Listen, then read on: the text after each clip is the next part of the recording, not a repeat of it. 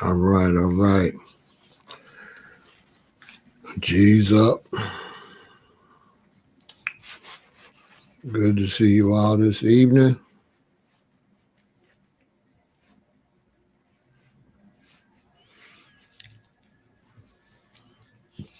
We're going to talk about it. Rep your city, your state, your country.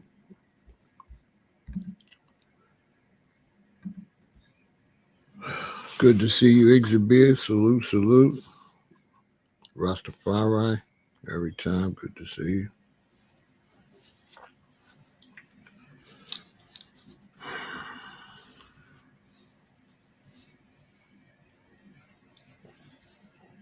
I'm supposed to be going to visit a friend of mine that's here from Ghana, but I guess I'll go tomorrow.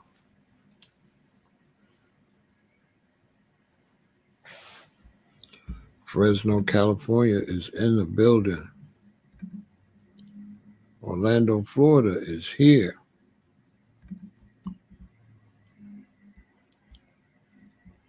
Rep your city. The beautiful Nicole is here. Hi, Nicole. I know you're working hard. The busiest woman in your state. Minnesota's in the building. To all the lovely ladies in Minnesota, if you really want to get you a lady quickly, Minnesota is a place.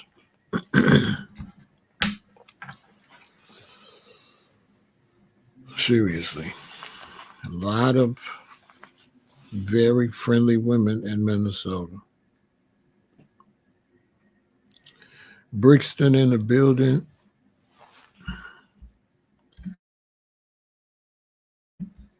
Shout out to all the brothers and sisters across the pond. Much love and respect to you all. You all know your family. Another hard working, one of the hardest working women I know, Alley Cat, is in the building. Whew, I don't know where she get the energy from. Boy, she be working. I'm telling you.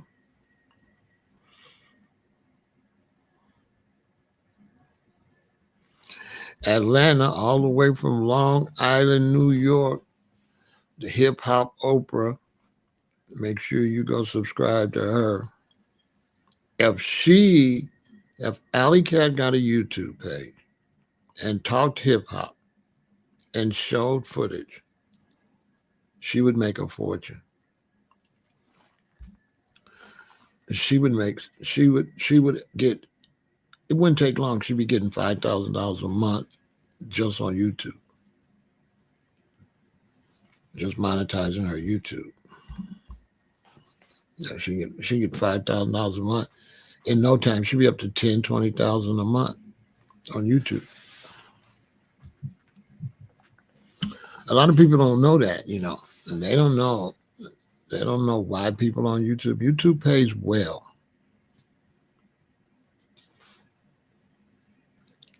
YouTube pays really well, and especially if you have good content. And she's got enough content. Jesus Christ.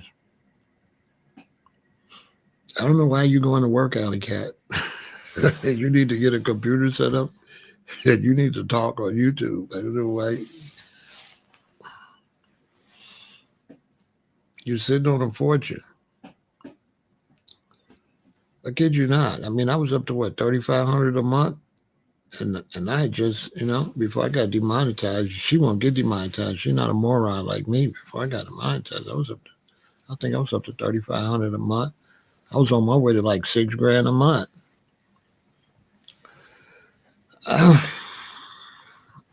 I'm difficult. I don't want to behave. The beautiful Tasha is here. Hi, Tasha. I see you working out on top of on your square. That's really good.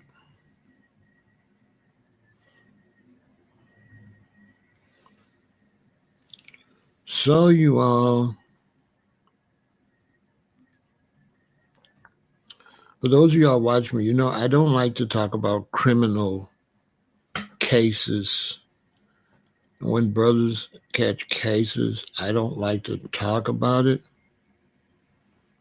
And so, although these brothers are in a jam, and a lot of other brothers are indicted and being looked for, I'm not going to talk about what's going on with them. I'm going to talk to the audience about the surrounding conversation with this. Okay. There's a bigger conversation. And I got brothers I know that have been in jams parts of their life. I probably got young brothers that's watching me that still. Then I got parents, and you got sons, you got daughters. And so this is going to be valuable information about that life as a gang member, that life on the streets, okay? That life as a criminal, that life as an ex-con or a felon. It's a very complicated life, okay? Very complicated. And so I know a lot of times people you look and you say, oh, they stupid, man. They need to get a job. It's not that easy, okay? It's not.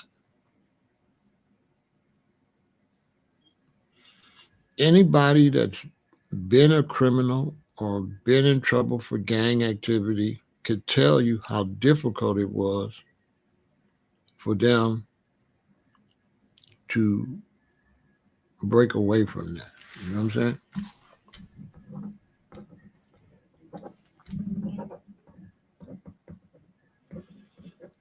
It's very difficult. Very, very, very difficult. So I'm gonna break it all the way down to the very last compound. Big U, Luce Cannon, and Bricc Baby was indicted, arrested. I don't know if they found Big U yet. They're looking for him. He's in a lot of trouble. And you know what I'm saying?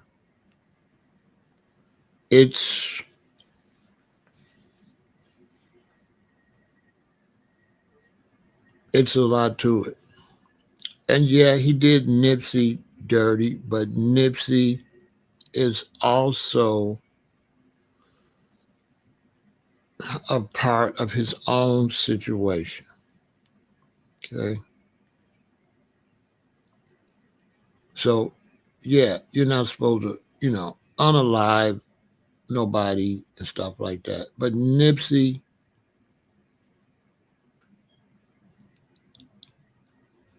was still caught up in the game. No. Okay, so Big U turned himself in. I mean, he had to turn himself in. There's nowhere for him to go. You know what I'm saying? And so Nipsey is also a victim of what I've been talking about. You know what I'm saying? It's like it's difficult. It's a trap. It's a trap, and it's very difficult. So we're gonna get into it. We're gonna talk about it. Hit the like button, share, subscribe, support the channel. And if you have sons and daughters, go bring them up to watch this. Okay, tell them come here, sit down, make them sit down, make them watch me. Okay, because that's what this conversation is about. So if you have sons or children in general, they should watch this because the girls have to watch it too because the women are affected from this situation. All right. And so when I got arrested and when I went to jail, I had just had my second daughter. And she was born a preemie. You know, she was born a preemie. So if you ever had a baby that was born premature, you know that they have them in these little incubators. They'd be really little. It's a little frightening. And it's, you know, you don't know if they're going to survive. And when you bring them home, they're extremely small. They're very, very little. And my wife at the time, that was my second wife. I'll talk about all that one. Well, no, I won't talk about that in the book because I'm leaving them out the books. I don't think I ever talk about that situation with the women. Unless I can figure out how to talk about it without involving them. So I would tell you everything about my life, but some things I tell you other people are connected to it, and I don't kiss and tell. But anyway, so I got this preemie. I got my youngest son. I'm raising him because his mother had some substance abuse issues.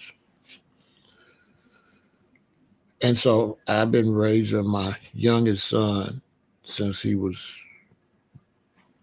2, 3, 4 months, 6 months, like that. And so his mother is not my youngest daughter's mother. And so she was helping me with him. So he was with her and my second daughter. I have 3 daughters. And I get arrested. And so when I get arrested, now I'm in the county jail. My bail is 25,000 to walk, 250,000. I need 25,000 to walk. I'm claiming that I'm not doing what they said I'm doing.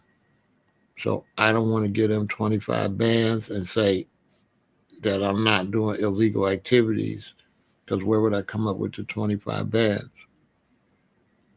So um, I was in the streets. I had serious anger issues, right? I was extremely mean, and everything's good. Another conversation. So, but I knew what I signed up for, so I was a soldier. You know what I'm saying? So I'm gonna sit in the county jail until they drop my bail at something that first so they could drop my bail. Second, so I could look poor. Because the amount of stuff they caught me with, you get the book for that. But I had quite a bit of merchandise. I had quite a bit of stuff. Quite a bit. Okay, that's why I was looking at 8 to 40, right? And I had some illegal ammunition. I had some bullets that citizens are not supposed to have. So I had bullets that, if I hit you, you know what I'm saying? It's a wrap.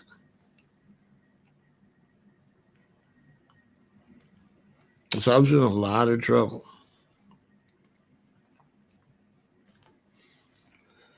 But I was a G. I don't know nothing. And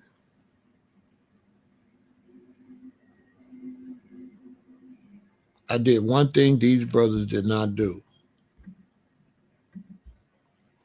I moved dolo.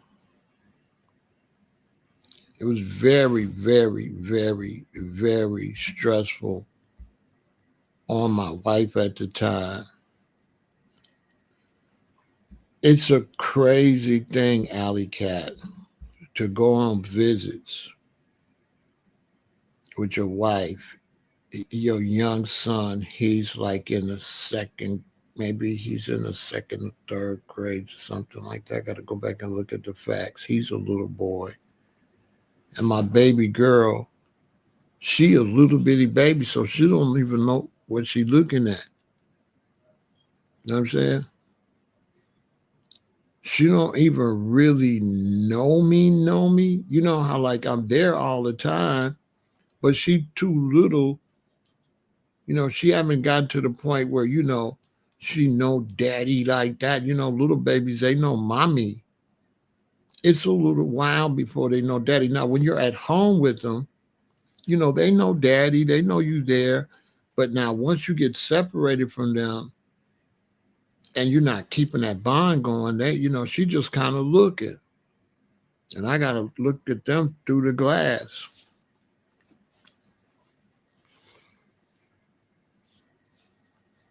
And so now I'm in the Cook County Jail, which is the central nervous system of the whole Chicago and the whole Cook County. So everybody's in there from Chicago that did anything.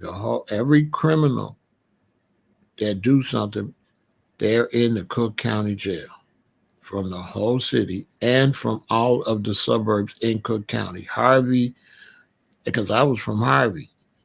So I was arrested in Harvey out there. So I'm in here with all the criminals. But I'm not around all the criminals because you're only around the ones on your deck.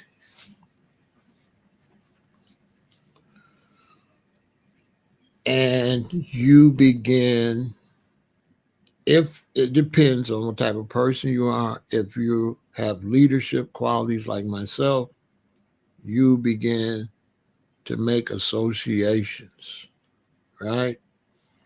So on the streets, I got serious associations on the south side of Chicago. Okay.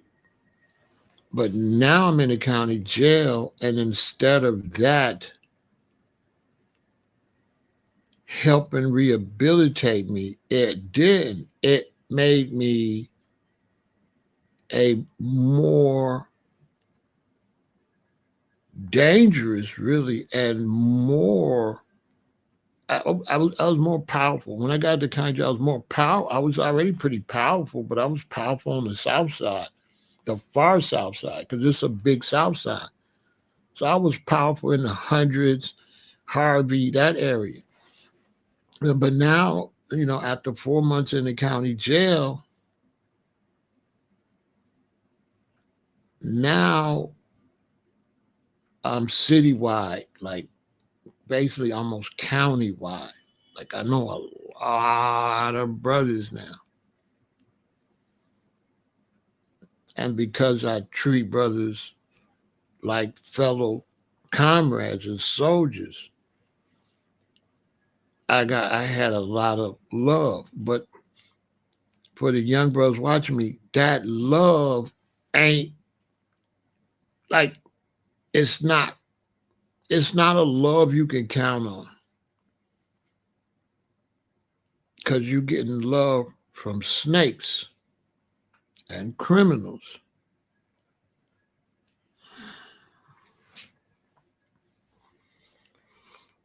And so I went in there solo. I wasn't affiliated with any gang, although I hung out with a lot of GDs, but not because they was GDs, because they was my comrades and they just happened to be GDs. And this is how brothers get in trouble.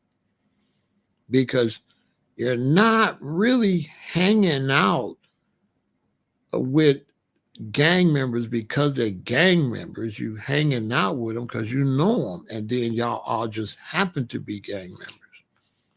So I go in the county jail, just a solo monster, basically, and I come out a four-corner hustle. So now I know a lot of foes. And this is how you get indicted, because your association with gang members leads to crimes, basically. At that time, I had a whole lot of guns. I had a lot of guns. And now I'm a felon on top of a felon, because I got a gun case that I already was on probation for. I got this big drug case. And I got another gun case. So I got a gun case I was already on probation for. I had another gun case. Then I got the drug case. So my lawyer switched it around and took the drug case and pushed that back and took the gun case and pushed that back. And then I fought the drug case first. After I beat that, I had to go back and deal with the second gun case, which the authorities was looking at me like, okay, dude, you got a gun case already. You beat us. We wanted to give you 8-40, and you beat us. Now you in here with another gun case that happened before the 8-40 case. And so when I would go to court, you know, the district attorney was like, no, Pharaoh, we want prison time. No, don't even try to fight to beat it. No probation. We're not doing none of that. We want 3 years. He got to do 3 years, and he got to do the whole 36 months. We want 3. Okay? And so when I beat that big case, now I know all these affiliates, I know all these brothers and stuff, but I'm trying to talk them into doing something positive in life. They don't want to listen. And that's what made me a little different, because when it came to gangs, I'm a businessman. I was only a criminal because I was a business criminal. I was a criminal making money. I wasn't a criminal hurting people. I wasn't a criminal stealing. I wasn't breaking in houses. I was getting money that I felt was legitimate money, because I had full-grown adults calling me wanting to get cocaine and weed, and they was grown. They was doctors. They was lawyers. They ran big companies. These wasn't no, you know. I was serving the elites, right? And my job was to serve them so that they wouldn't have to go in seedy areas to get what they wanted to get. They had somebody sophisticated could drive up to their condo or their mini mansion or their job, and they come outside and get it, and nobody was suspicious. So I made my money by helping people not look suspicious, by keeping their secret. And I did delivery, you know what I'm saying? So I was like Uber Eats, basically. Before Uber Eats, like I was like the king of the delivery service. I helped create that whole market.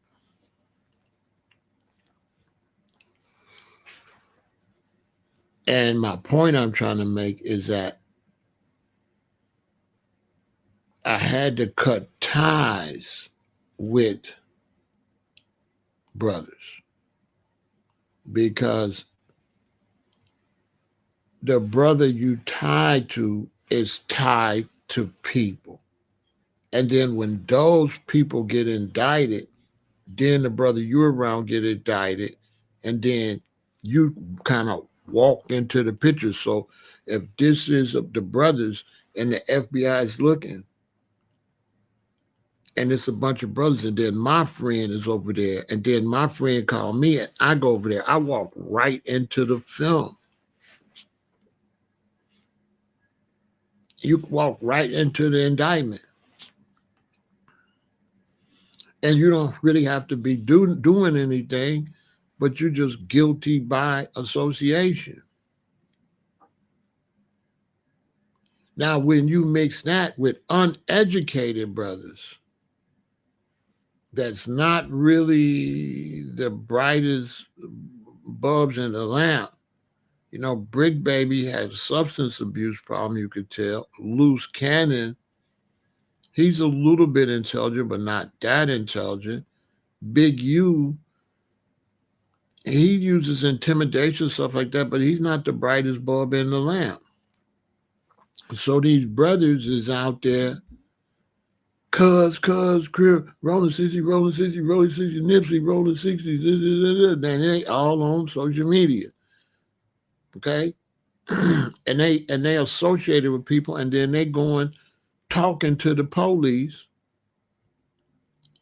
talking to the police about the hood.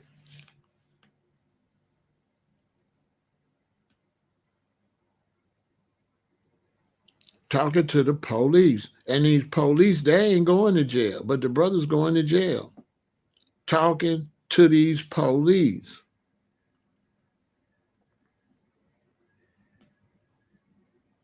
That not going to go to jail because they uncles are police, they cousins are police, they know police.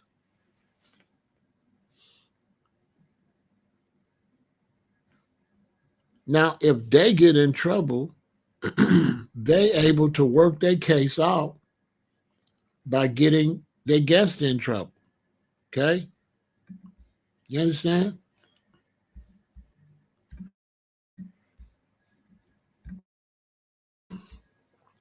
So what happens then is when the police come, they throw a wide net. So one reason they arrest so many people because they're arresting the people they want and they're arresting the ones they want to turn into snitches. Because they know everybody ain't going to be want to go to prison and they going to tell. They going to snitch. So they come and grab everybody. Right? Now, let's take me. I'm just hustling. But when you're hustling and you're dealing in the streets, you go to jail a couple times. Sometimes your cases get thrown out or whatever. But this is what happens. This is where the PTSD come from. Let's say you're just hustling. You're not hurting nobody. You're not doing nothing. You go to the county jail. When you go to these county jails, you around all kind of criminals. When you get in the gang is made up of assortment of criminals. So a lot of people understand the gang is not just one type of people. You have gang members that got like car washes. They ain't even banging. Then you have gang bangers. Then you have dudes in the gangs as jackers. Then you have people in the gangs as shooters. So it's a lot of people in the gang. So when you get affiliated with selling drugs and you get around a crew of people, or you're in a gang and you get around a lot of different gang members, or you go to jail, you become paranoid because now you around dangerous people. So now you become a more tendency to violence based on the protecting yourself. It's not based on the mentality just going and being violent. These dudes is violent. So now you have to raise your security mentality and you have to be really with all of that. So from the police point of view, now you're painting yourself the same as the violent one. But you not really like him. You like that because he liked that. So like if you look at this picture of me, you're going to think, oh, he was a notorious violent dude. No, I was like that because what I was doing and the people that's around was a threat. So because they was a threat, it paints me to look like them, but I'm not like them, but they are a threat. And they're not just a threat to me, they're a threat to civilians, but to you civilians, you don't know it. You don't know the threat out there. Because if you knew the threat out there, you'd have guns in your house and you would have security in your house because they will kick your door open. When I was in the county jail, I met a brother. He said, what up, Pharaoh? When you get out, you need to get with me because I be getting the baddest chick out there, right? He like, now go to the club. She'd be almost naked, Pharaoh. She'd be bad, right? She'd be like irresistible. And I'll send her in the club. And she'll pick out a brother that got money and she'll just throw herself on him. And he say the brothers usually can't believe nobody that fine. It's just coming on to them that hard. And the brothers really begin to believe that they really all that she really like them. And she said, I would have her pull these guys and these dudes would take her to his house. And he said, once he take her to a house, she got a hidden phone. She communicate with me. She let me know the location, the address, and which door she unlocked. So she said she'll tell him she got to use the restroom. She'll go unlock a door. And then he said, so then when he get into bed, right?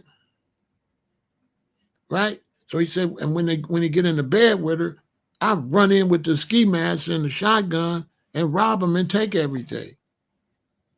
So now when I get out the county jail and I meet a woman, what you think I'm thinking? See, it changed how I'm functioning because when I go out to the reggae spot or go somewhere and a beautiful woman talk to me, I'm thinking about the brother I was locked up with. Right? So now you in the jail or you around the gang, but especially in jail, this one tell you how they breaking in trains. This one telling you how they doing home invasions. This one telling you how they doing carjackings. So now when you get out, you dead at the gun store or you calling dudes getting illegal guns, not because you're them, but because they out there. So now you trying to protect yourself, you end up looking just like them. They can't tell the difference between the aggressor and the one protecting themselves. And you associate with them. So as far as the FBI is concerned, the police, you are a notorious gangbanger.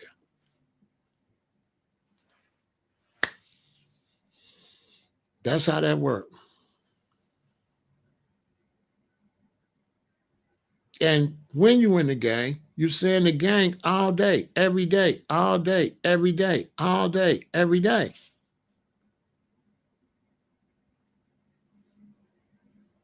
So once I became a four-corner hustler, I'm around four-corner hustlers all day. All day we like, what up, Solid? What up, Solid? What up, Fo? What up, Solid? What up, Fo? What up, Fo? Fo, Fo, Fo, Fo, Fo, Fo.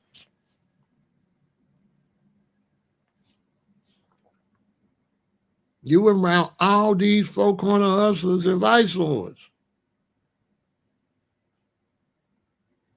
that's doing all kind of stuff that you ain't doing, but you guilty by association. You understand? Big U has never been legit. Big U, that's what I'm trying to tell him, Ivy. Big U was legit. He was still on that. He was still terrorizing people. He was still hurting people. He was extorting motherfuckers. He was trying to extort Nipsey. That's where the whole shit happened. He going to prison for the Nipsey. He going to prison for that. Everybody know why Eric was really over there. I ain't over here for that. I'm not gonna tell that part. You know what I'm saying? But everybody know. So I'm not here to snitch or nothing. I don't work for the police. You know what I'm saying?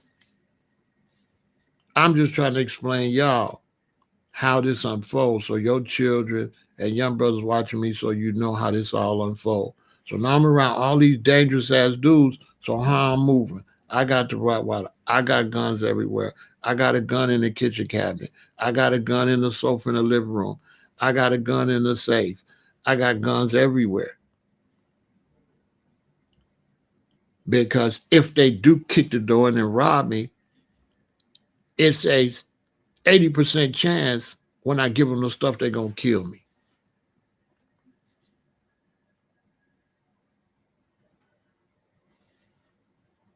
You understand? So when I'm in the shower, I got a gun.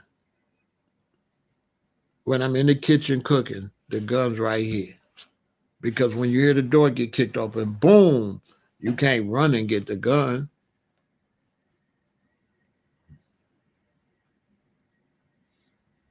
You understand? You can't run and get the gun. You understand? Keep one 6 feet close. Now, I always kept one right here. It's right here at all times. It's right here. It's not over there. No, you walk around the house with it. And I had 2 Rottweilers because you need somebody to bark. You need somebody to bark. I got bars on the house. Okay? Seriously. I'm telling you the PTSD and everything come with it because you, right? Because you are around a bunch of dangerous people. So now you have to prepare yourself for the company you keep it. And now you're painting yourself where you can get a RICO. You know what I'm saying? You can get a RICO.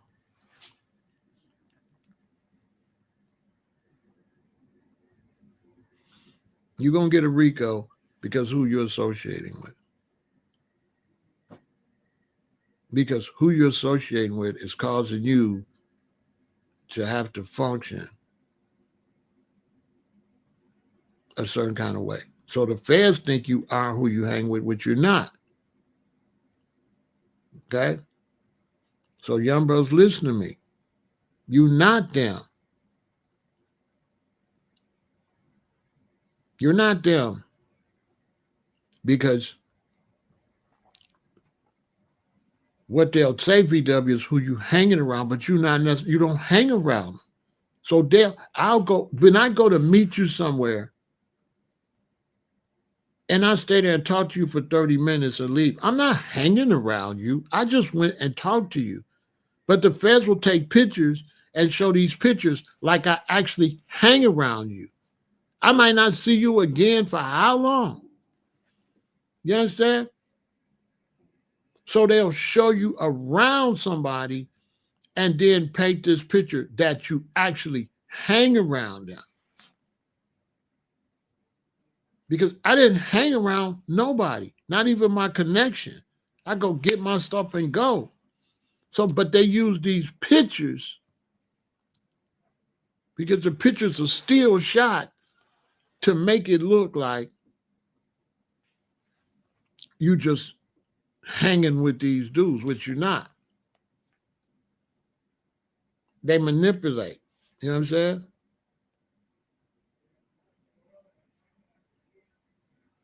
Basically.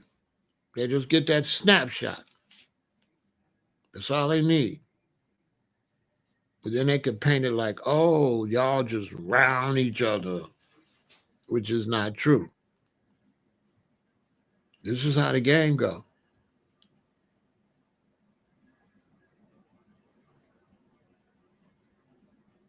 Yeah, if they give you money, they're gonna sell you anything, anything. I had a brother, he got in trouble, and he said, "Come get me, man. I gotta get out of town." I went and picked him up. He was my friend, though.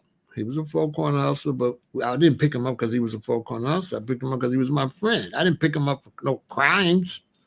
I wasn't even around him, whatever happened. Picked him up, took him to the hotel. He said, "Joe, come get me in the morning, get me to the bus station." I picked him up, took him to the bus station. He took the bus to another state. The feds let him get to the other state, went and grabbed him, took him back, showed him pictures, and showed him pictures of me picking him up, showed pictures of me giving him some weed when he got out the car. And I remember when we got to the Greyhound station, he got out the car. I seen this white dude in the front of the, people be outside of the bus station so they could smoke. And I seen her, and it was the feds. And one thing helped me is that he didn't have a lawyer, so I hooked him up with my lawyer. And that's what helped him, because when the feds showed my picture and showed me dropping him off, my lawyer said, leave Pharaoh out of it. He ain't got nothing to do with it. He was just helping a friend. So I never end up caught up in it, because I really don't know what was going on. I was just giving him a ride because his son was like my little, like my little godson. You know what I mean? I know his son. I know when he met the baby mother, like that. It didn't have anything to do with the gang activity. He was just my friend, but we just happened to be in the same gang. This is how they do you. So they don't distinguish a friendship from the gang. Because a lot of times people in the gang, your friends is in the gang. You grew up with dude before y'all both got in the gang. So they turn around now and just make y'all just simply around each other because y'all was a gang, which is not true. You really shouldn't be able to do that unless you could prove they actually together doing some specific crime. But typically, a gang situation, you're going to be around dudes you don't know that well. So if I'm in a four-corner hustler situation, I'm not going to really know all these foes like that. That's gang activity. And gang activity, a lot of times, you are not necessarily tight with the gang. Even in O Block, you got these guys, they're in this part of O Block, these guys around this part of O Block, these guys around this. And they kind of know each other, but they're not tight. They're not like that. They BDs, but these three hang out. These three don't hang out with everybody. And not different sets, different people you associate with. It's not different sets. You don't associate with everybody. You only associate with your friends. Even in a gang, you're going to have gang members that you mess with that's a friend. Every gang member is not your friend that's in your gang. In the same gang, same set, everybody's not your friend, though.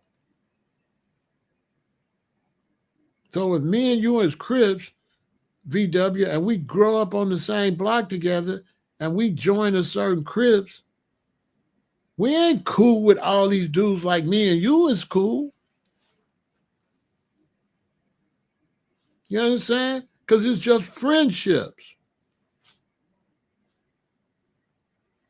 It's friendships within the gang.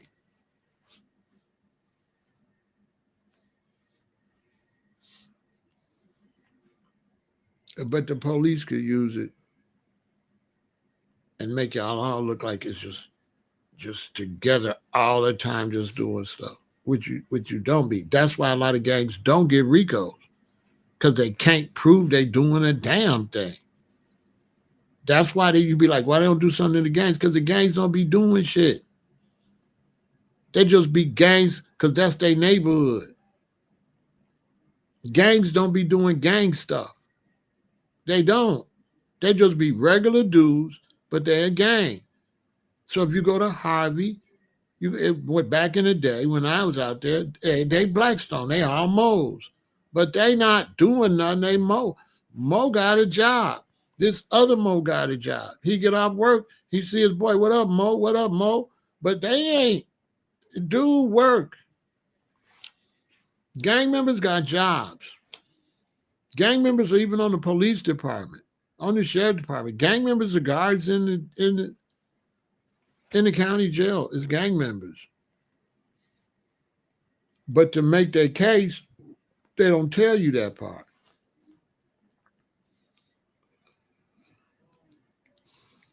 And so what made it worse is YouTube. The brothers then got on YouTube running their mouth. Wack is not in the clear. Nobody is that's on there. On Pyru, on Pyru, on Pyru. If you're even around anybody, that's not good to say. The only reason I tell people I'm a four-corner hustler because I'm inactive. I'm not around any four-corner hustlers. So I can't get no kind of case because I'm not active. If I was active, you would not know I was a foe. Why would I get on here and tell you I'm a foe if I'm hanging around phone them? If I'm hanging around phone them, I'm not going to tell you nothing. It's supposed to be silence and secrecy. Elijah Muhammad was right. So now these brothers done got themselves in all kind of mess. Check it out.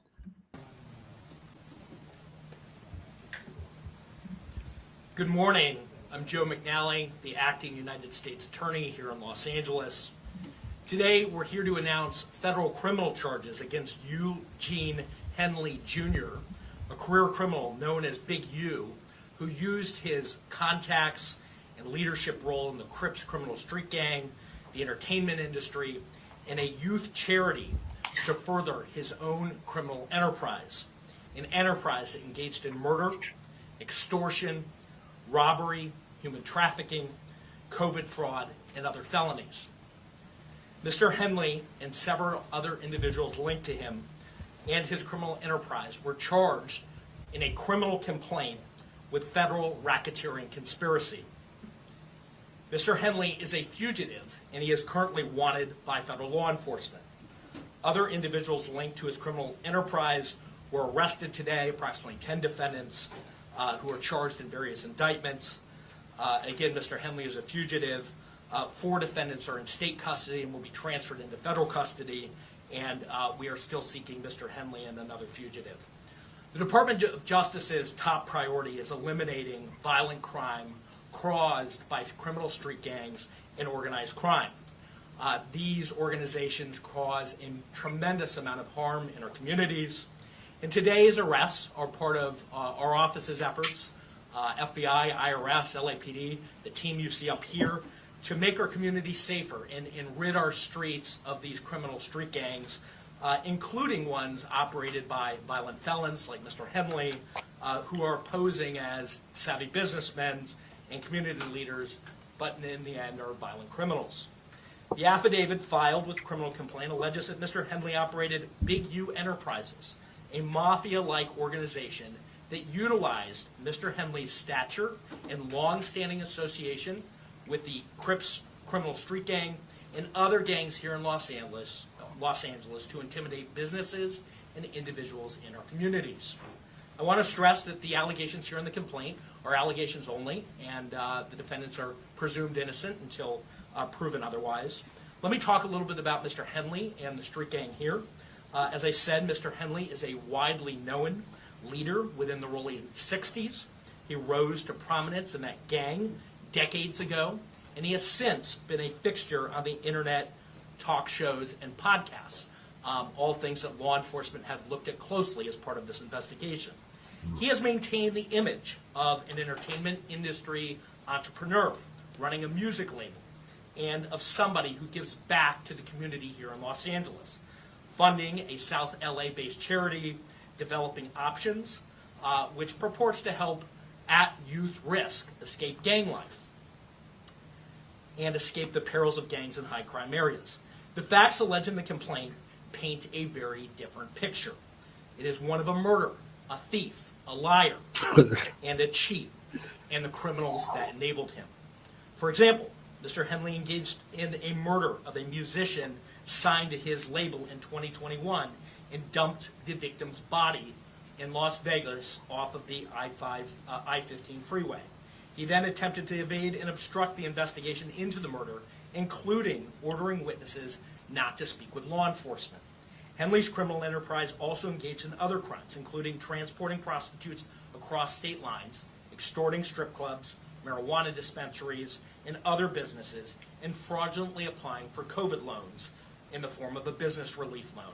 On that application, Mr. Henley falsely stated that his music label, Unique Music, operated at a $200,000 profit in 2019 and was entitled to government assistance, despite the reality that the company had operated at a loss and was ineligible for such relief.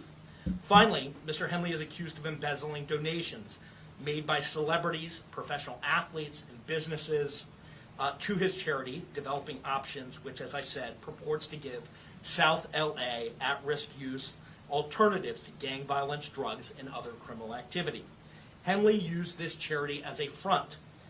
He used it to conceal his fraudulent activities, his criminal enterprises activities, and evade detection from law enforcement. If convicted on the racketeering conspiracy, he and his co-conspirators face approximately a 20-year federal prison sentence. I want to thank our federal law enforcement partners, our state law enforcement partners who brought about the result here today. The Los Angeles Metropolitan Gang Task Force from the FBI. It's comprised of FBI agents, LAPD officers, IRS Criminal Investigation, the U.S. Department of Justice Inspector General's Office, Los Angeles Police Department, the North Las Vegas Police Department. This case is a great example of state and federal law enforcement working together to address harm from a criminal enterprise. I also want to thank our prosecutors, Assistant U.S. Attorneys Kevin Butler and Jenna McCabe, for their diligence and dogged determination in this case. With that, I'll turn it over to our next speaker, FBI Special Agent in Charge, Ted Dox.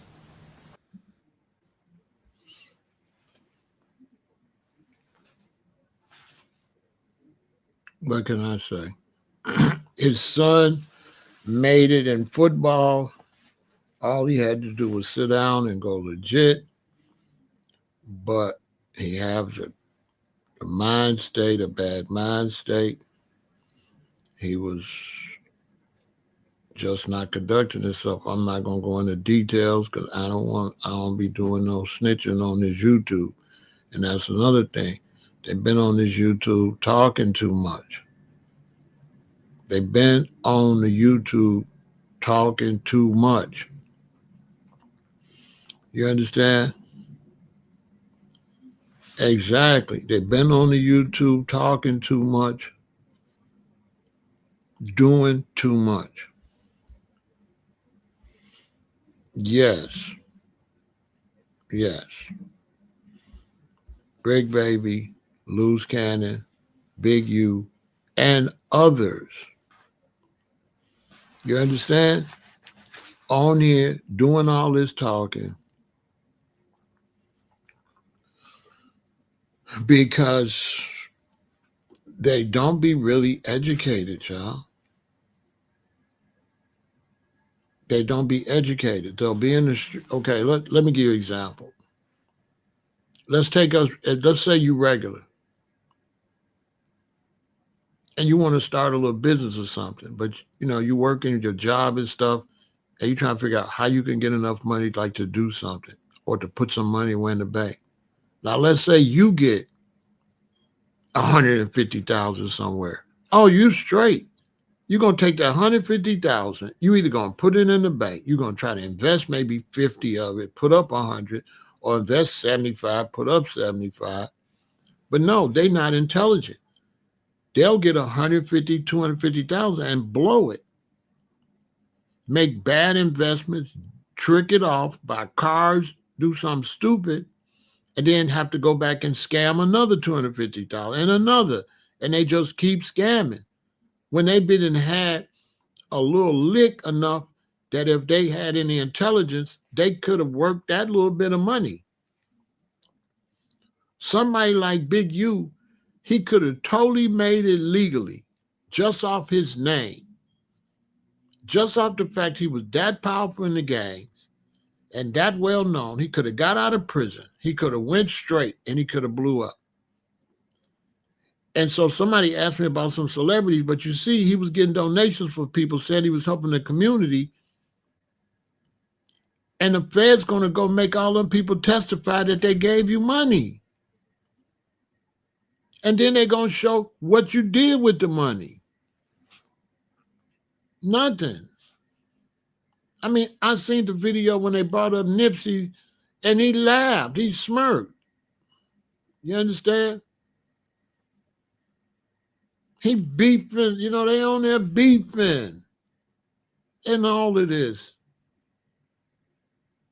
Bringing all this unnecessary attention to themselves. Who does that? Look what happened in certain situations that I don't want to talk about because the feds is watching everything. They're watching me right now. The feds are watching me right now. They're watching. And they're taking down everything you say. And everything you say substantiates their case. Duh. So that's why I don't usually talk about things like this. And that's why I'm not talking about them. I'm talking about your children and you. That's the only reason I am talking about this is try to help young brothers and sisters avoid it. Other than that, I'm not like them. I go by the codes of the street. I don't know nothing. I don't know nothing. I don't know who was beefing with who or nothing.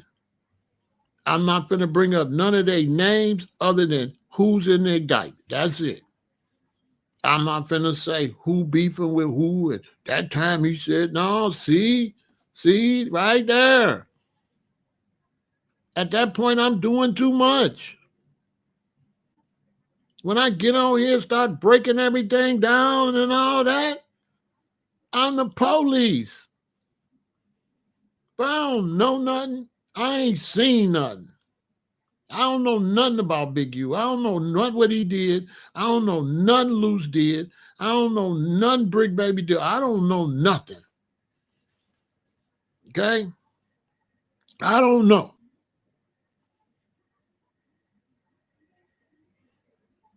So if you can't function like me, don't get in the streets.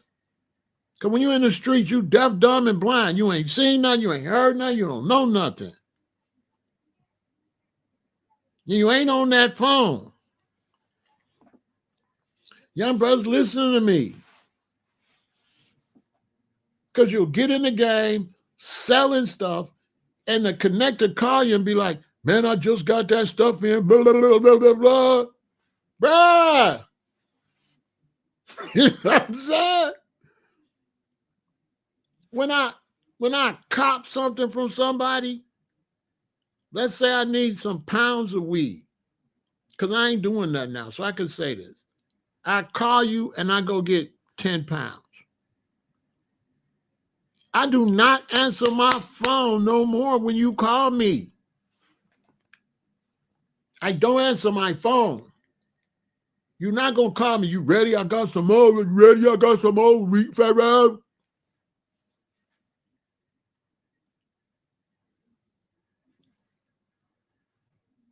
I'm not answering my phone. And when I see you in person, I'll be like, dude, when you call me, just say what's going on, man. And I already know. And then I'll come see you. And they say, okay. Bruh, I already know when you call me, it's about weed, it's about cocaine. So what the fuck, bruh? Just call me and be like, what you been doing, man? How the wife and everybody? I already know now, okay? Oh, man, they doing good. What you been doing, man? I'm cool. Hey, man, I'm going to come see you, man. I hope the children are all right. Duh, nigga.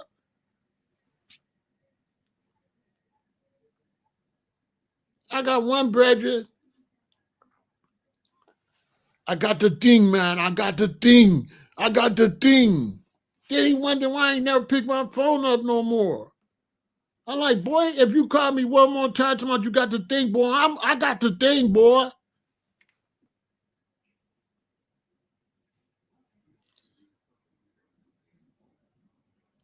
Boy, don't call me. I know what let me call you when I'm ready. Let me call you and you just shut up. I'm gonna call you and be like, what you on, man? Oh man, I'm finna come holler at you. Y'all don't know how much you wanna get. What I'm saying? Bruh.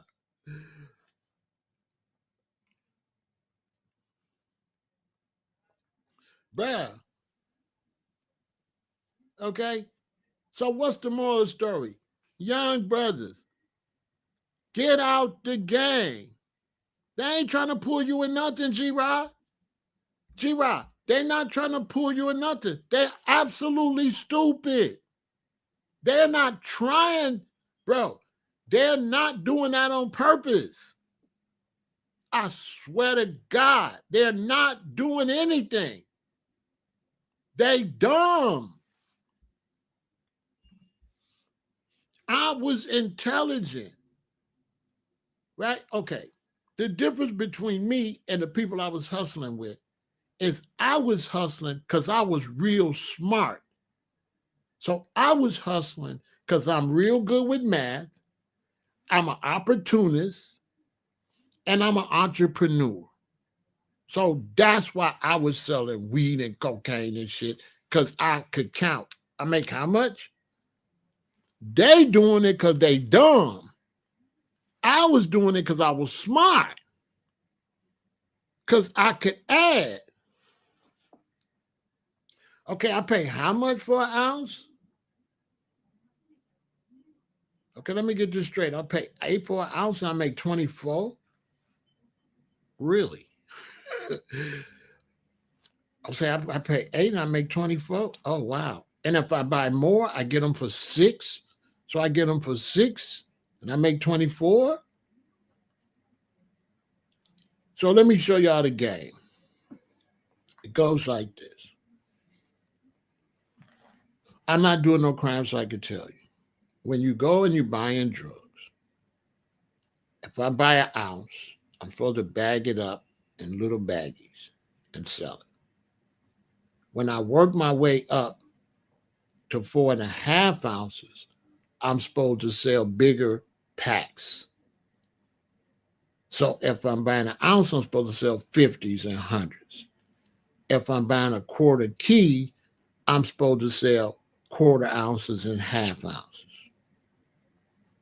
In the game, that make me come back quicker.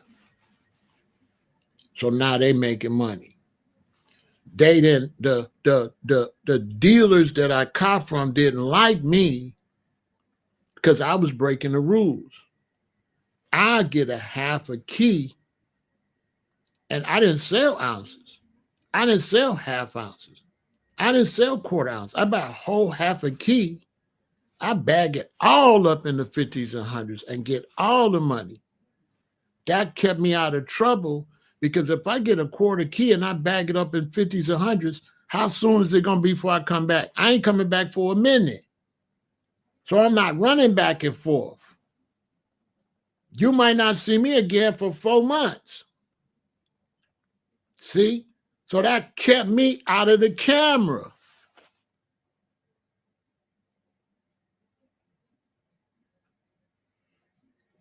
And I was dealing with, I wasn't dealing with smokers. I was dealing with bosses. I was dealing with, I wasn't dealing smokers. That's 10, I don't know. I had a house, I had a crack house. I didn't deal with smokers. I drop it off to her. And this is gonna be in my book, but I can tell y'all this part. I drop it off to her. She get paid a certain portion.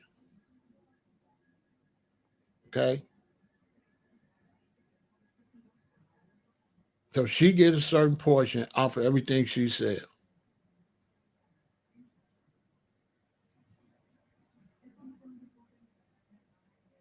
So I pay her 20. So I drop her off 600 and she give me 500 and she keep the 100, which means she got to work hard to make a bunch of hundreds. And every time she try to make a lot of hundreds, I'm making a lot of 500s. I didn't deal with that. I let her deal with that.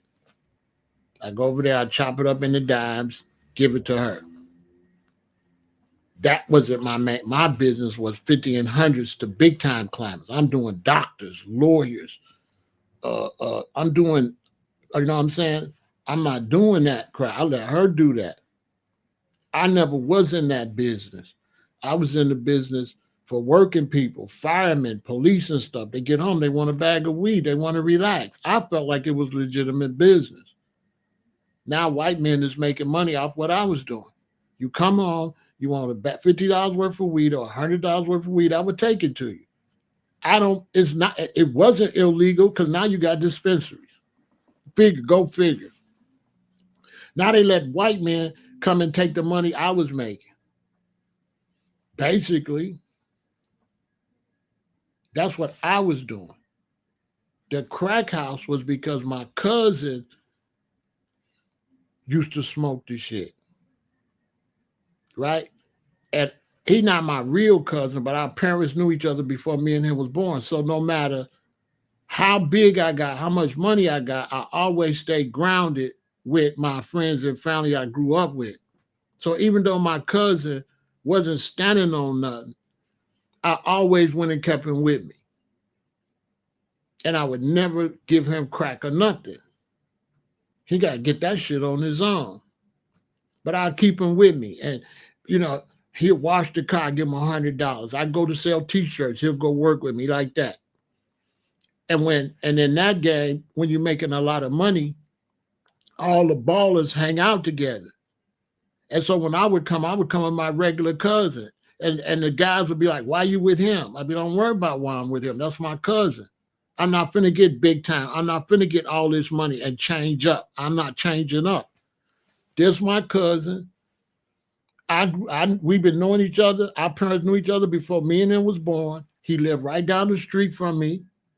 And his daddy lived down the street from my daddy. And I'm going to keep my cousin with me. He's slow. He got issues, but that's my cousin. And I'm riding. I don't ride or die. I ride, you die. Playing with me. I'm not a ride or die. I'm a ride. I'm more like a ride and kill. I ain't no ride or die. I ride so that you'll die because I don't do death. Right? So he met this girl and he was with this girl and called me to get some of his money he made when we were selling t-shirts and shit. Because when we were selling t-shirts, if I sell 4,000, I would give him 400.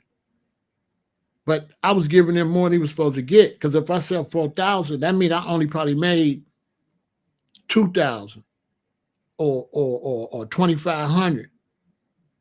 So I'm only really supposed to give him 250 because he was my cousin. I give him whatever. I gave him 10% of my sales when I really was supposed to give him 10% of my profits.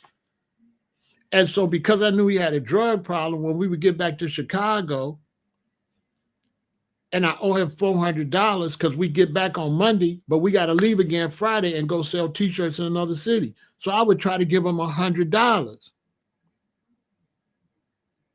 Right? I would try to give him $100 and hopefully make it to next week. So he had 300 saved up, 333. And then at the end of the summer, I add up what he got and he got 4 racks, and I give him 4 racks, but he would never save his money. I give him $100 when I drop him off Monday. He called me Wednesday. Cuz, can I get 100? I go take him 100. I meet this lady. I tell him, don't tell this lady my name. So I told her my name was Carlos. So she like, Carlos, my mama, she be selling crack, and this guy keep cheating her. You got crack? And I didn't have no crack. I'm like, no. But like I said, I'm an entrepreneur. I'm an opportunist. I'm a businessman. So I went and got some and took it to her mama. And her mama worked for me. And I treated her mama fair. I was really positive even in that situation. So when I would go over there, they had a house full of people, other relatives and shit and customers. When I would go on a Friday to drop off, I would stop and get them like 3 buckets of chicken, a bunch of stuff to drink, you know, what they eat. And I would drop off food and shit. If somebody got a birthday party or stuff like that, I would do that. And then her daughter ended up having AIDS and passed away, the one I met. So then her daughter's daughter, I protected her. I threatened people on the block and all that for her. So even though she was a crackhead, I felt like she was my friend. I felt like she was a nice person. She just had a drug problem. So I looked out for her daughter. So when her mama called me and said somebody was threatening her grandbaby, I pulled up on the brothers and told them, if I come back over here, shit gonna go ugly. Don't say nothing to the girl, the little girl. Don't make me come back over here. And that's also how you get this bad reputation, because I'm out here on some gangster shit as far as the police concerned, but I was trying to defend the little girl. You know what I'm saying? It's kind of like bringing donuts to the office, but it was more like these people, my family. You know what I'm saying? The lady that worked for me, to me, was like family. It wasn't like, oh, like the police painted. I felt like this lady was like family. This lady is making money for me, and this lady trying to make a living. And so she's not going to get evicted. I'm not going to rob her. I'm not going to cheat her. I'm going to give her extra. I'm going to make sure they're all right. Because I didn't look at it from the dark side. I just looked at it from the business side. And I was still pro-black, basically. In the book, I'm going to explain all that in the book so you can understand in the book. Because a lot of people was buying cocaine and weed and they was fine. This image that the media give you that they be on drugs and they be all messed up is crazy. Everybody that drink is not an alcoholic. Everybody that buy cocaine is not a dope fiend. There's people that buy that shit once a month. Facts. They're not calling you every day for that shit. They call you on the weekend when the husband get off work. They get their beer, they get their little cocaine, they weed, they get play cards. Okay? They not drug addicts like that. That's false. That's false.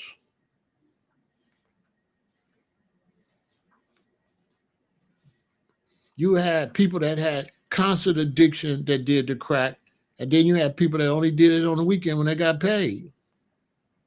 Everybody wasn't just like that. That's all false. I can't wait till my book come out when I break all that shit down. It's going to break the internet. I'm going to sell so many books.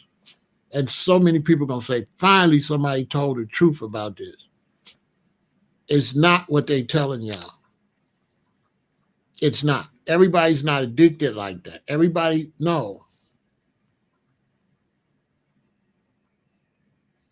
You know what I'm saying? It's occasional. And then my job, I had a righteous job. I was doing righteous work because my job was to keep you out of trouble. So if you work for some big corporation, I come and bring it to you because you can't afford to go to no seedy spot to get this shit. So I drive up, dressed looking like a cousin or relative, and I bring it to you to keep you out of trouble. I kept black people out of trouble so you ain't got to go out and get robbed or get caught up in no raid at no dope spot. So I would pull up to your house. I would come ring your doorbell, go in your house. I would stay for about 3, 4, 5 minutes, and then I would leave. I wasn't going in there and walking right back out so the neighbors say, what is he doing? No, I would go like a visitor and then leave, say, okay, I'll see you later, all right? Tell the kids I said hi like that. So if the neighbor's looking, it's nothing suspicious to keep you out of trouble, because these people was, I can't say no names even in the book, but if I told you who they was, you wouldn't believe it. These was high-level people. These was firemen, doctors, lawyers, stuff like that. Detectives, police officers, judges, architects, people work for the stock market. These were professionals. And my job was to keep them out of trouble. I'm going to bring it to you and to make sure it was good. Ain't no cut on it. Ain't no rat poison on it. It's solid. You're not going to get sick. This is that real shit. This is the best shit in the city.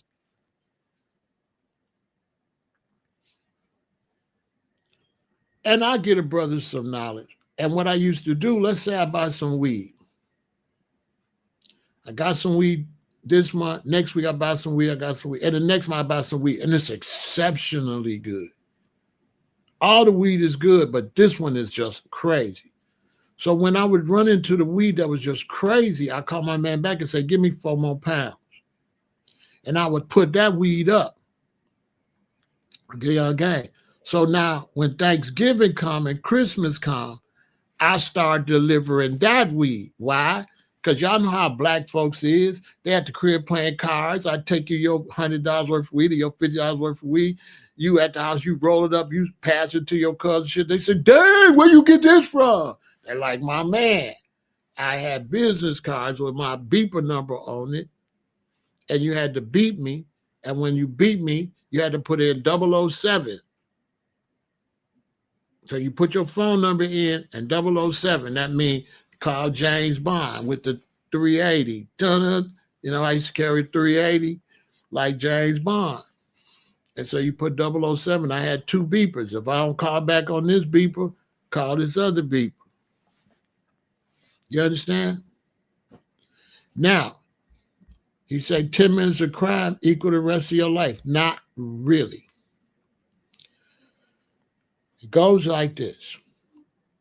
If you go out and you're doing crime, like hustling and shit like that, you will not necessarily, if you live in a black city. Now, if you live in bumfuck Egypt where the racist, you're going to prison.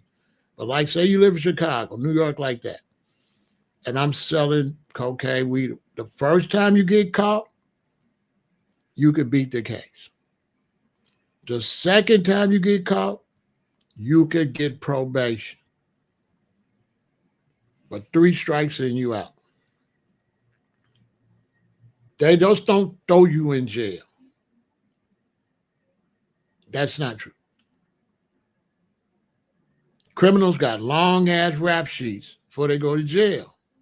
Their rap sheets be long as hell. They don't go to jail.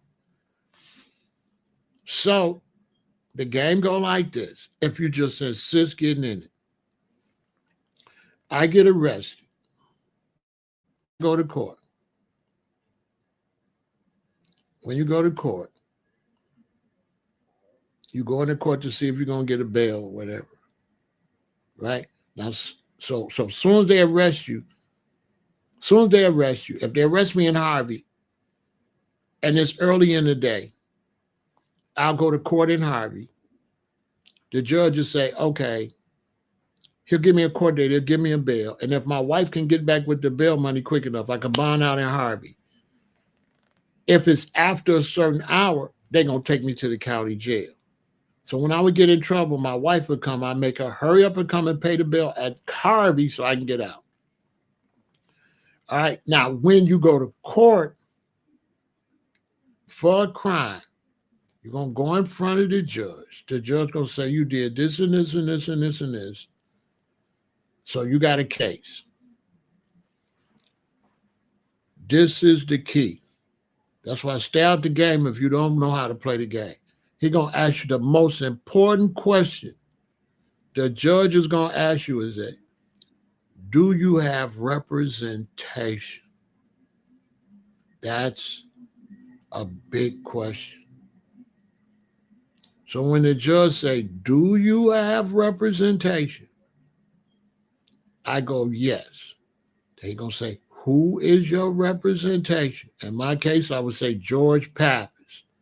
The judge be like, he don't say this, but his vibe be like, cool. Because they know George. They know all of the attorneys because they're always in court. So first thing you got to know is all the attorneys are constantly in court because there's lots of people that need an attorney. So they know almost every attorney. And if you got a really good attorney, they definitely know them. So when I say George Pappas, the state is like this. Cool. You know how to play the game. George making some money? Cool. Okay, we give you a bond.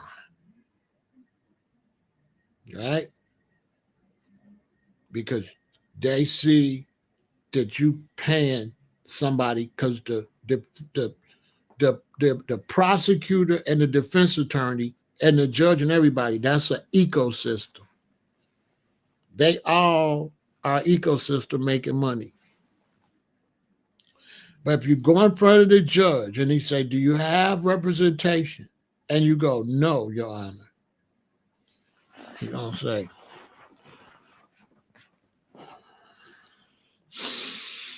okay, Pharaoh, let me get this straight. You out here on my streets, allegedly, selling drugs and doing crime. And you ain't got no money to put back in the pot? That's what you just told me. You not paying, you ain't breaking no bread with nobody? You don't got no? Oh, nigga, you think we playing with you. Okay. So you ain't got no money. You on our streets making this money and you ain't got no taxes. Are you serious, motherfucker? All right. It's cool. No bail. Give him a PD. Give him a public defender, a.k.a. penitentiary deliverer. Okay? A PD stands for penitentiary deliverer, and you going your motherfucking ass to jail unless they don't want to waste no money and they throw the case out. You going to jail because you ain't got no taxes. Period. But when you pay a good attorney, you don't have a case no more. Your attorney got a case. So the first thing your attorney going to say, you will have a case, you pay your attorney, I pay George. First thing George tell me, Pharaoh, leave it alone. Let me, you know what I'm saying? Let me handle it. Don't think about it no more. Go home. I got it. You don't have to fight no case. You pay me to do it. Shut the fuck, let's go home. Don't worry about it. And then the battle is between him and the court. You're not in it no more. They can't afford for their top attorneys, their defense, they can't afford for them to keep losing cases. It'll cripple the system. Because if the top attorneys lose, nobody will hire them no more. So they got to help the top attorneys win cases so they can make a bag. Because for the ecosystem to work, you need the prosecutor and the defense. So if you got a little bullshit attorney, they'll stick you with the top prosecutor and let the top prosecutor get a win. If you got a top attorney, they'll stick you with a new prosecutor to let the top attorney win, and they'll let the smaller prosecutor take the L. So they won't put their best prosecutor against the best defense attorney, because that's a conflict of interest for the ecosystem, because they don't want either one of them to lose.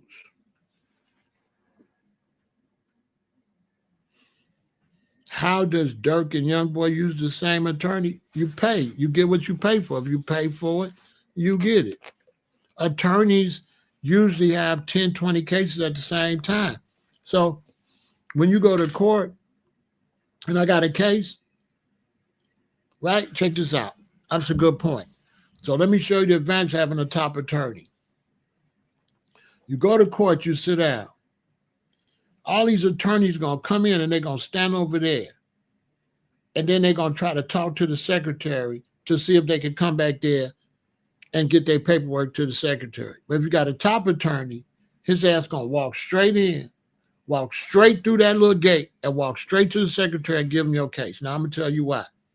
The top attorney got a lot of cases that day. So the court wants to got to get him out of there because he got other cases. So when my attorney come, they calling me first because he got to go. He getting money. So George Pappas going to walk in. He walk in there like he owned the place because he know them. He give your case to the secretary. When the judge come in, he call you first. Why? Because George might got 5, 6 cases that day. He got to be at another courtroom and shit, and they understand this. So they're not trying to get me out of there. They trying to let George get out of there so he could go to work. That's how the game works. So they trying to let that top attorney's got to go. They probably got 5 cases that day. So they can't sit in here all day. It's already understood. When they come to court, get them out of here. They might got 3 cases just in that building in different courtrooms. So they are allowed to work. They know they can't keep him there no 2 or 3 hours because he got other clients he already promised to meet. He already promised to meet me at 9. He got to meet them at 10:30. He got to meet the other one at 11:30. So the judges know this. So they get these hard-working big attorneys. They get them the hell out of there because they got to go to work. And young black man, listen to me. When you go to court, you're the work. Stay out of trouble. Stay away from gangs. Because when I go to court, I was the work. When I walk in the building, the guards is there, searching everybody come in. They getting paid. It's guards walking around there, they getting paid. When I go in there, the secretary in there, she getting paid. The guard in there, he getting paid. The defense attorney getting paid. The prosecutors getting paid. The judge is getting paid. Guess who not getting paid? Me. They all at work, and I'm the work. Y'all better listen to me, brothers. Stay out of trouble. Because you're the work. They're making money off of you. I got to come to court, bring my attorney $500 every time I come because I'm looking at 8 to 40. You got to pay for that. And he looking at you crazy because you got 5. He want 1,000. Man, I'm going to give you 5. We got to come here. We're going to probably be coming here all year. That's another thing. If you got a good attorney and you go to court, if I go to court April the 5th and I got a good attorney, the judge going to ask my attorney, okay, you can come back May the 5th. Is that cool? Your attorney be like, can we come back May the 20-something? Okay, May the 20-something. So I might not got to come back for almost 2 months. You got a bullshit attorney. You better be back in 3 weeks, nigga. They want to hurry up and lock you up. Me, they're going to drag my case out for a long time. A lot of times I ain't even at court. I might not have to come back to court for like 7 weeks because I got an attorney. And when you got a big attorney, right? I'm giving you young people game. When you got a big defense attorney in the court system, when these politicians had these parties, who be there? The judge be there, the prosecutor be there, your attorney be there. All be at the same party. They all be golfing together. Then if you got a good attorney, he know which judge gonna lock you up and which one don't. So one of my cases, I walked in there the first day I went to court, and after court, he said, Pharaoh, I don't like this guy. I'm asked for a change of venue. A change of venue means he gonna get you another judge. Next time I came, I had a different judge. He got rid of that motherfucker because he know he gonna lock you up, Pharaoh. He's an asshole. He told me, he said, he's an asshole. We gotta get a change of venue. So he not gonna take you to court with no judge that don't like him because he wanna win. And he know dude don't like him, and he know dude gonna give him an L. So he gonna ask for a change of venue to get his buddy in there, and his buddy they're not helping me, he helping my attorney get a win. So that my attorney get a win, I'm not guilty. But you don't want to be sitting there, young brothers, when the judge read the verdict. You listen, young brothers, don't do no crime. Stay out of it. It'll kill you. It'll weaken your immune system. All that. If you got a serious case, every day when you wake up to go to court, your stomach has got this fucked up feeling like sick. And then when you go to court and come back home, you still got that feeling. It lasts all till you go back to sleep and wake up the next day. If you go to court once a month, you feel sick. I can't explain what it feels like. It's horrible. And that's what these brothers then did to themselves. Thank you, Joe. Absolutely. My name is Ted Dox, Special Agent in charge of FBI Los Angeles' Criminal Division. These operations are truly a team effort, and I would like to recognize those partnerships. If not for their commitment, dedication, and follow-through, we would not be here today. First, I'd like to thank LAPD, IRS Criminal Investigations, and the U.S. Attorney's Office for working collaboratively for the past 4 years, in this case with FBI Los Angeles Metropolitan Task Force on violent gangs. I'd also like to thank the U.S. Marshal Service for their assistance today, and many departments in California, Arizona, Nevada, and the North Las Vegas Police Department. Now, this morning, hundreds of agents and officers, including multiple SWAT teams, executed multiple arrest warrants for many of the 19 defendants charged in this case. Search warrants were executed at 6 locations. Those searches continue to be underway. 4 of the 19 defendants were already in custody, and 10 defendants were taken into custody in the last 24 hours. And while we're still seeking the whereabouts of 5 individuals, 3 of whom we believe we will have in custody shortly, 2 defendants are considered fugitives. They are Eugene Henley Jr., also known as Big U, and Brian Mejia. We will provide their photographs to the media following this announcement. Anyone with information as to their whereabouts should not take action on their own, but contact the FBI. You can reach us by calling 1-800-CALL-FBI. During this investigation, we recovered 49 weapons, 5 pounds of methamphetamines, 10,000 fentanyl pills, and large amounts of cash.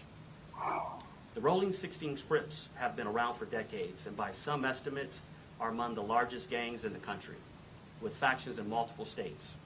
Mr. Henley has been a known member of the Rolling 60s Crips since the 1980s, where he established his reputation and earned standing with fellow gang members. He's been able to use that standing to intimidate businesses and individuals and to commit various forms of violence, including the alleged murder outlined by the U.S. Attorney. He's also been able to influence others to give him money, only to defraud his victims, including defrauding the U.S., the government, the city of Los Angeles, and you, the taxpayer. Before I close, I'd like to ask that anyone who has information about the alleged criminal activity or feel that they have been victimized by any of the defendants, call the FBI at 1-800-CALL-FBI.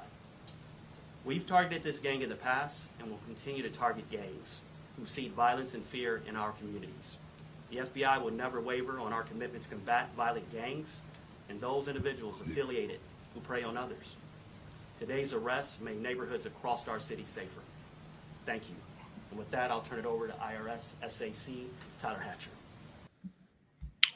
Now they turn it over to the IRS, FBI, the IRS. Are y'all seeing what happened? These brothers got on social media talking about rolling 60s, rolling 60, rolling 60, cuz, rolling, and got a whole bunch of other brothers indicted. They got on the internet screaming out rolling 60s and got a whole bunch of brothers under investigation and indicted. Dudes that would have been under the radar on this social media. I would not mention that I'm a four-corner hustler if I was going around four-corner hustlers. So if the police investigate me, they gonna say nothing going on because I ain't going around no foes. But if I was going around some foes, I would not mention foes. Duh. I'm inactive. So that's why I talk about this situation. I'm not active. I'm not active. I'm not around anybody in any gang. So that's why I talk about it, and I talk about it to teach. But I can't get over here saying, oh man, a solid foe and then go around the foes and get them locked up. How you, what? 19 people and counting. And grabbing 19 people means you're going to prison. You do. Because out of 19 people, it go like this. Young black man, or whatever kind of man, listen, stay the fuck out the streets. Okay? The streets is a myth. They got 19 people and it go like this. If I'm one of the 19, they're going to come to my cell and they're going to say, Pharaoh, listen, you get one opportunity. You snitch or don't. If you snitch, we cut you a deal. You got to make your decision right now. This is how they do. We gave you the first opportunity. Cold like that. You looking at 40 or 20 years. Snitch, you can go home. Don't snitch, you're gone. And if I say, man, I'm not snitching, they say, fine. They go to number 2. You the second person we came to.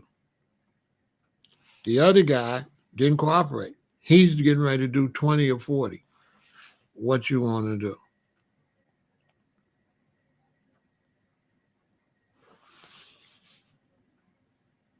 So now people saying, don't snitch. Let me tell you something.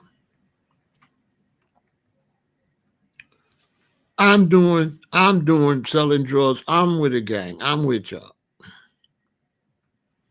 I could snitch and go home, or I could keep it solid and go to prison. Everybody say, Pharaoh, you don't never snitch. Let me tell you something. The no snitching shit is only valid if everybody don't snitch. So they're not teaching you the facts. When the mob say don't snitching only works if everybody don't snitch. If everybody don't snitch, then no snitching works. Now everybody got a chance to beat their case. But when you get in a situation where somebody gonna snitch, ask me this. If they lock us all up and you gonna snitch and go home,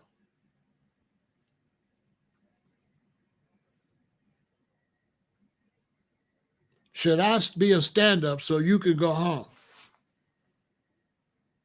Because now it's whoever snitch go home. Ain't nobody gonna tell you this. Now, all you niggas is snakes. All you niggas will sleep with my baby mama. So all this code of the street shit, you want me to stand up for a bunch of snakes and shit?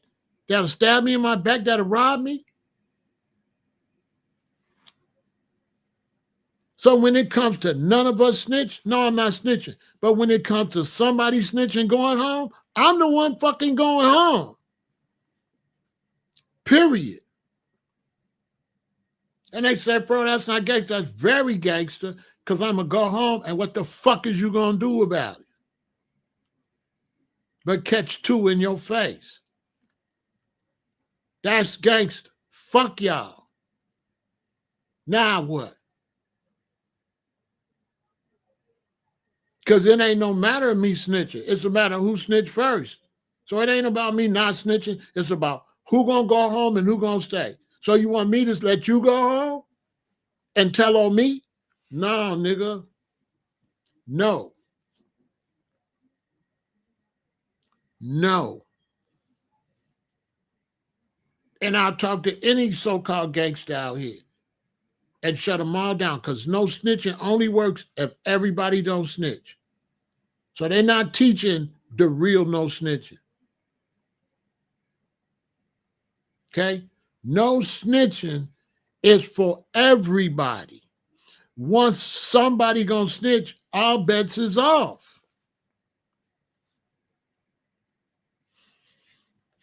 Are y'all listening to me? No, the no snitching is for everybody.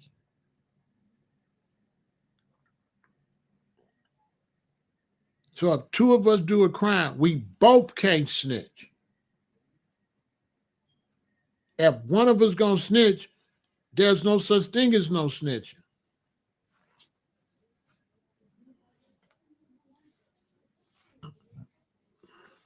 Are y'all listening to me? You said don't do bad things, right? But I'm talking about something else. I'm talking about when you do get in that situation. When you do get in that situation, for a young black man, listen to me. When they tell you no snitching, they teach you no snitching as an individual responsibility. And that's false. The no snitching rule for gangsters applies to everybody. It's not an individual thing. Anybody teaching you that is a liar. They don't know what they're talking about. When the mob said no snitching, they meant everybody, not just you. That's a fact.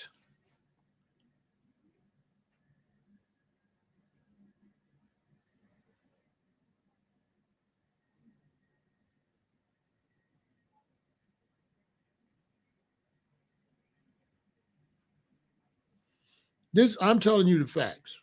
No snitching is a group mentality.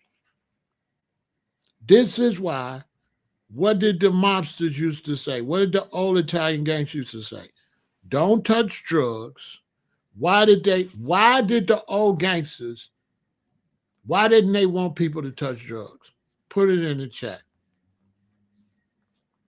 Why did the Italian mob not want anybody to get into drugs? Put it in the chat. Because I'm the realest nigga alive. Facts. We gonna keep it all the way gangster for real. Like fake gangster. Not because of the RICO. Be specific. Why? Why did the mob not want nobody? Because you get more time. Because you get more time. And they said if you stealing some coats, right? If you stealing some coats and shit like that, you get pinched. You got to do 3 years. You got to do 4 years. They was like, a man can go do his 3 or 4 and come home. But they like, ain't no man finna leave his wife for 20 years. And they gonna start snitching. The mob said, if you touch drugs, you're gonna be snitching because you ain't gonna be able to do the time. The mob used to do crimes that you only get pinched at the most 7 years, was a long sentence.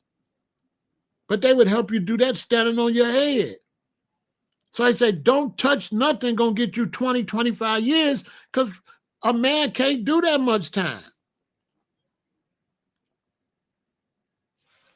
No, the reason is because you can't do the time, Jerry. It's too much time. No, the mob fell apart because of drugs, Tyson. Because they touched drugs. That's how they fell apart. Drugs. Long as they didn't touch drugs, they was fine. A man not going to do 20, 25 years.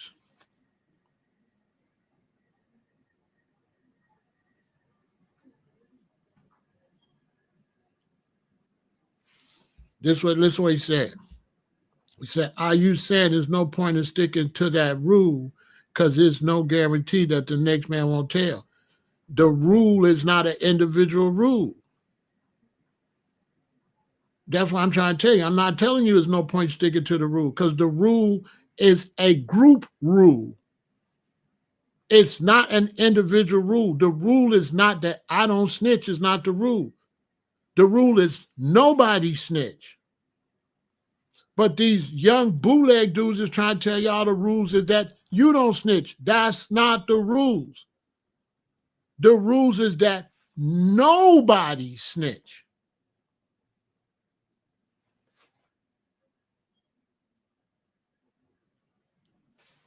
That's the rules. But they teaching y'all the rules is you don't snitch. That's not the rules, bro. The rules is not that I don't snitch. That's not the rules. The rules is no snitching, period. Is the rules. It's across the board. Meaning that if me and you get in trouble, I don't snitch and you don't snitch. But it ain't no rule where I don't snitch and you can snitch. It's not no rule where I don't snitch, but you can snitch and send me to prison and then go back sleeping with my wife. Okay?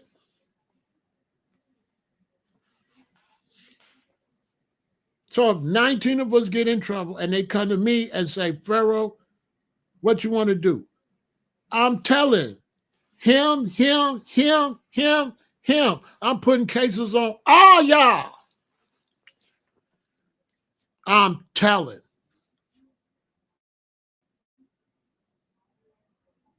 Period.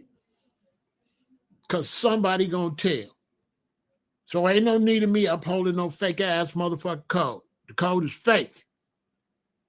I'm not standing on no square by myself and then you telling.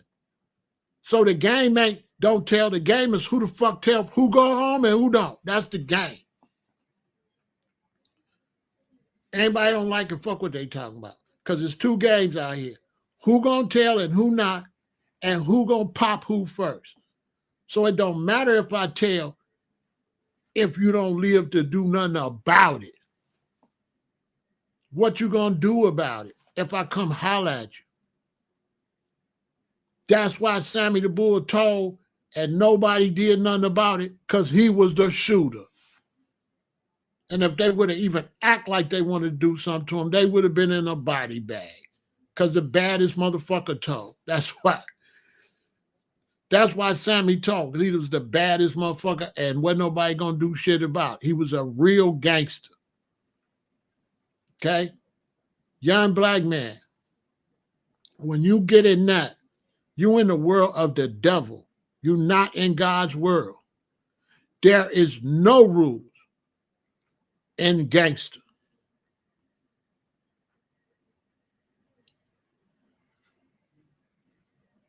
Sammy told, that's a lie. Sammy told because somebody was going to tell. The TV told y'all that bullshit off TV. That's not true. He told because he wanted to go home. If you're going to be in this gangster shit, there ain't no motherfucking rules. The devil has no rules. Only God got rules. Only God got rules.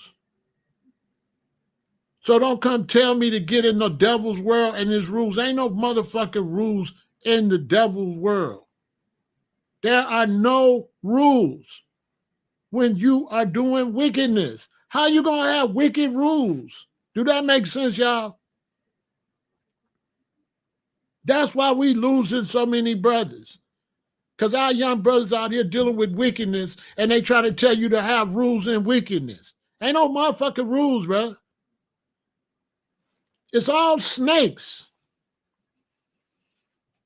And they will tell on you and laugh at you and go sleep with your baby mama. Your boy will tell. And you'll be locked up and call her one day and he'll be there.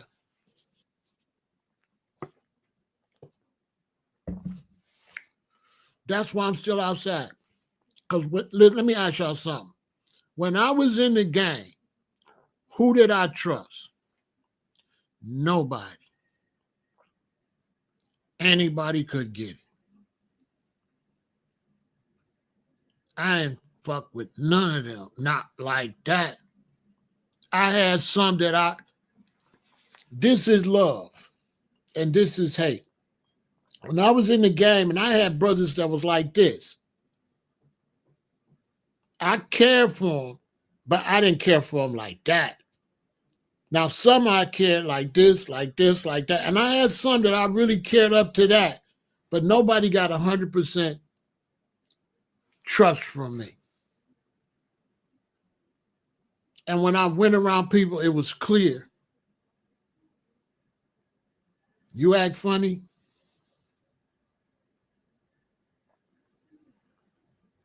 what you mean blood relatives? Blood relatives ain't shit. What that mean? If blood relatives was something, black people wouldn't be in it. You can't trust nobody. Your own motherfucking brother will tell on you. Your cousin will tell on you and go home.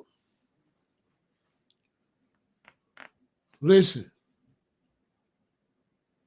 Young people, young brothers, please listen to me. If you're going to sell drugs, if you're going to be in the gang, there are no rules but one.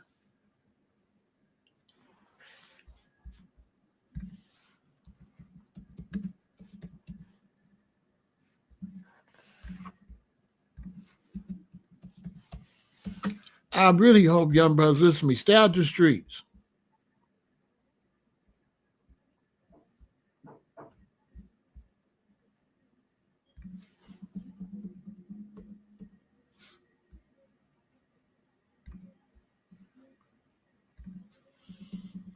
Y'all listen to me. There's no rules. There are no rules.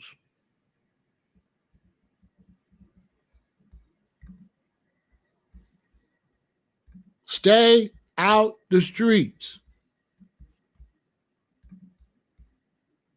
Young brothers and sisters, stay out of the streets. Don't do crimes. Find you something legitimate to do. There are no rules. Troy Ave told you, the streets are a myth. That's a myth. It's not real. It's not real.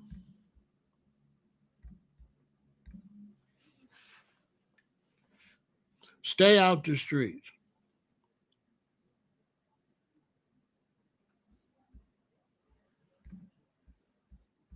Ask somebody. Tell somebody what I said and see. Tell some real G. Tell somebody been to the penitentiary what I said.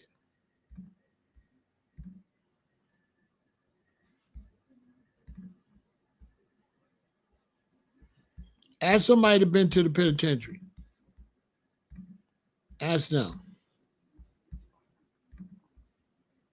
See what they tell you. I'm trying to save young black brothers and middle-aged black brothers. I'm trying to save you from the lies.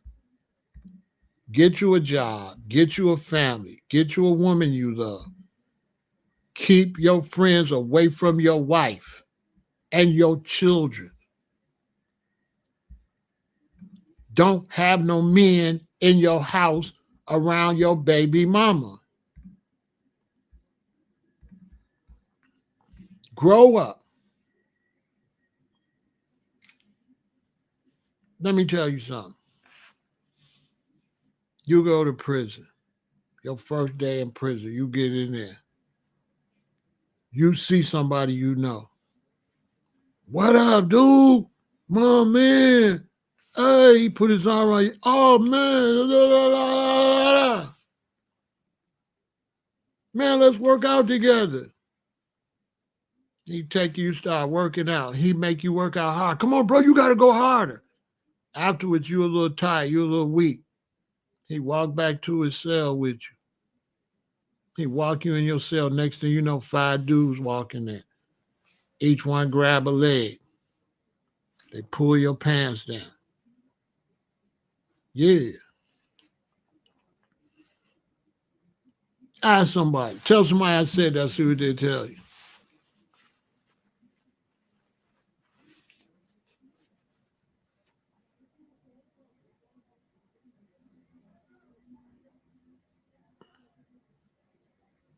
My first day in prison. You come up to me. Man, Pharaoh, what's up, man? My man. I'm like this.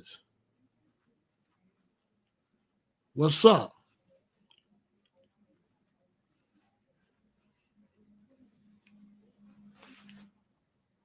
Man, we need to work out together.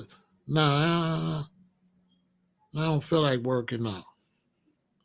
I ain't really trying to work out nothing but this thing in somebody's neck. You know what I'm saying, my man? I'm going to play with you like you playing with me. You joke around, I'm joking around too. This the only working out I'm trying to do, bro, while I'm in here. You know what I'm saying? But anyway, it's good to see you, nigga. You know what I'm saying? Fuck out of here.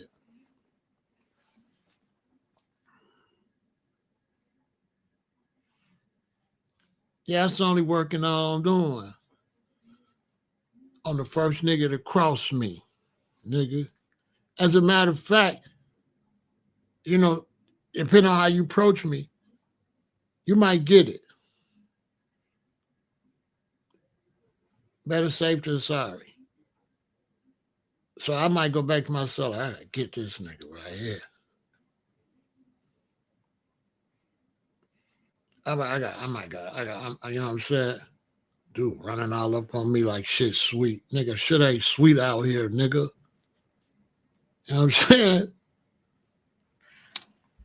Young brothers, it's only one rule, period. That's the rules. If 9 of us go to prison and they ask me to snitch, I'm snitching. And if you can't say that like that, you ain't no gangster. I was a real gangster.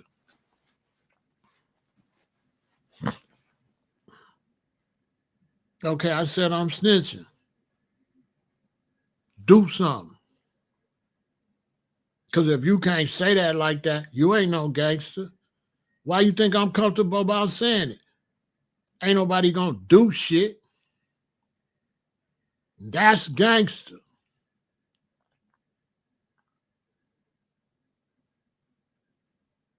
I'll tell 9 of you niggas while I'm with you. Listen, if we get locked up, I'm telling.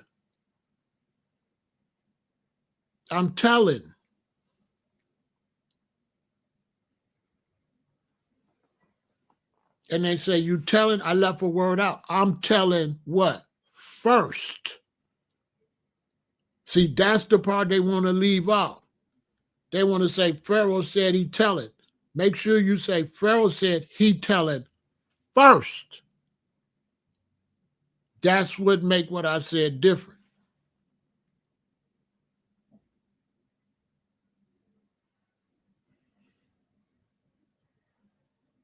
I'm telling first. When you take the first off, it don't sound right. Because you think, oh, you just telling. No, I'm not telling. I'm telling first. We all in here and somebody going home to their children and their wife, and it's going to be me. I'm not staying here for you to go home. You ain't standing on shit. So don't be telling me to stand on nothing that you ain't standing on. Young brothers, they going to try to tell you to stand on something that ain't nobody standing on, and you're going to be the only one standing on it. That's a fact. They teaching you a lie. Out of them 19 people, people going to tell. And whoever tell going to get an easier time and going to go home. And whoever don't tell is gone. Period. Because if you don't want to tell and you scared, that's not gangsters. Gangsters are devils. And gangsters don't give a fuck. No fucks. Gangsters is snakes. It's the devil. There is no righteous devil.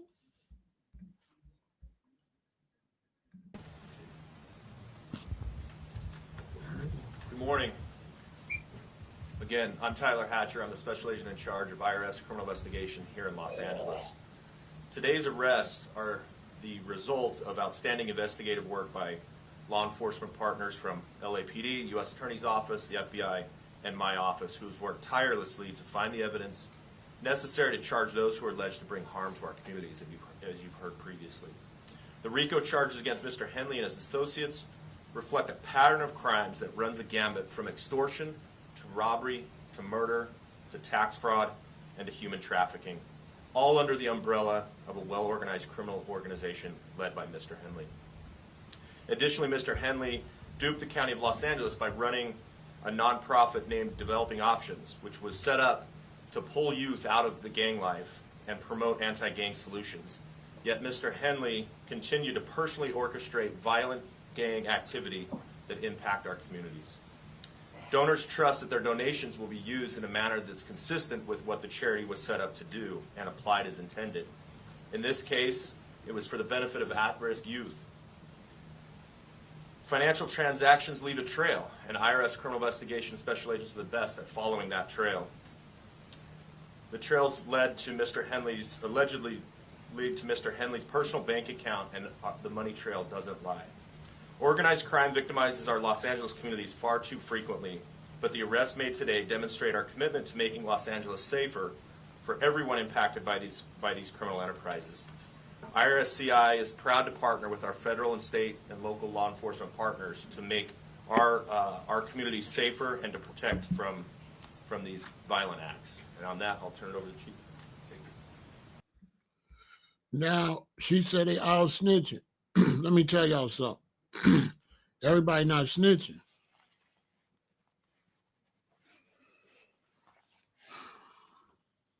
Everybody not snitching. Let me explain something to y'all. You cannot snitch. They have to let you snitch. Are y'all listening to me? The feds or the police got to allow you to snitch. You can't just snitch. You can't just snitch. You have to be allowed to snitch. They pick who they want to be the snitch. And that's based on the first one to agree to snitch. Go on. Ask somebody. Once I agree to snitch, They don't make you the offer. They're not going to make you an offer. It's too late. And they tell you that. They'll be like, Pharaoh, you first. What they teaching y'all is false. Young black brothers, is false. Like, let's say you try to shoot me or stab me. They tell you it belongs in the streets. No, it don't. If you try to shoot me or stab me, I'll call the police. They'll arrest you. And I'll go right to court and say, he tried to stab me and shoot me. Because I'm a gangster. And it's still going to be gangster anyway. So if I'm a gangster and I tell, what you going to do about it? I don't got no rules. I want you fucked up. You tried to kill me. There ain't no rules, bro. I don't give a fuck if you get 1,000 years, 20 years. If I can get you 10 years, now I can find out where you at, and I can pay somebody to poke you in there. Bro, this is gangster shit.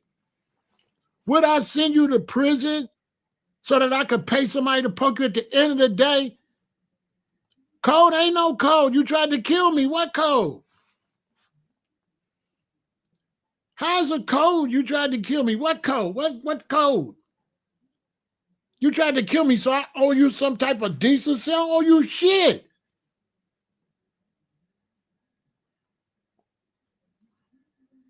I don't owe you none. I don't owe you none. Listen, if you young and somebody try to kill you and the streets tell you can't snitch, you ain't no gangster. Let me ask y'all a question. Do gangsters listen to anybody? If I'm a gangster, if I'm a real killer and a shooter, do I give a fuck if you don't like it or not? Let's say I'm a gangster. Somebody try to kill me, I go to court. I say he tried to kill me. I want him to get life. I want him to get 20 years. I come on the block. It's dark. Ain't nobody outside. We're in a disclosed area. And you come and say, man, I heard you snitch. Pop, pop. Shit. Well, you ain't gonna hear nothing else. That's, bitch.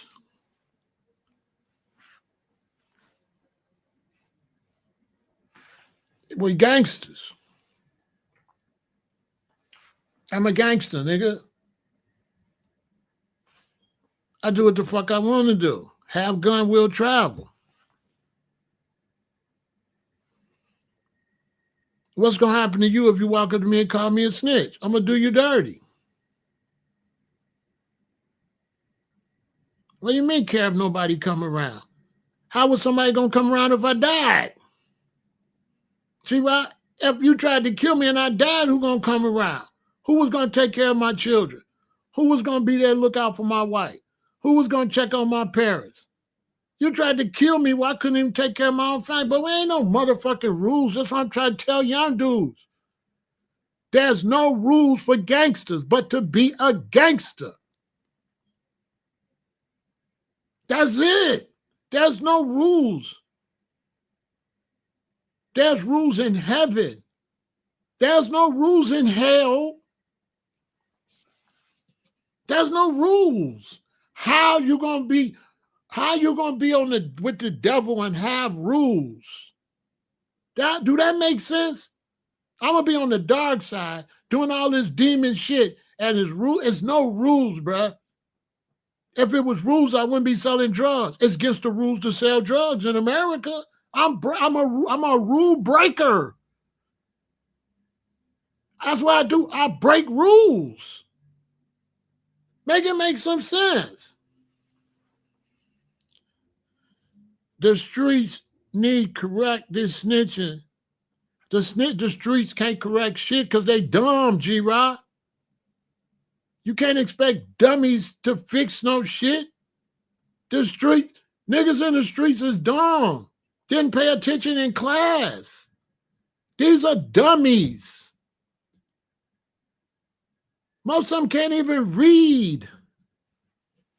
You gonna let a nigga that can't read make rules?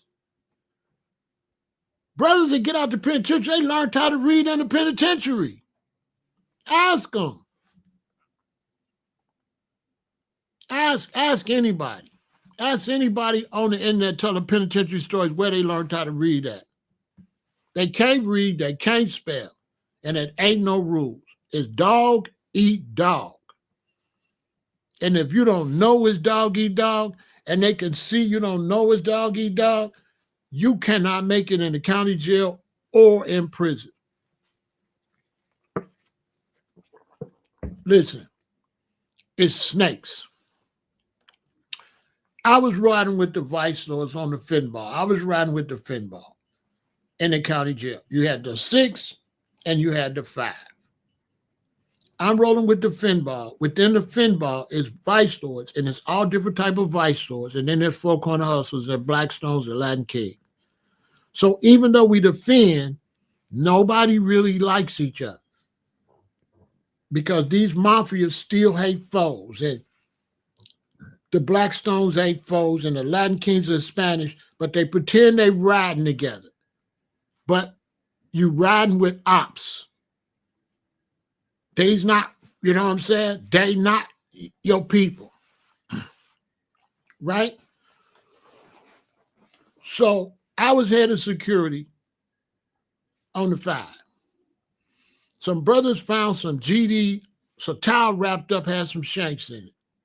They bought them me. They said, we found these shanks. They had to bring them to me. They standing right here. I turned around and opened up the shanks. It was 7 of them. I took one of the shanks and stuck it in my thing and turned around and say, okay, it's 6. Distribute them to the brothers. Why did I hide one and give them 6? I don't trust them motherfuckers. I kept one so I could poke one of them. Fuck them niggas. And when you go to the county jail, and when you see somebody on the Finball eye swollen up, a nigga on the Finball did it. If you see somebody on the 6 beat up, guess who beat them up? They own. All the brothers is mostly getting beaten up by their side. Ask somebody who whooping all of the GDs and BDs. Ask somebody who whooping all the vice lords and Blackstones and shit and foes. Vice lords, Blackstones, and foes. I had many situations where brothers was trying to give me a violation for nothing. Don't like me, but we supposedly on the same side. But I had a surprise because they be counting 6. So when you turn the 6 in, that's when they'll come at you. So when we turn the 6 shanks in, they'll come at me. Problem is it's 7. Okay? Surprise, nigga. You know what I'm saying? Nigga, I'm Big Pharaoh. I'm doing me. I'm in here for my charges.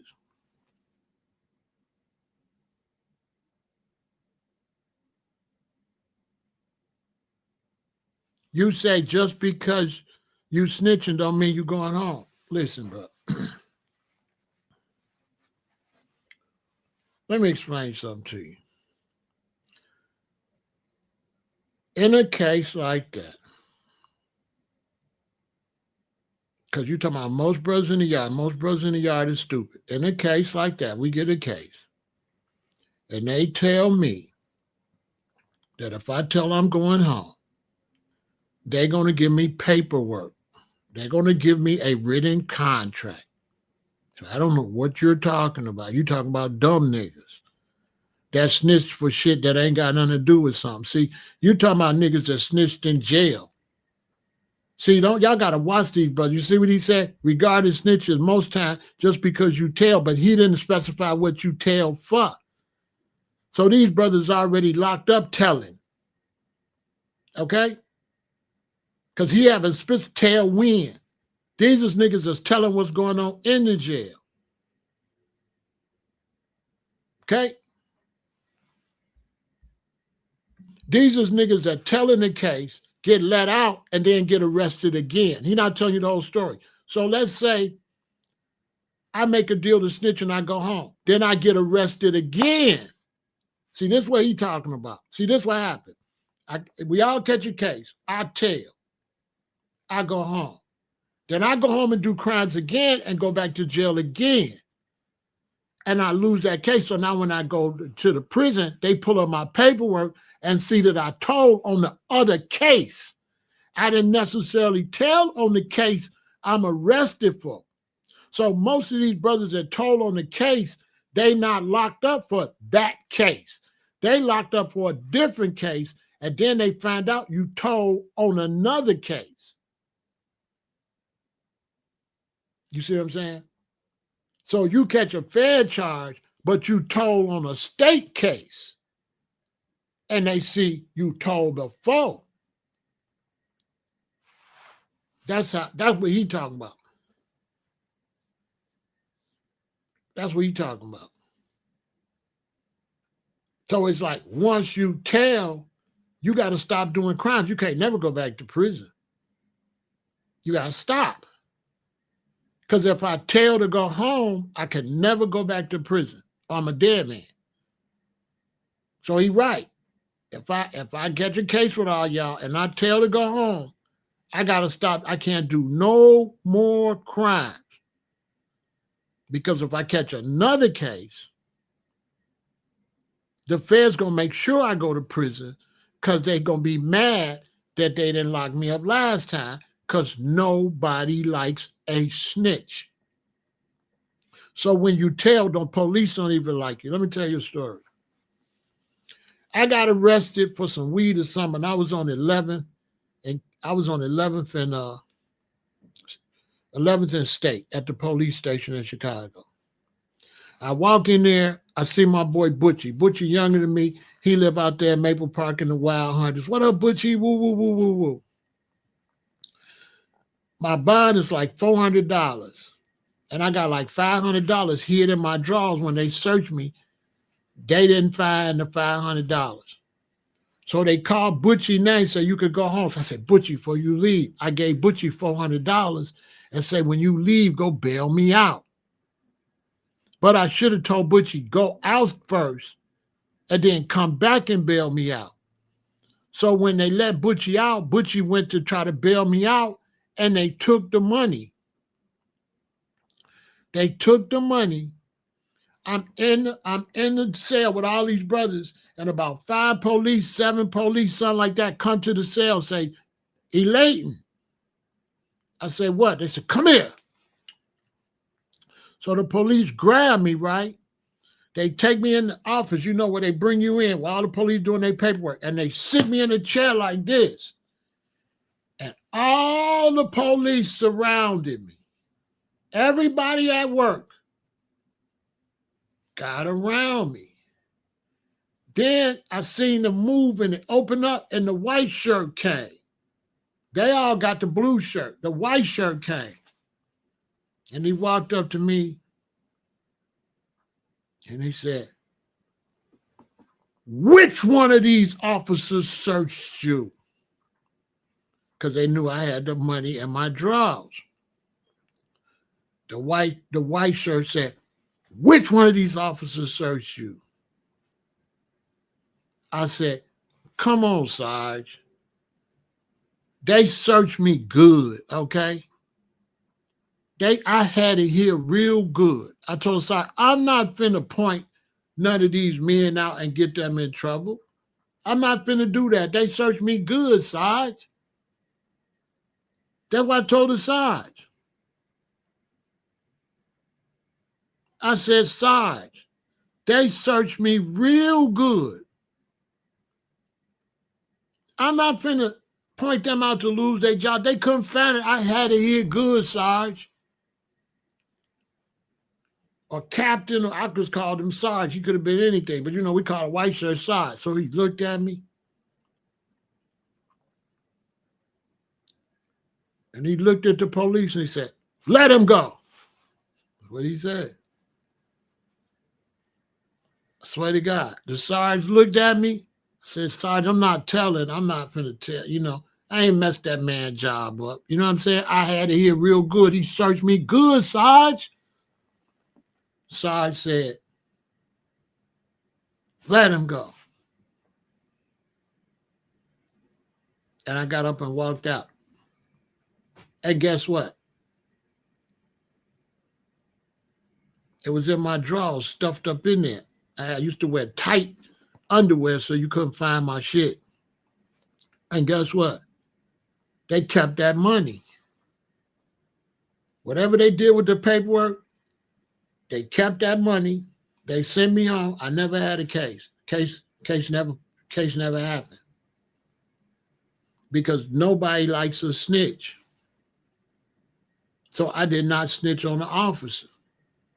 But they said, well, you said snitch. No, because in this case, there was nobody to snitch on me. It was just me.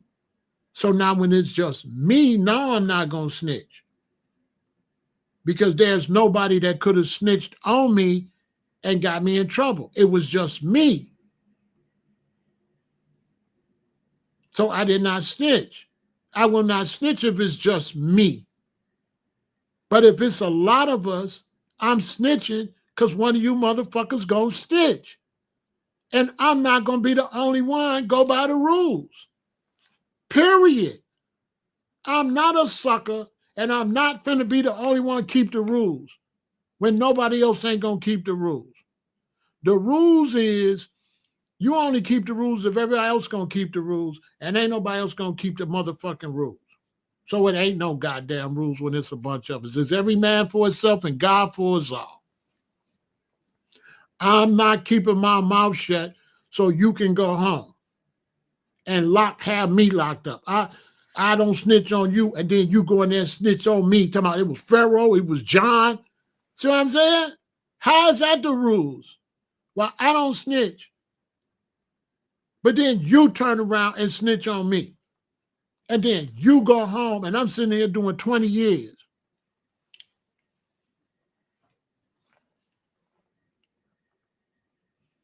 Fuck that.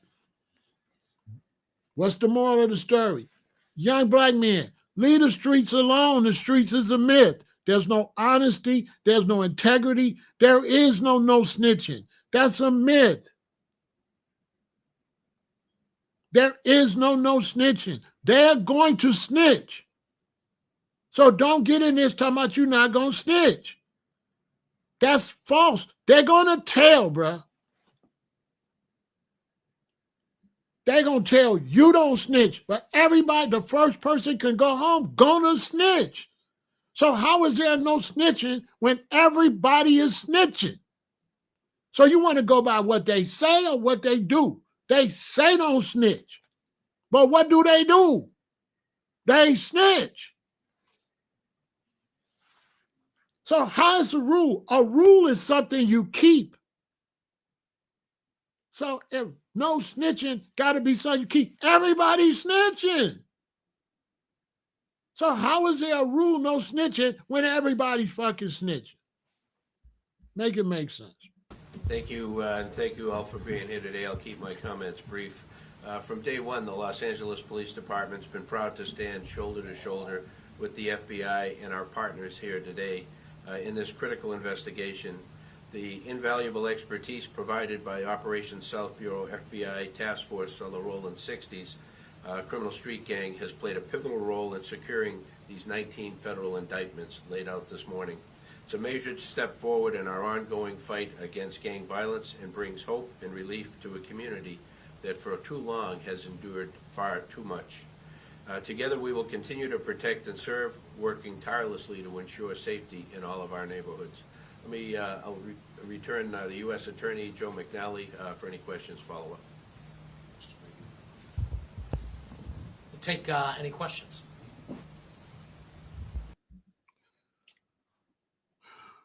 Young black man, I'm trying to save you. Don't go in the streets. Stop listening to these street lies. Stop listening to these streets. It's not real. Young brothers and sisters, stay out the streets. It's not real. Even when you're not in the streets, you can't even trust your civilian friends. Your civilian friends try to sleep with your man, ladies. Your civilian friends try to speak with your woman, brothers. There ain't even no rules with no civilians. There ain't no rules. I was in the streets a long time. I never been to prison. You know why? I did my dirt all by my lonely. I had no codees. Look, before I left here and went to California and all that, I was at the beach. I used to sell the weed on 63rd at Bongo Beach. Everybody started playing the bongo. I sell dime bags, nickel bags, and joints. Now marijuana is legal. How is that a crime? But anyway, one day we were sitting on the grass, about 5 brothers. I had a bag with my weed in it sitting on the grass in the middle. Some white police just drive up on the grass and come to us. They get the bag. They search the bag. They take 3 of us to jail. We all go to jail. 2 of the dudes go home. The police come to my cell and say, it's yours. How they knew it was mine? One of them niggas told. If everybody shut up, they can't put it on nobody. One of them dudes told and went home.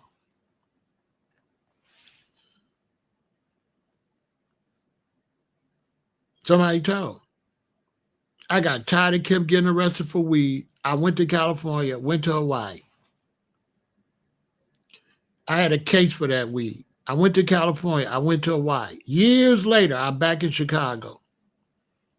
I ended up getting arrested for something and they found out I had a warrant. I went to court. It was a black woman was the judge for this old warrant from that weed. She called my name, Pharaoh El-Aton. I'm like, El-Aton. I go up to the judge. She says, so you was charged for some marijuana back in, she said, 1981? Because it's like 90 something. Right? So she said, where you been all this time, baby? I said, Your Honor, listen, I kept getting in trouble.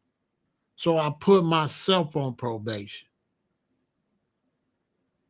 I put myself on probation. I just got out of here so I stopped getting in trouble. She said, that's real smart, baby. Okay, case dismissed. I said, thank you, Auntie. She started smart, called her, thank you, Auntie. She was a black lady. I told her I put myself on probation. She said, good for you. And she said, you ain't been in no trouble all this time. And then I went home. But somebody told. Somebody told. So stay out the street, stay out of jail. If you go to jail and if you go to prison, you cannot trust no motherfucking body, never. There is only one person you can trust, is you. Even in a relationship or a marriage, your wife or your husband will cheat on you, will hurt you. The person you love, the person you had children by. Ladies, you done had this man baby. Men, she done had your baby. And they'll do you dirty.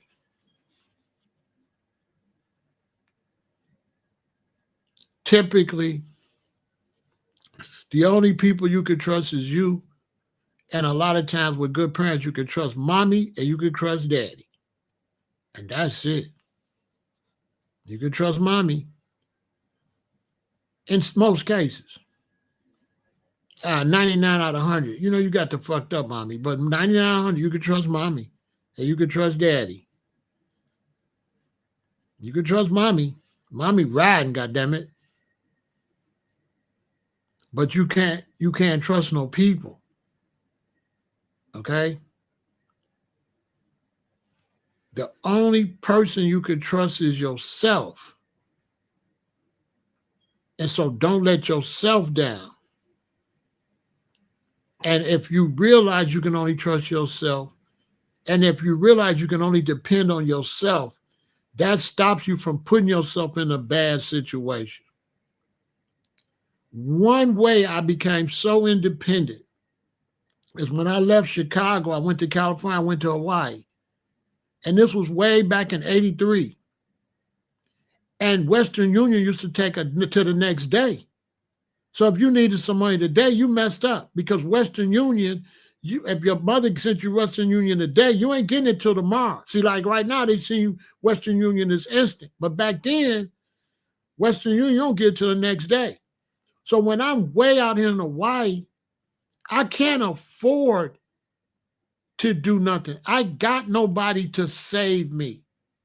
So once the concept that I'm on my own and I ain't got nobody to save me, that made me move responsibly and not put myself in no situation where nobody gotta save me. And that's how you young brothers gonna have to be right in this city, right in the city where you live. You're going to have to act mature to look out for yourself. You're going to have to keep yourself out of jail. You're going to have to keep yourself out of a car accident. You're going to have to keep yourself out of the hospital. You can't sit there and eat what everybody else is eating. You need to eat what's going to keep you healthy. You need to do what's going to make you be able to take care of yourself. And if you're a young man and you got a woman, a wife, you should not be hanging with no dudes. You're not a little boy. And there's nothing ladies hate worse than her man always with his boys. Are you a man or are you a boy? So I didn't go to prison. I was a drug dealer, but it was just me. I had no boys. And when I call you and I want to get 10 pounds, you got to come by yourself. Don't you come with no nigga in the car, because I'm going to drive off. And I'm going to call you, who is dude? I don't want nobody to see this transaction but me and you. And once I get this, you're not going to see me. So now, when you're in these crews like that, and you're getting pounds of weed from dude and stuff like that, and for YouTube, I'm just doing this for the sake of teaching. I'm not promoting none of this, because YouTube will turn it into promotion, and this is not promotion. The dude you're getting a pound from, or the dude you're getting the cocaine from, he want to have a party at his house. And he want to invite everybody that's hustling to the house. I never went. I never went to nowhere. I went, I made my deliveries, and guess what I did after I made my deliveries? I went home to my wife and my children. I'm not into this for friends. I'm into this, I'm at work. It might be illegal work, but it's work. I'm providing economics for my family. I am not into this to hang with no dudes. Do not hang with no dudes, brothers. If these dudes are not willing to go into a legal business, fuck them. If you're around some dudes, it should be because y'all got a construction company, or y'all got a store, or y'all got a record label. But to be around a bunch of dudes that don't want to build no company, that don't want to do no heating and cooling, that don't want to do no electrical work, what is you around them for? You ain't building nothing. You could do bad by yourself. So this hanging around dudes that's not bringing nothing to the Black community, that's got to stop.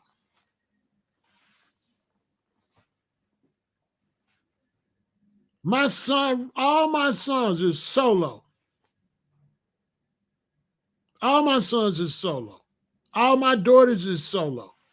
None of my children be around the group. I don't be around the group because my daddy was never around the group. My daddy never brought no man to our house, ever. His entire life, my daddy didn't bring no man. His only friend was Mr. Smith that I told you was like my cousin, but he been knowing Smitty before we was born. And Smitty moved on the same block.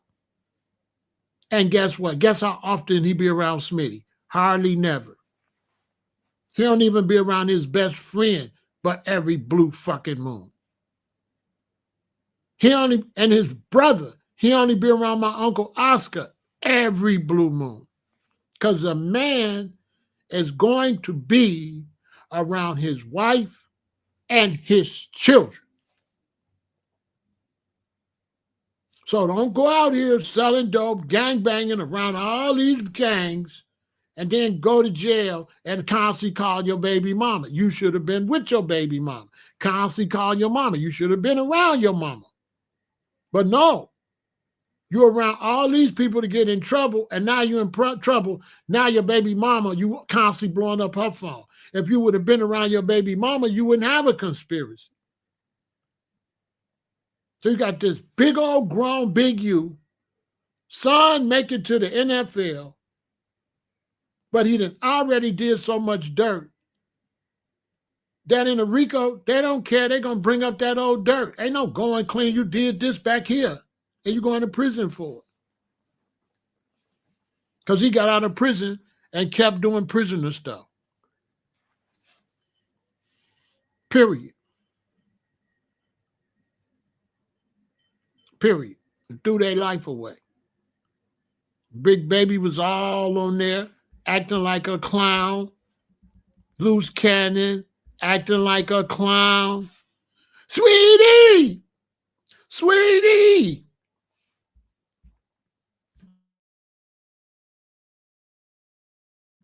And now look at it. And one of them going, come on, man. Who gonna snitch? That's the question. Which one of them gangsters is finna snitch? So that's why I came over here to tell you that crime don't pay, especially when everybody's in your business. Young black man, you cannot be uneducated. You cannot drop out of school. You cannot have a low IQ and be a successful criminal. Go learn something. And no matter how smart you is, you don't know shit. So no matter how smart I was, when I was 28, 29, 30, I didn't know a damn thing. And I did well in school and all that, but experience is the only teacher. You ain't gonna know nothing until you live. You gotta live to learn. You don't know shit. So if you would have seen me when I was 30, I probably thought I know something, but now that I'm 67 and I look back at 30, come on. In the game of life, when it comes to knowledge, you do not graduate until you get 50 years old. Because 50 years old is not old. So if you're 50, you think it's old, but if you live to 100, that's 50 more years. So 50 is not really old. That's why I be trying to teach y'all. I'm 67. I'm about to be 70. You think that's old. That's middle age. Because I cannot, if I live to be 100, I can't be old for no 33 years. So if I'm old, what am I going to be when I get 80? You understand what I'm saying? So you young brothers, understand what you don't know and stay out the streets. Understand that you don't got no friends in the streets. That you dealing with snakes. And you dealing with people that's doing stuff and they not ready for the consequences. So all your boys, them, the gang, they just gang until them people threaten them with 30 years. And then when them people threaten them with 30 years and the reality hit, they ain't gang, they're going to tell. Because they're not considering, they thinking they're not going to get caught. So you out there with people that ain't considering the consequences. So how can they be stand up when they don't even realize the situation they're gonna be in? So how can somebody say they're not gonna snitch when they don't really believe they're gonna be looking at 20 years? You understand what I'm telling y'all? They don't believe they're gonna do 20 years. So when they saying no snitching, they just saying it. That's why they end up doing 20 years, because they're not thinking they're gonna get caught. But then when they get caught and they actually get to 20 years and they say, I'm 29, I ain't gonna see my kids until I'm 49. If I get out early, 45, that's when the reality, they start adding it up. And they're like, I can't do 20 years in here. Then they tell. Because you got to remember, they're not considering doing the time. So when you're not really considering doing the time, listen, y'all.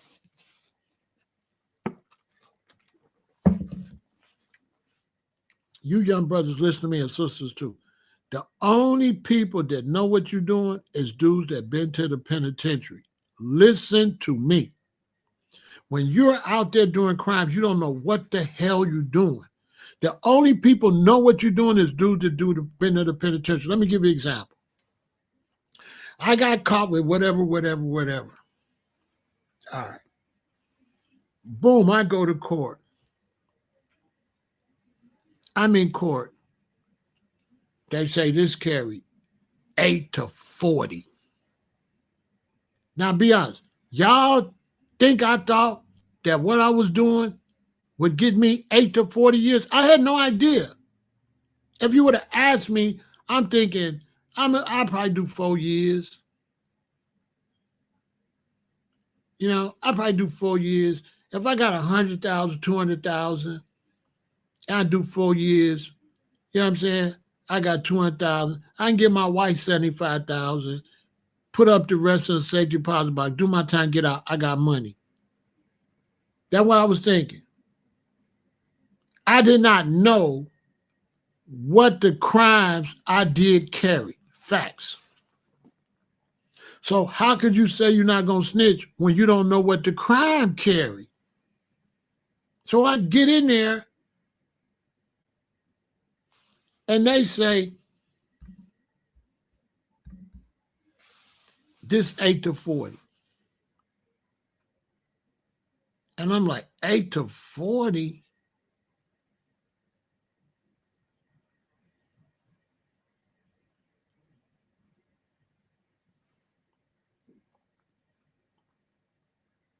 It's 1997. Do the math. 58, 68, 78, 88, 98. I'm 39 years old. By the time they lock me up, I'm going to be 40. And I might not get out till I'm 80. With good time, I might get out when I'm 60. In other words, I would have been just got out. Unless some kind of way I got early time. So all them years now, I would have just got out. If I would have lived in that motherfucker. If I didn't get in a beef with somebody and they poked me up and I got to get airlifted to the hospital. Think about that. All this time, I would have been in prison. I had no clue that it carried that much time. So you telling me a young dude that don't know how much time the crime carry, he gonna tell you no snitching until the judge tell him he looking at 30 years. He didn't know he was looking at 30 years when he said no snitching. He wasn't thinking about his baby mama. He wasn't thinking about his parents passing away. He wasn't thinking about how old he gonna be before he get out. So now when he started thinking about all that, he tell it. When the reality hit him, 30, Man, I'm only 25, 35, 45, 55. No. No. I got to tell. So you have people saying no snitching that. And then when you start thinking somebody going to snitch, because that's what the police tell you. When we all get arrested, police, if they come to me first, I'm lucky. If they offer me the chance to snitch first, I'm lucky. Because if somebody else agree to snitch, they ain't going to make me the offer. So if I'm the first one that come, listen, Pharaoh, we coming to you first. Now you can take this opportunity or not. Now you can cooperate and go home. If not, we'll go to the next person. They tell you just like that. We'll go to the next person and they'll go home and you'll do 30 or you'll do life. So on you. And you got to make that decision right now. Ain't no wait. Because if you say you want to wait, we'll go to the next person.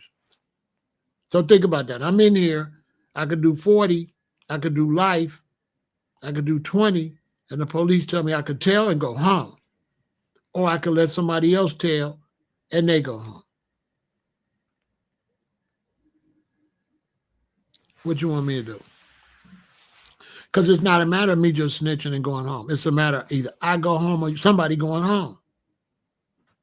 So no snitching means none of us going home because ain't nobody going to snitch. That's not how it goes. Somebody going to snitch.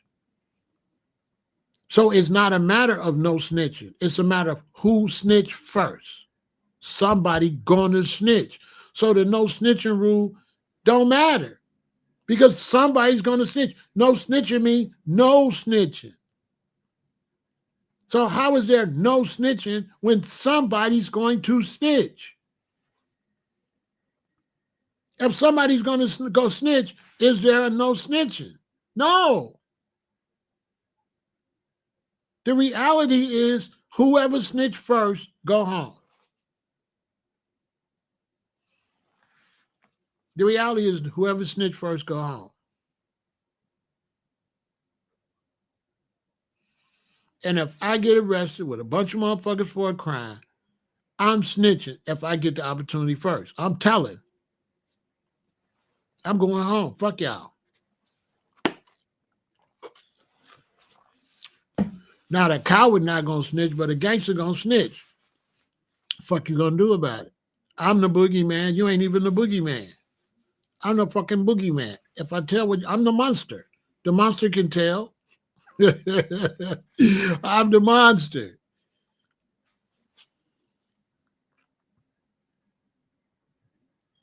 It's not about being honest. I'm the monster. Y'all ain't understanding what I'm saying. The rules is this. If you snitch, they gonna fuck you up in the streets.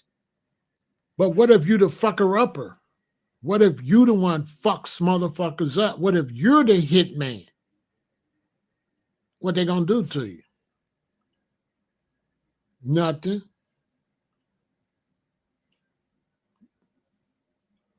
That's why nobody tried Sammy the Bull, because he was the monster. They was not the monsters. So nobody can do nothing to the monster.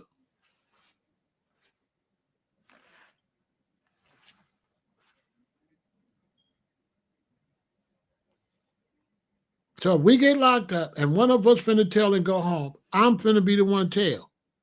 I'm not letting you go home and I'll stay. Period. Point blank, period. I'll tell anybody to their face. I'll tell anybody to their face. If it's a matter of who go home first, I want it to be me. Now, if we all gonna stand up, let's do it. But we all ain't gonna stand up. So don't sell me no fairy tale. No snitching is a fairy tale. Okay?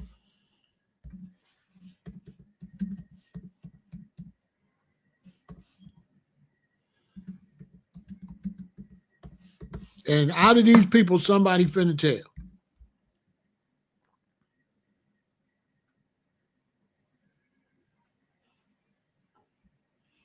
Believe that. Somebody finna tell and the rest going to prison. Point blank, period. What anybody say, they lying.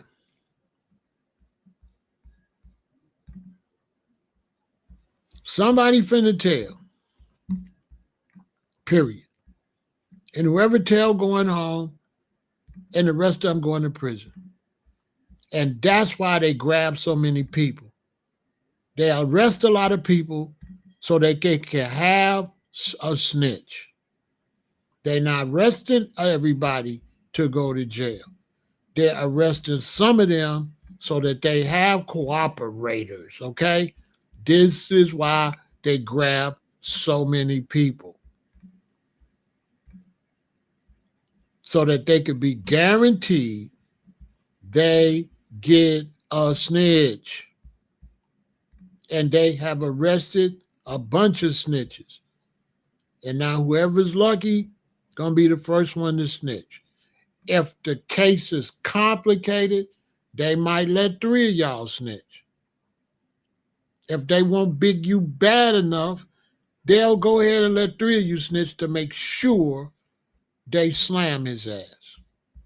So it might be 2 or 3 of them might have an opportunity to snitch.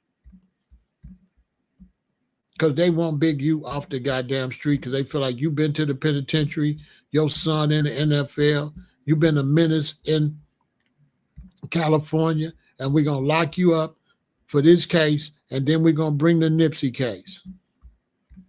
And we're going to lock you up for the murder of Nipsey Hussle. Because if he got anything to do with it, dude that got locked up for it is going to tell and come home. The dude that they said,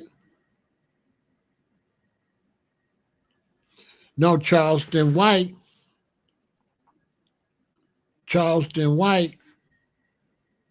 the problem with Charleston White is a negative person. So Charleston White is definitely a bitch ass nigga. And for you to be, all of that ain't got nothing to do with cheering for being happy Gilly's son got killed, being happy the little girl got killed. So all you niggas that fuck with Charleston White, y'all some hoes. Y'all some fucking lowlifes. And it's all funny until your baby get killed and somebody say, fuck your baby. That's when you realize Charleston White is negative. Because ain't nobody gonna curse no little kids like that get shot. So don't tell me nothing about Charleston White. Charleston White is going to go down right in front of y'all faces. That's all. Don't bring him up in my conversation. Fuck Charleston White. And all y'all that support Charleston White, y'all ain't shit. So if you like Charleston White, you a lowlife. You don't have no self-respect, and you're everything wrong with the black community. Because we do not disrespect no children. We not going to say what he said about Math Hoffa's little 7 to 8-year-old. So when a man talk about S.A.N., Math Hoffa's 7 to 8 years old, and you like him, you is definitely a demon. No, he's not a fool. He's a demon. He's a devil. Like, who gonna say they gonna do something to somebody's 7 to 8-year-old daughters? And you got black men condoning this, which in my world, and you get locked up with me in the penitentiary, and you like that he said that, I'm gonna tell the guys you probably a predator. Because ain't nobody that ain't no predator gonna agree with nobody talking about doing nothing to some children. So in a penitentiary, if you locked up with me and you cool with somebody talking about doing something to children, but we all locked up and we can't protect our children, that's going to be a problem. Let me tell you something. When women go to prison and you come in there and you got a reputation for disrespecting or doing something for children, you give everybody anxiety because they're not going to be able to be at home and take care of their children. So now, don't come over here mentioning Charleston White over here. Don't mention him over here. I know you don't know no better, but don't mention Charleston White over here. Okay? You keep that devil to yourself. Let him say he's gonna do something to your children. Don't mention him over here. Don't mention him because now you're giving me anxiety. Don't mention him. But back to what I was saying, the streets is a myth.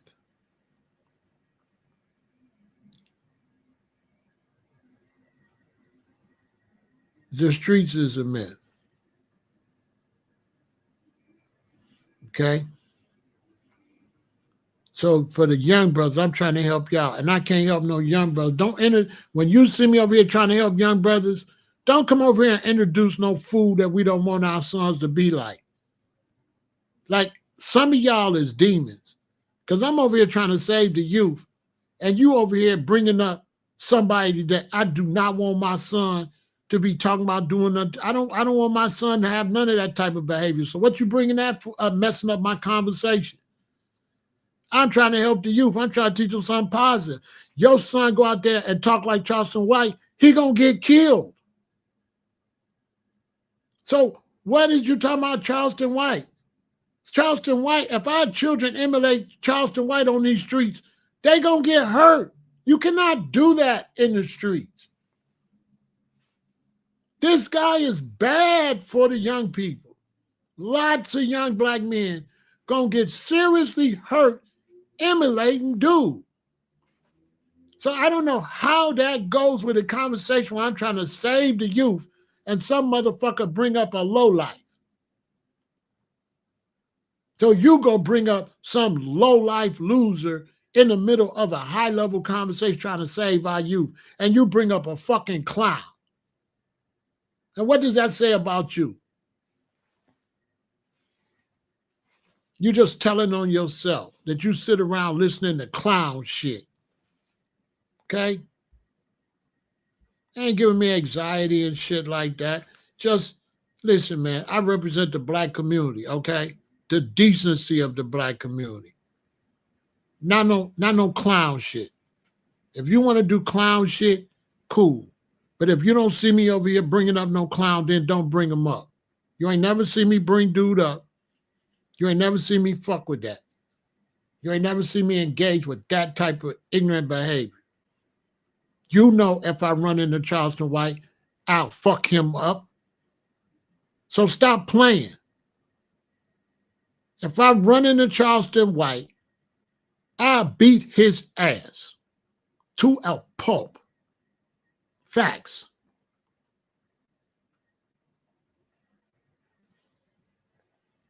I'm not going to go out my way, but I'm just saying, dude can't come around me. Because the first thing I'm saying, so you're going to do what to math children and what you say about the little girl and all that?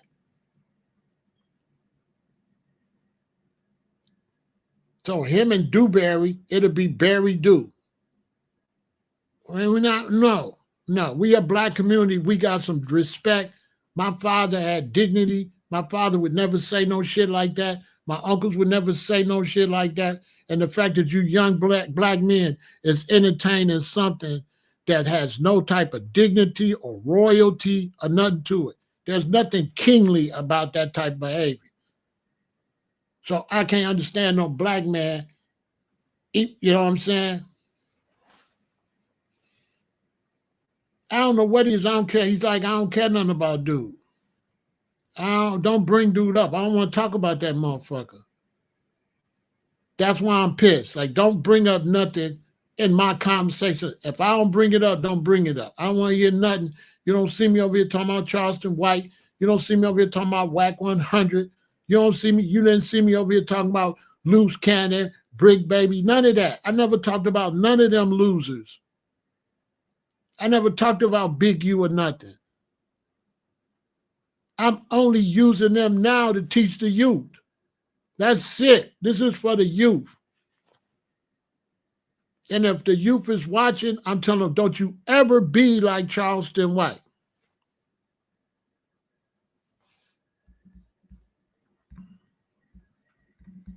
Don't you ever be like Charleston White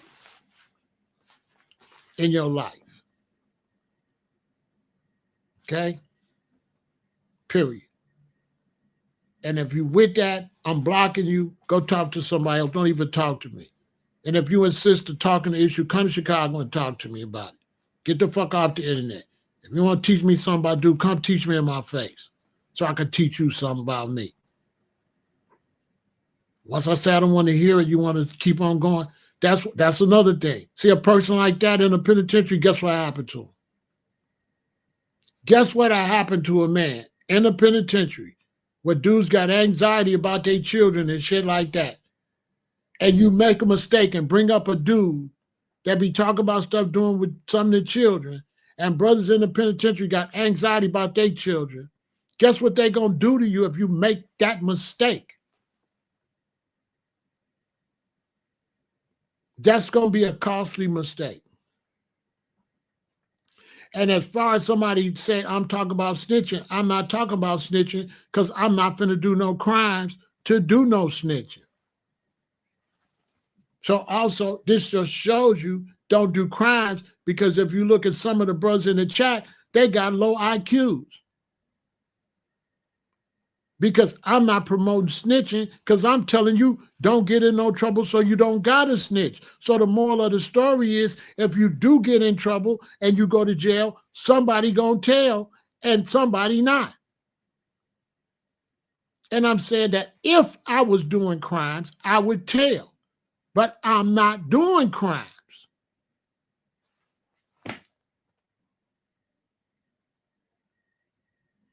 So this just shows you, stay away from black man, and be around your wife and your children. Because a lot of black men is dumb, got low comprehension skills, and they're not going to be able to add nothing for your family.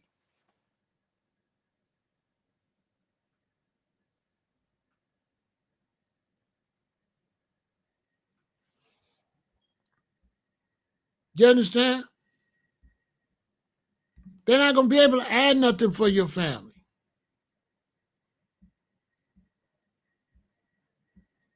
You understand? Get your education, make something out yourself.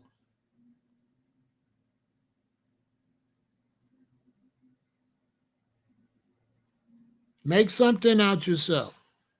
You understand?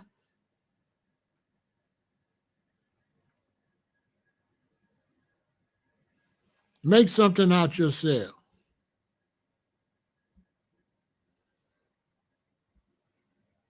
You understand?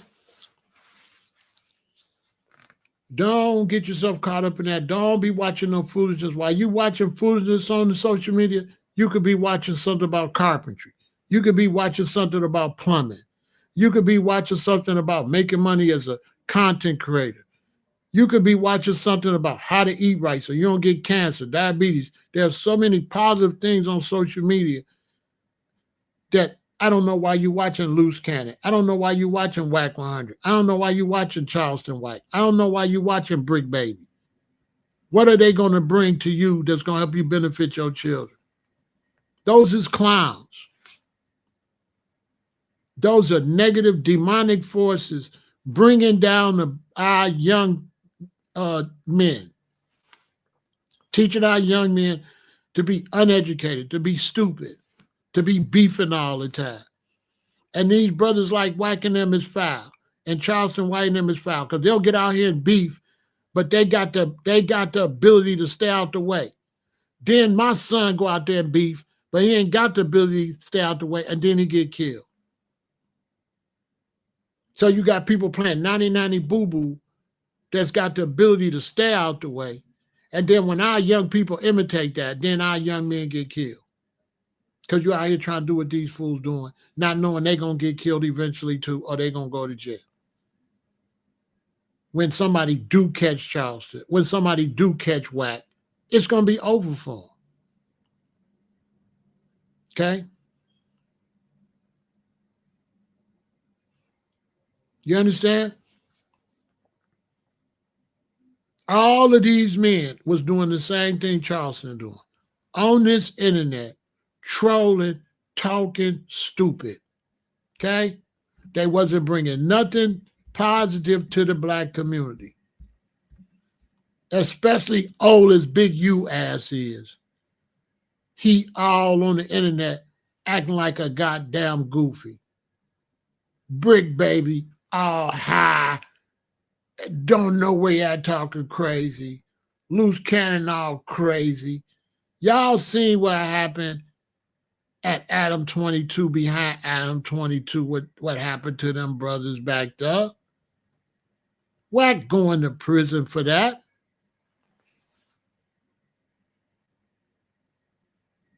You understand?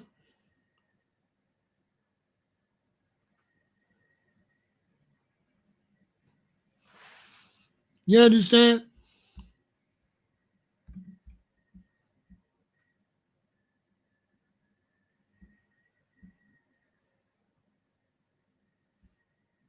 You understand? They got all on here, didn't bring nothing positive to the community, bought negativity. Old as Big U is, you done already been in the penitentiary.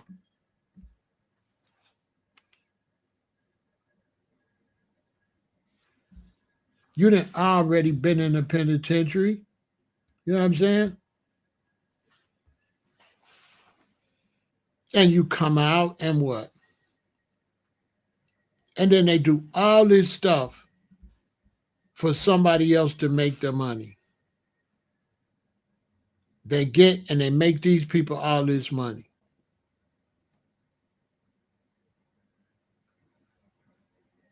And they never go to jail. They just exploit these black brothers. Both Bricc Baby and Luce Cannon was always on Adam 22. You know, dude, you're doing too much, bro. Enough with the comments, okay? You are trolling. You definitely trolling. Because just shut up, Byron. You know, it's too much, bro. Nobody, you know what I'm saying? What are you doing? You're not adding to the conversation. You're a distraction, bro. Be quiet. You can't, you're on top of me. As fast as I'm talking, you distracting everybody.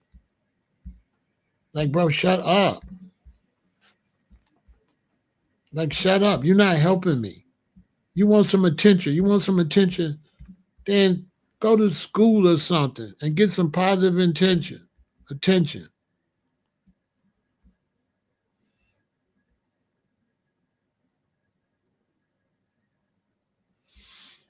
Wack is going to get his own self locked up. Stay off of this internet with criminal activity, trolling, negative behavior. You understand? Negative behavior attracts negativity. See, what you put out, that's what you get back.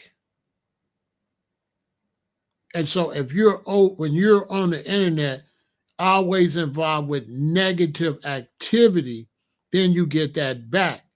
And what happens is when you come over here with negativity, you work for the police. So in other words, a brother come over here and troll me.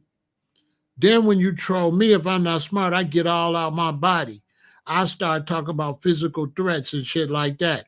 Now the police could build a file on me because you come into my live stream with negativity and you working for the police, dragging me into negativity and giving the police information. This is how that works. So these brothers, they constantly was pushing negativity. And when you push negativity, there's usually violence around that. And then the police is able to take advantage of the violence around the negativity. Because if I come over here with a whole bunch of negative comments, then the police could go watch everybody that agree with my negative comments. Then they could put people to watch each person to see where you go. So in other words, you come watch me. You get involved with the negativity. You start saying negative stuff. Then the feds watch you. Then when you get off here, you go somewhere else around your kind with the negativity. Then the feds start watching all y'all. Because you take the feds from over here and then they follow you when you go back to where you at. So if you come over here and you make a whole bunch of negative comments, all you're doing is telling the police, come follow me all around my social media, and you taking them back to the rest of your friends. So Bricc Baby, Luce Cannon, Whack 100, Big U, they led the feds back to everybody they be dealing with and help build the case on everybody that's not on the internet. That's what they did.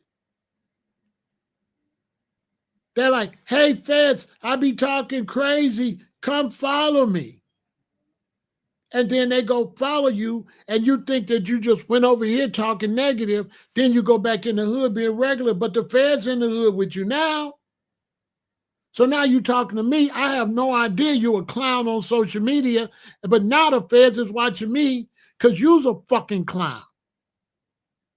So a lot of these brothers, these 19 brothers, is going to jail because these dudes led the feds back to them brothers. You understand? These dudes led the feds to dudes that ain't even on the internet. So there's dudes not on the internet now under investigation because Big U and Bricc Baby and Whack and all them is talking crazy, then going back to the hood, and the feds is following them back to the hood.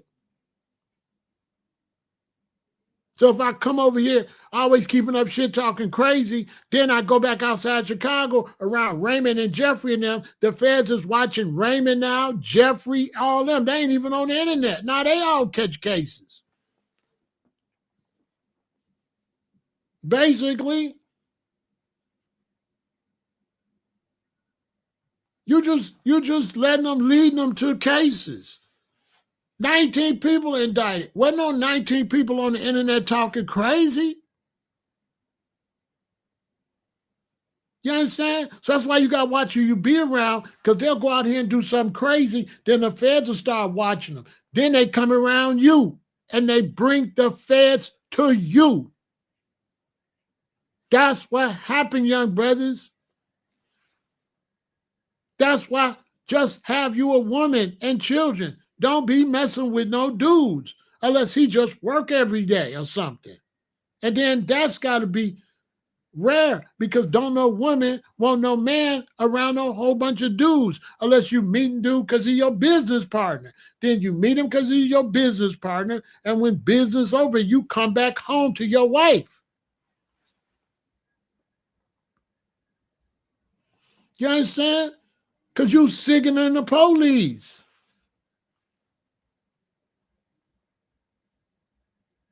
And then the police follow you.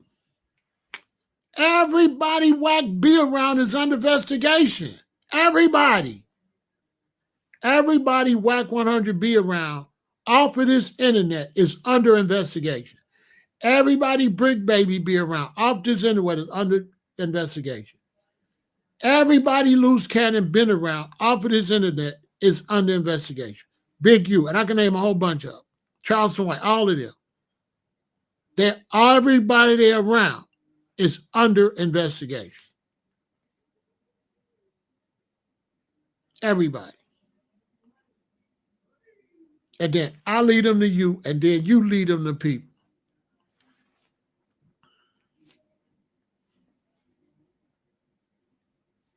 They don't care now. They'll lock Whack up.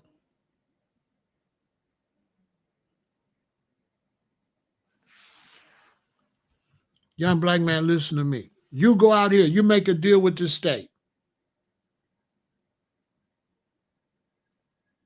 What that got to do with the feds? The feds will come get you. Fuck the state.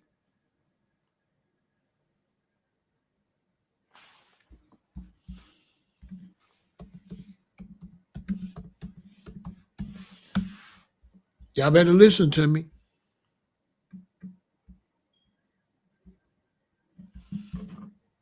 You make a deal with the state, and guess what? You think you clear. But they're going to make a fool out you. Because like, you think he clear. He made a deal with us. He made a deal with us and he think he clear.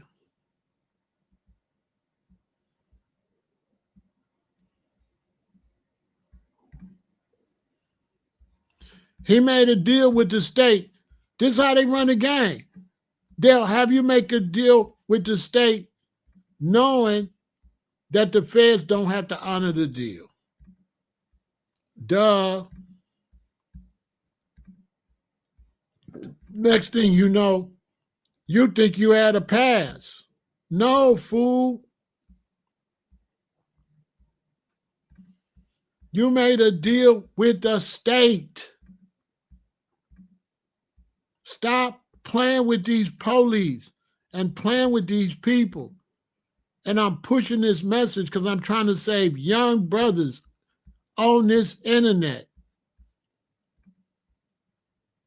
Don't even talk about these dudes. When I'm finished with this, I'm not mentioning them dudes, because if I mention them dudes, the police gonna start following me. The police gonna come look at this and say, nah, he cool. He's saying don't be like that. But if I'm over here bigging them up, they gonna put a man on me. Man, if I'm over here talking about them dudes and bigging them dudes up, they will put a man on me. They'll say, watch Pharaoh, since he loved Luce so much, since he loved Wax so much, watch his ass. He think it's funny. Pharaoh think we playing. We law enforcement. And he's so cool with supporting people that don't respect the law. And when the law see you supporting people don't respect the law, they're going to watch you. And then you go out here and you make a deal with the state. And then somebody else come get you. And now your deal don't mean shit. You make a deal over here. You made a deal in L.A. That deal don't hold in Vegas. And you walk around talking, self-snitching and all that because you made a deal in L.A. And then you move to Vegas. And then Vegas grab your ass. You're like, but I made a deal. That was in L.A., fool. Everything you said in L.A., we could use against you. We ain't L.A. You didn't make no deal with us.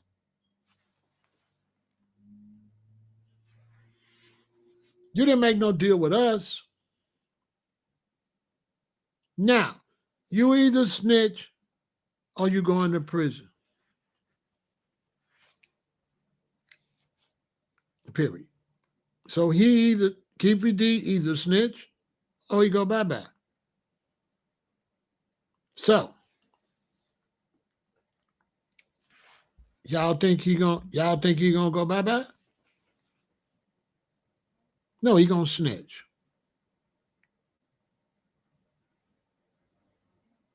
He gonna snitch. That's why I told y'all that when I'm in that situation, I will snitch.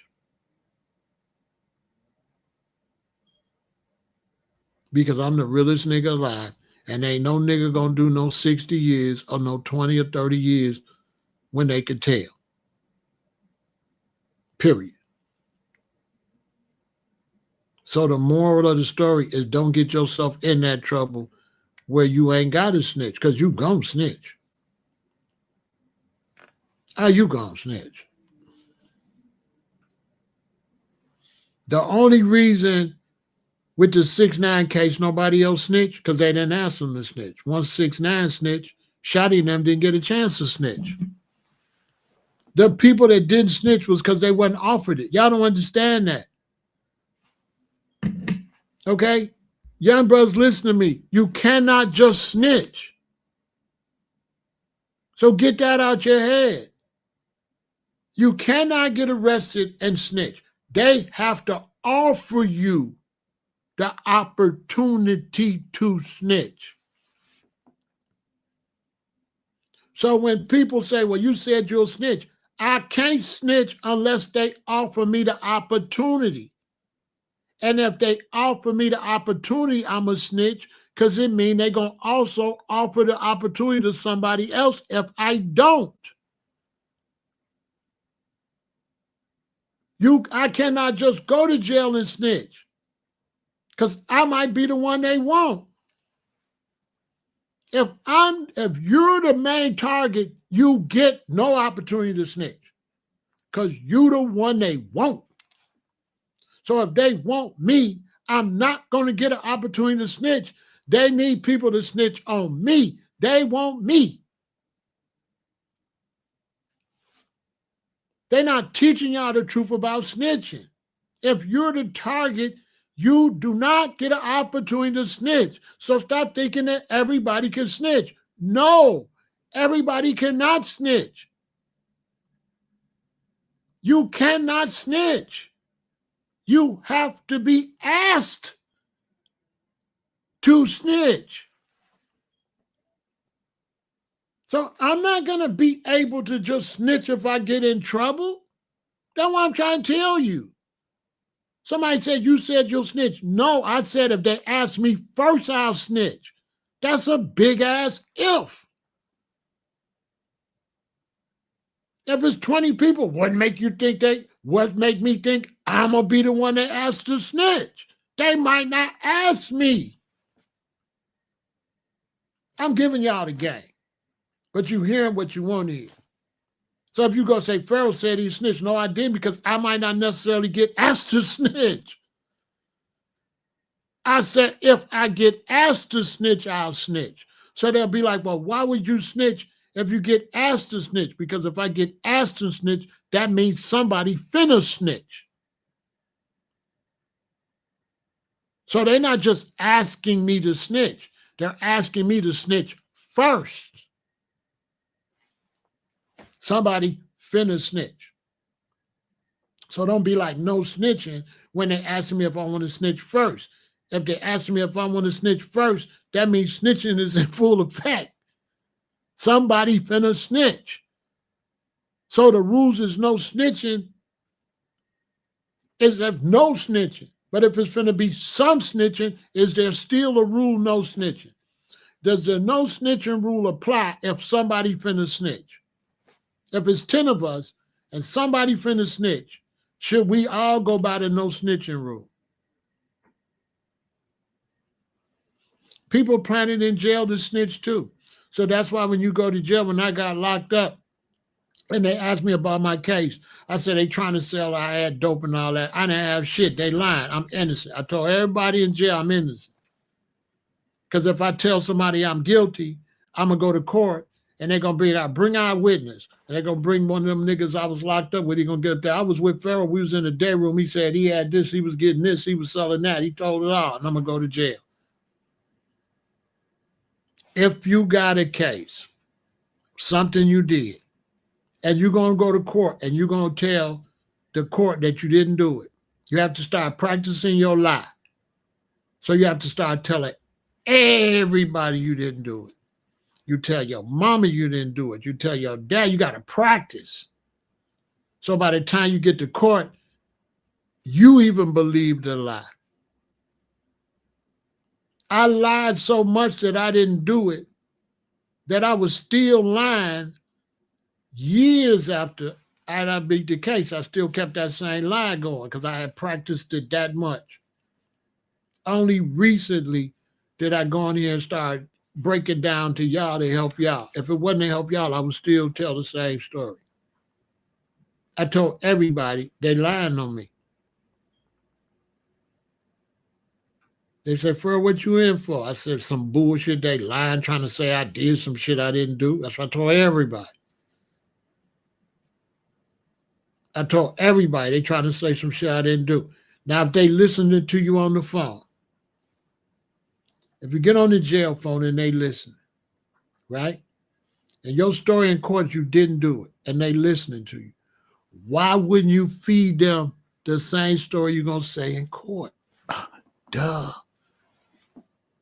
So when they get a recording of you, make sure it's a recording of what you want them to play back. So you want them to push play and you say, They trying to lie and say I did something. I didn't do shit. I didn't even have the shit, man. They ain't gonna play it in court. They're like, you know what I'm saying? You record everything you do to beat your case. So you get on the phone and everything you say is to beat your case. You let the police hear everything you're going to say in court. You use it, okay? Duh. You use it for your favor. So you tell everybody the story you're going to say in court and let them go repeat it. So when the police come get them, they say, what did Pharaoh say to you? He said it wasn't his. He said it wasn't his. You say he didn't even live there. I said, oh, okay. It brings him out. What Pharaoh said to you? He said, well, it is. He said it's bullshit. That the case is fake. That he ain't never sold no drugs in his life. I said, I'm on the phone with my wife. They got me in here for some bullshit. I didn't even do this shit. I'm telling everybody the same motherfucking story.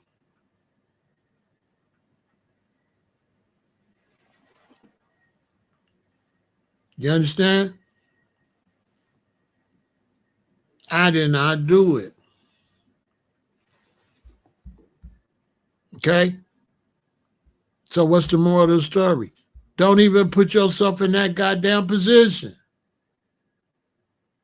I was in the county jail 4 months away from my newborn daughter, my wife, my son, my other children I couldn't contact. Why would I encourage you to go through all that? I was looking at 8 to 40. It got to the day that I'm sitting in this chair. Right? Look at this fool asking me something off subject. There's some nuts on this shit. It was the day I'm sitting in this chair. And that's the judge. And it's time to read my sentencing. My father's sitting right there. I'm sitting right here. My lawyer right there. And this is it. The judge say, in the case of Pharaoh El-Aton, we the court and so-and-so find him. You want to be in that situation? In the case of Pharaoh El-Aton,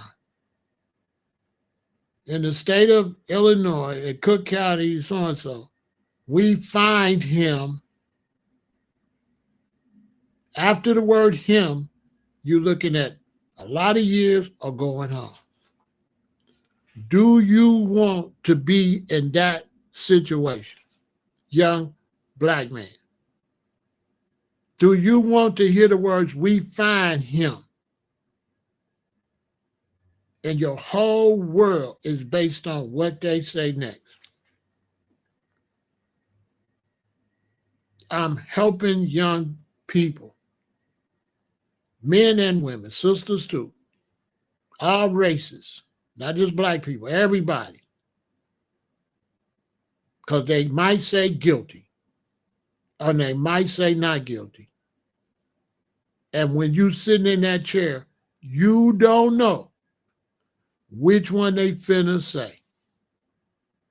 Period. And it's a feeling you ain't gonna never forget. Even when they say not guilty, you ain't gonna never forget that you could have been guilty. You ain't gonna never forget that. That's gonna be trump the fact you found innocent. The fact you found innocent ain't gonna mean shit to you. Young black people, listen to me, young people all over the world, whatever race you are. The fact they said not guilty don't mean shit to me. I don't care nothing about that. The important part of the story is I had to sit there till they say, we find you. And you've been going through that for months. And you sitting there and your life is on the line. And so if you forget that your life is on the line and start cheering that you're not guilty, that's why brothers end up still going to prison. Because they get hyped up over no guilty and forget you could have been guilty. And so if you concentrate on the fact you could have been guilty, you're going to leave there and say, I'm through with this shit. So when I walked out that courtroom, I was done. I started weaning my customers off. I took off all my fancy clothes. I met a queen. She lived in O Block. I started dressing down. I started dressing down.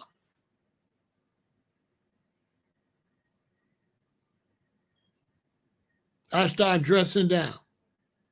I started buying old used vans. I parked the Cadillac behind my parents' house. I'm through. I'm not driving no van because I still got to hustle. But I got to get all the attention off me, and I got to bring it down.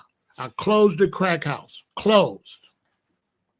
She kept calling me, Carlos, I need something. I don't know where you're going to get it from. I got into the music business. I'm doing music now. I'm doing music now.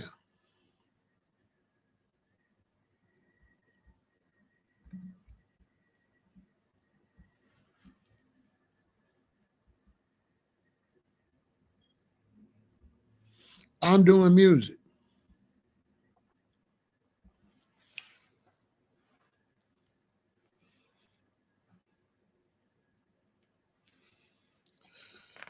Big U didn't try to embarrass his son. In all fairness to Big U is a product of his environment, and he's uneducated. He's uneducated. Okay? He come up in the streets. When you go to prison or you go to county jail, it just solidifies you in crime. It does not cure you. Okay? You understand what I'm saying? So I had to work hard to straighten my life out because coming out of the county jail, I was more gangster than I was before I went in. I was really a problem.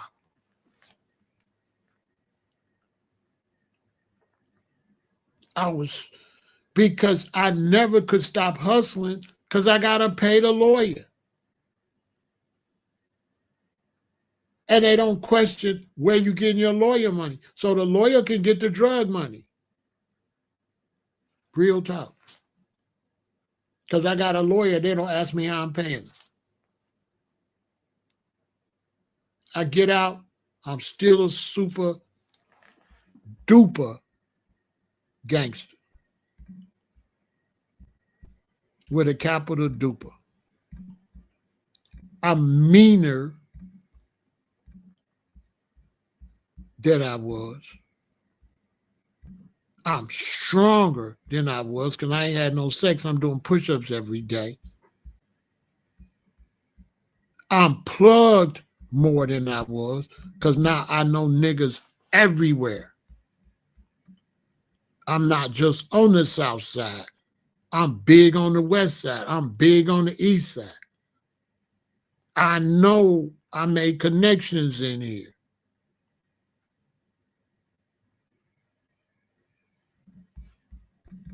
Okay? So when I get out,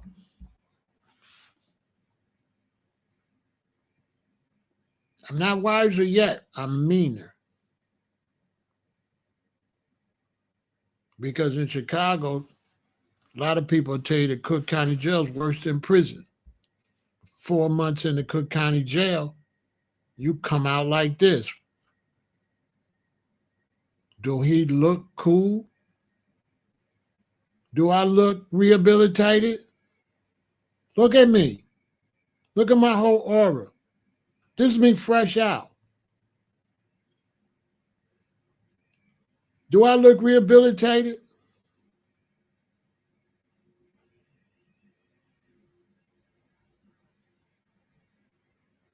Look at me.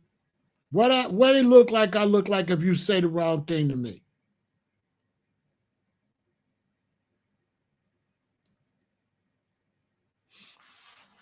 I'm freshly tatted all the way up. You'll see that arm, that's a solid four-corner hustler on their arm. That band on the bottom, that's a thug life.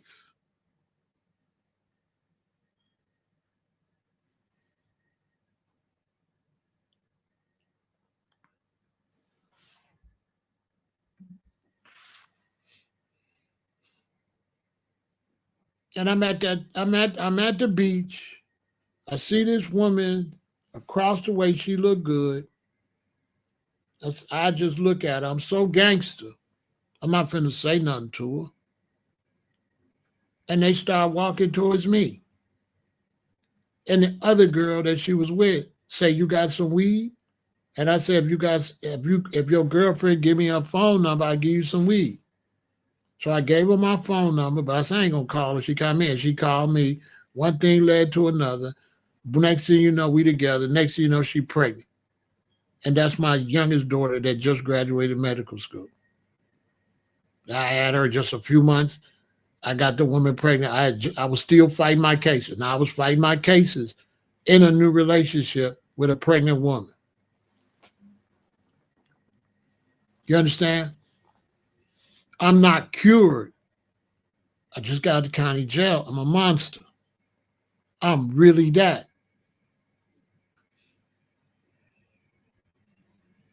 And then this woman got 3 children already and get pregnant. So now I'm feeling, even though I'm facing my case, I'm feeling like I can't let this woman down. And I'm fighting my cases. So my energy is coming down from the down. It took a while. And I still don't recognize my image. I'm in O-Block, I'm in a Cadillac, a Ja Rule license plates, Dayton's on my shit. I'm still looking like a drug dealer. But she was on 63rd and O-Block, right off King Drive, and I lived on like 96 in King Drive. So rather than drive my car and have to park on the street, I would take the bus down there. So because I can't park up in O-Block. And what the final straw was, one day, I would be there 2 or 3 days. One day I said, let me go check on my apartment. I had an apartment and the door was locked. I had all the drugs and guns and liquor there because I used to have girls come over. So my landlord can't go and see what I got.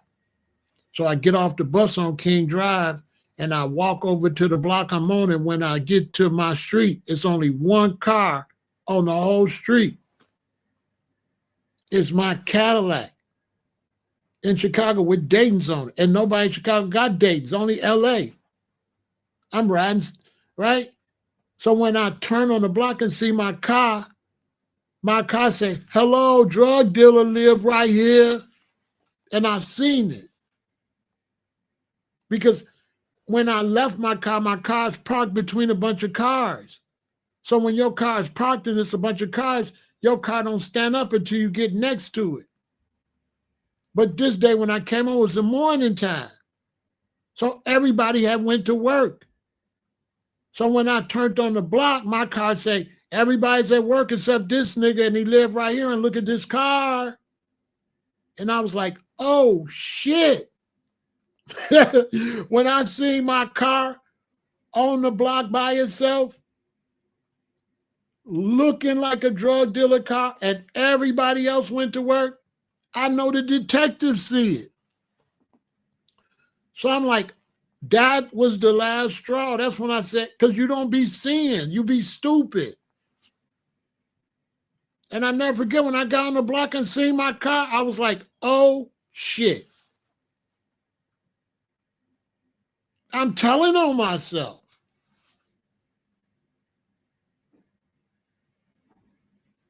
I'm telling on myself.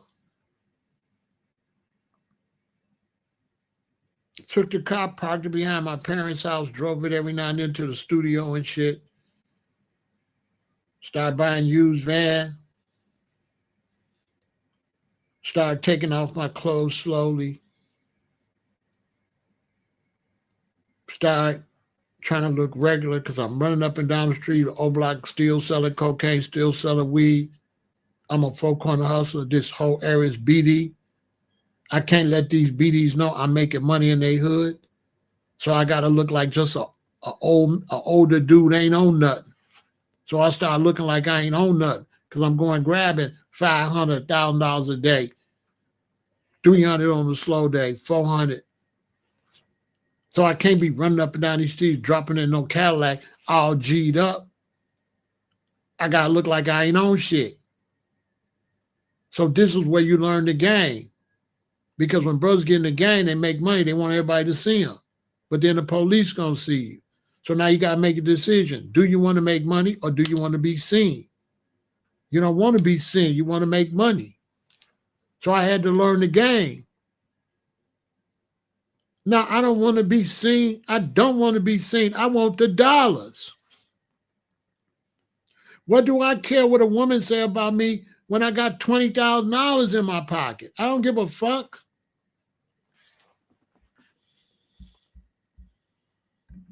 We'll finish in a minute. This G talk. Where the G's at?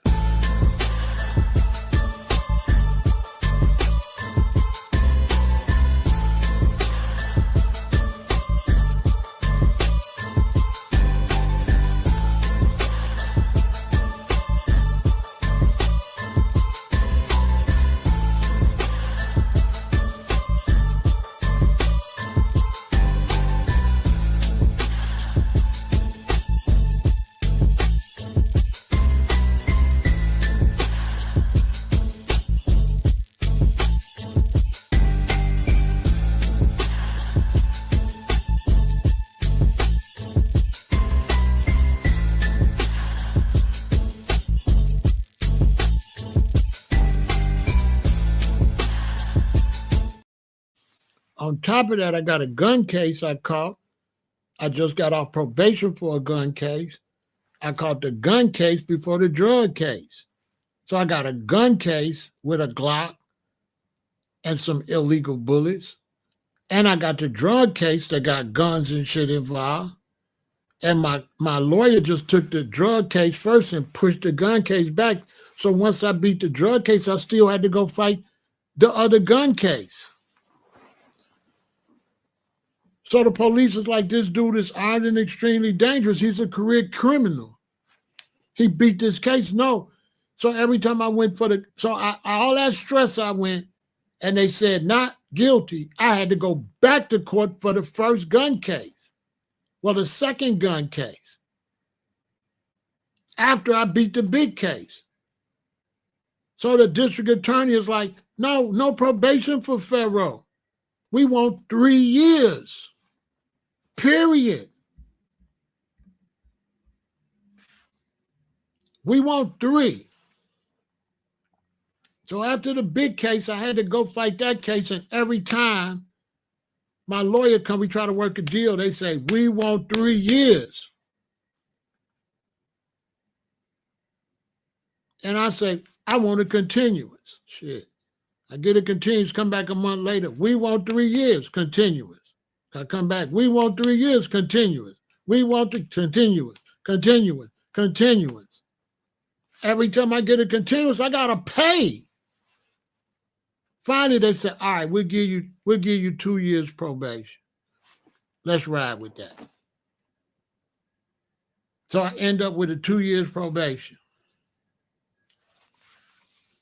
All this time, this woman pregnant, got my newborn daughter, the one that just graduated medical school. I'm living in O Block. I just started a record label. I'm going through all this. I'm stressed out. I'm doing all this. I'm spending all this money to get a record label. I ain't making as much money back because I ain't got my crack house. I ain't hustling 100%. I'm only hustling at like 70%. I'm not hustling 100%. I done broke up with my wife that I got in trouble with because I ain't really, I wasn't really feeling her after I got in trouble. I'm with a new wife. I end up getting married to another woman. This my, you know what I'm saying? This is my third wife.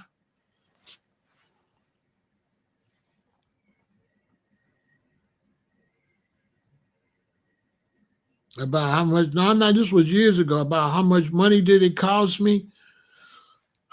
The first case, how much it cost me? It probably cost me, let's see, 25, then probably like 15, 35, 4,000, then it probably cost me about, it probably cost me about 7 to 9,000 to fight that big case. And then some more money because the lawyer, if you don't got a lot of money up front, you just got to bring in money every time you go to court. So every time I went to court, I had to bring my lawyer. I had to give my lawyer like 25 up front. And every time I come to court, I give him 500, 500, 500, 300, 500, 300, 500. And then he give you a price that he take out the bail. I had $15,000 up for bail. My bail was $150,000. My bail originally was $250,000. So my bail was $250,000. We probably got about 30. We probably got about. So that's 25,000. So I probably got about. I mean, that's 2,500 to get out, right? So my bail 25,000. So it's 2,500 to get out. My wife at the time that lived in Harvey, I probably got about 15,000 left. So 2,500 ain't nothing out of 15,000. But I cannot go to court and tell them I don't sell drugs and then get them 2,500 to walk.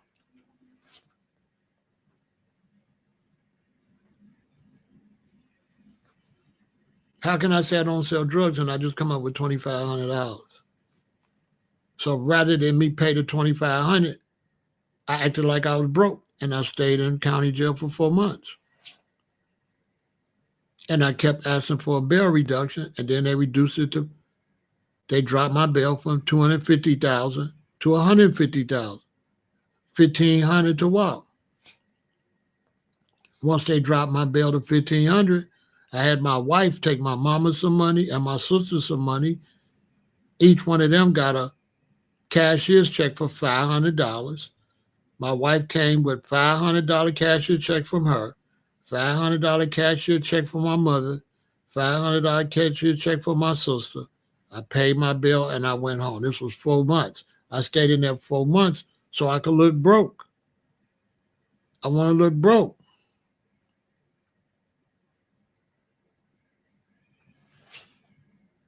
I can't tell them I don't sell drugs and I got money. I don't got no money, Your Honor. That's not my drug. I didn't do this. I'm broke.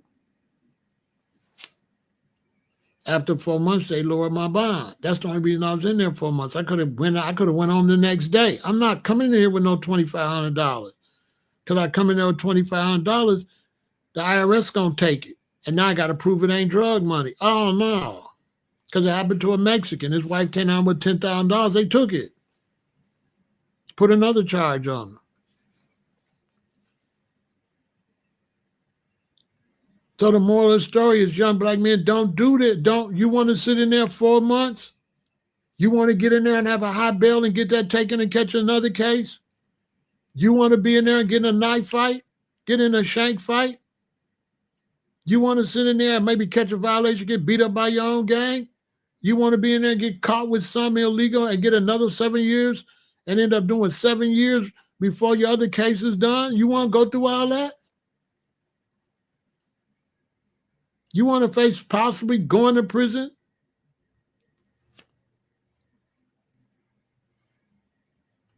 From 8 to 20 years? You want to do all that? It's not worth it. Find something legal to do.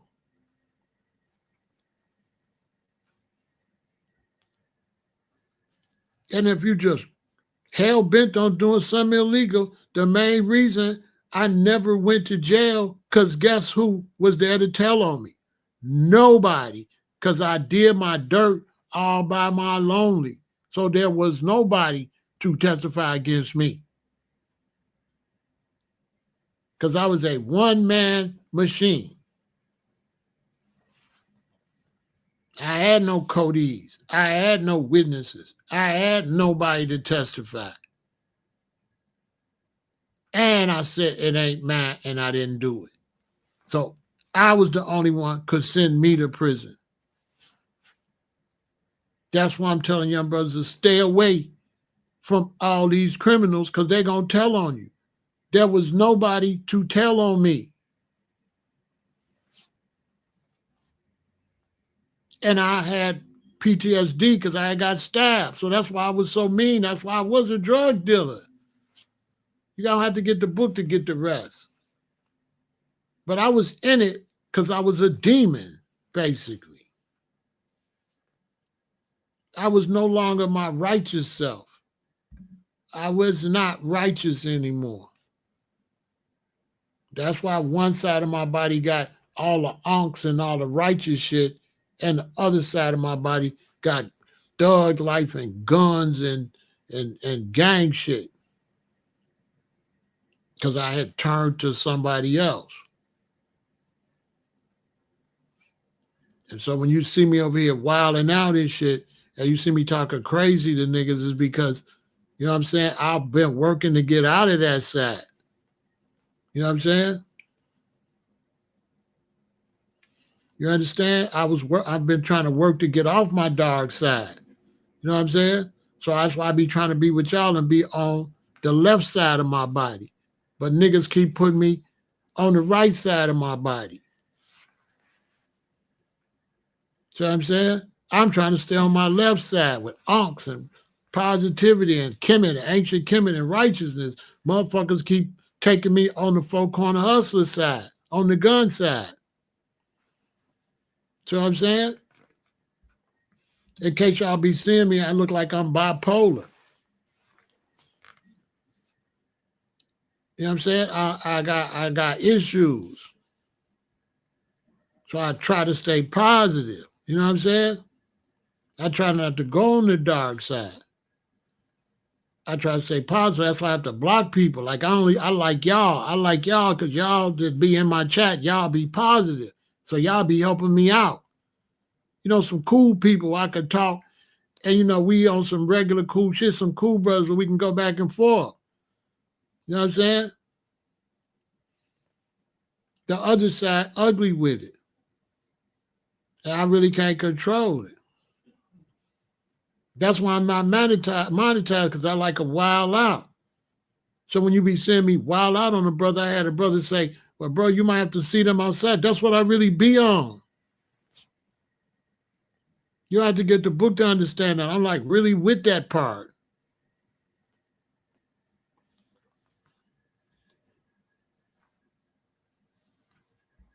If you was out there running off with stuff out of line, guess who they used to seeing?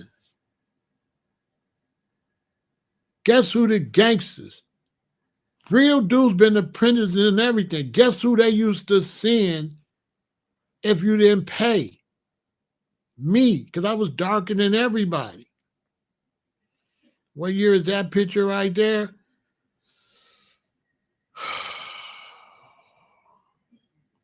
That's probably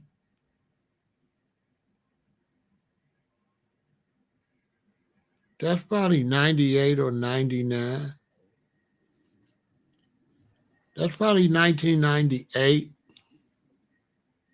or 1999. You know what I'm saying? That's probably 98 or 99.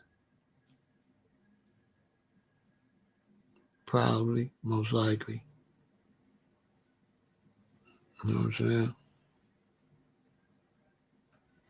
And I got away from everybody and I changed my life. You understand? I got away from everybody. I changed my life. And my guardian angel told me to get in the music business. Said the guardian angel came to me in the county jail and said, the Most High said, when you get out, you can still hustle as long as you take all the money and put it in the music business. What do you say? And I said, I don't know, come back tomorrow. That's what I told the angel in the county jail. I don't know if I want to do that shit. Come back tomorrow. The guardian angel came back tomorrow and said, what you want to do? I said, all right.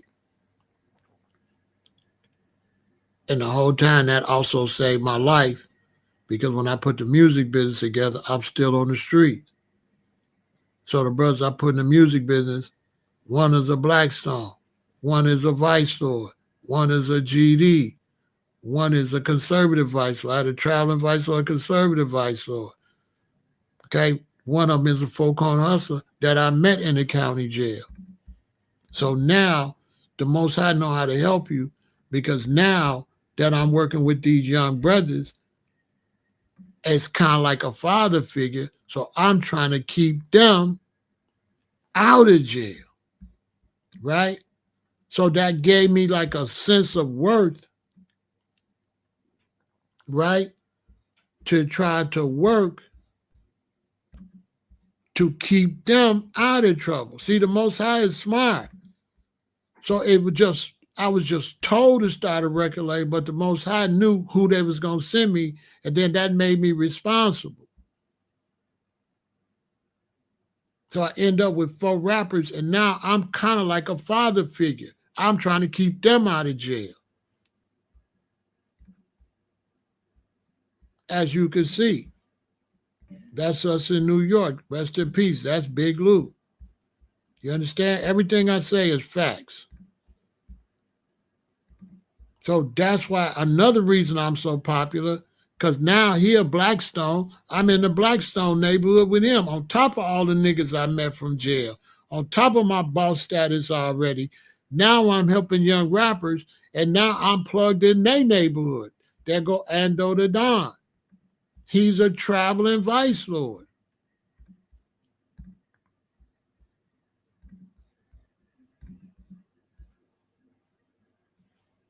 So I have to be responsible for them. There go TCO. He a GD. So when I tell you I'm plugged with all the gangs, I'm not kidding. And here go Raw Business that I met in the county jail, and you see he throwing up the foes. He a foe like me. And I met him in jail, and I'm trying to get the record label, and I had my wife hiding business cards in between my magazines and sending them, and I gave him a business card.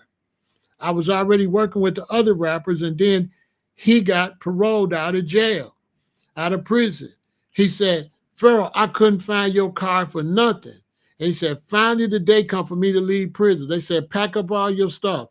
He said, bro, when I went to pack up all my stuff, your card fell on the ground. Tell me that's not the Most High. Listen, this man went from county jail with me to prison. He said, I couldn't find your card for nothing, Pharaoh. He said, the day I got released, that they told me to pack up my stuff. He said, when I went to pack my stuff, your business, see how the Most High, that's the Most High. He said, your business card fell on the ground.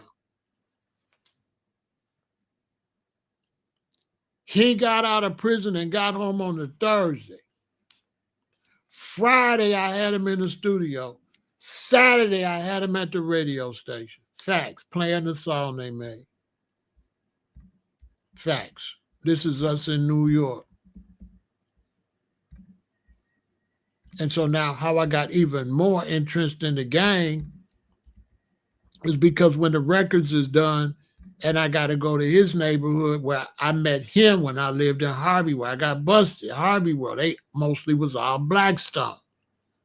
So if we do a record and I go to his crib, we do a song, we on his porch, he playing the song back, guess who all on his porch? Mose. Blackstone is all on his porch. So I know all the Blackstones with him because I got to go to his house because he one of my artists and they young. I'm bringing them into the game. And so I'm listening to the song with him and all the Stones. When I go to his house and play the song, his friends is there. They all Vice Lords. So I'm around them. So they all know Pharaoh because Pharaoh is with Ando. When I go to him and listen to the song, all his friends is GDs. So all the GDs know Pharaoh that he around because Pharaoh got folks in the studio. And when I go around his house, all them niggas is foes. And then I'm a foe. So it's even super plug because I met him in the county jail when I became a foe.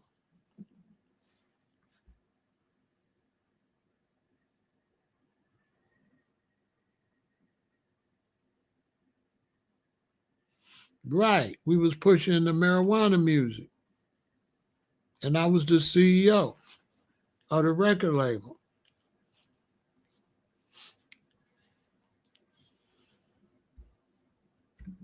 And so all these things, I'm only showing you this because all these things took me out the street. The responsibility. Now I got the responsibility of some young brothers. See what I'm saying? That's my point. I'm showing you how I got a new queen with a new baby, and she already got 3 kids, and she helped me with my son. So we got 4 teenagers and a baby. Because she got 3 teenagers and she got my son moved in. How many parents you know got 4 teenagers?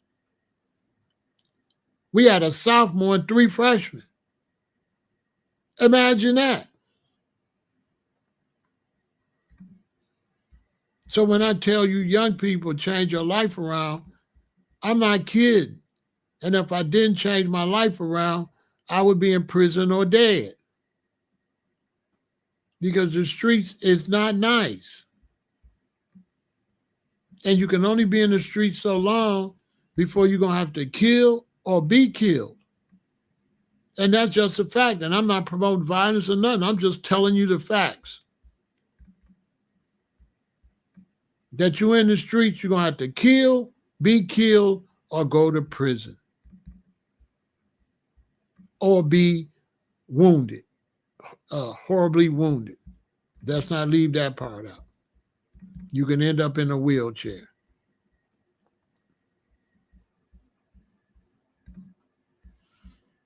Seriously. You can end up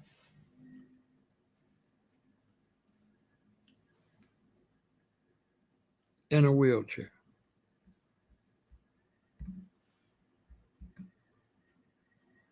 So don't y'all get out here and do nothing. Don't listen to that no snitching stuff.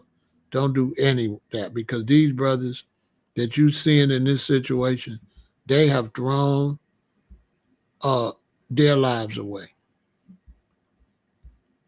Big U and all them, they just threw their lives in the garbage. That's what they did. They threw their lives in the garbage. And I'm trying to help some people, let some of these young brothers know, don't throw your life in the garbage.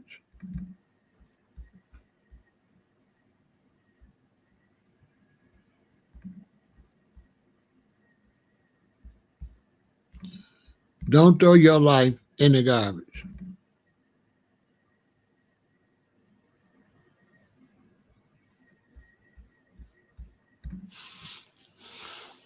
Because that's all you're going to do. All you're going to do is throw your life in the garbage.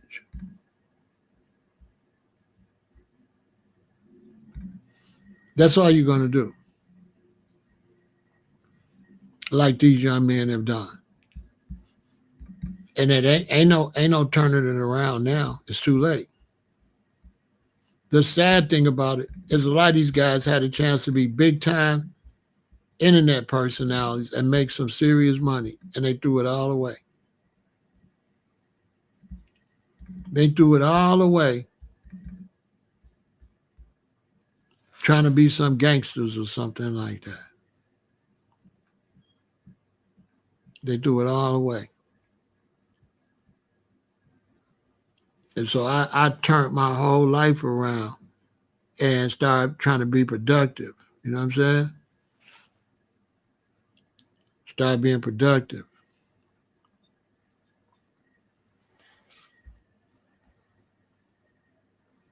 And went from you know, that type of situation to taking young brothers all across the country. You know what I'm saying? Getting them on TV, getting their songs on TV shows and stuff like that. You know what I'm saying? Putting their music out. You know what I'm saying? Showing them a different way. Taking them away from crime because we was pushing marijuana music and people was trying to give us pounds of weed and shit like that. And I told them, no, we're going to catch a RICO. We're going to catch a RICO. Let's just stick to what we do. Let's just do marijuana music. Let's not get involved with marijuana because that's going to backfire. That's going to backfire. We're going to catch a RICO. That's all we're going to do. We're going to catch a RICO case. And I was 100% correct.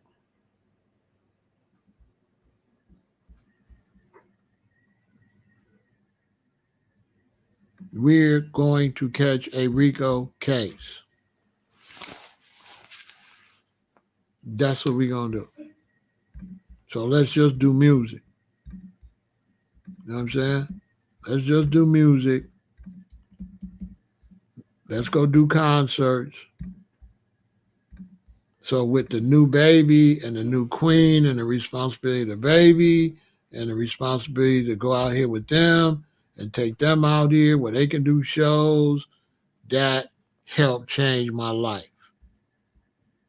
Because now I was responsible. I was a role model for them. And what I want to do, get them locked up, throw their life away? No, I took them, that's us in Seattle, at the Seattle Hemp Fest.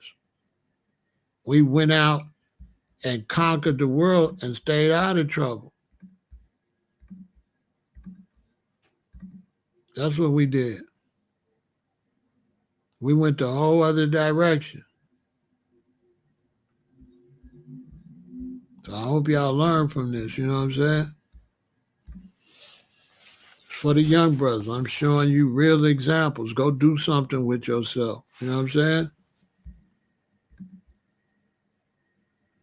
We was out there doing what we do. You know what I'm saying?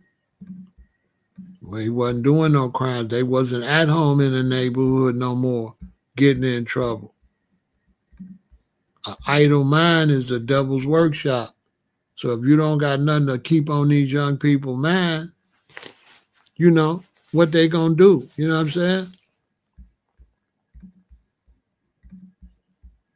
So they went from, you know what I'm saying? They went from being in the hood and stuff to being on national TV.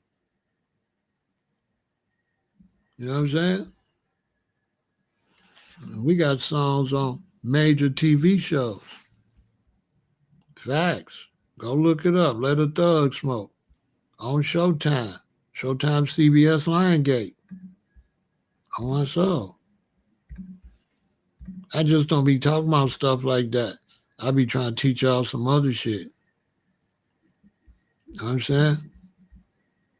But now I got major accomplishments. You know what I'm saying? That kept me out of jail. You see all them marijuana music awards around the bottom?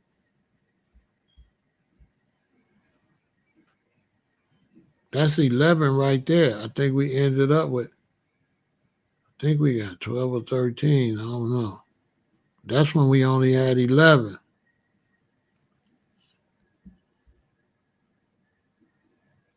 And we only had 2 albums.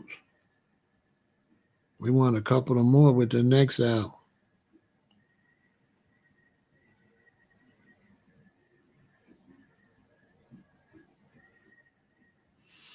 You say all these people on the internet shouldn't speak on Big U. Big U was on the internet. So We can speak on what we want to speak on. He ain't our daddy. You ain't our daddy either, Tyrone. We can speak on, dude. You said Big U ain't guilty. Big U super guilty.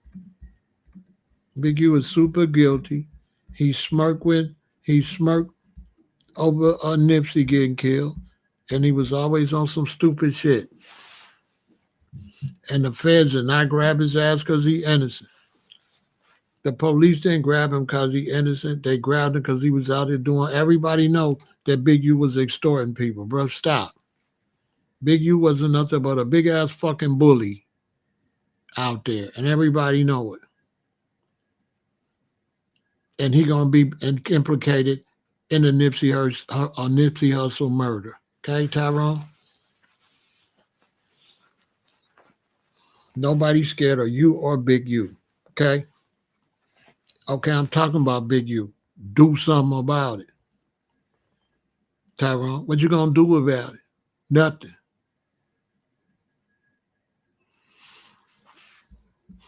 I don't gotta know him.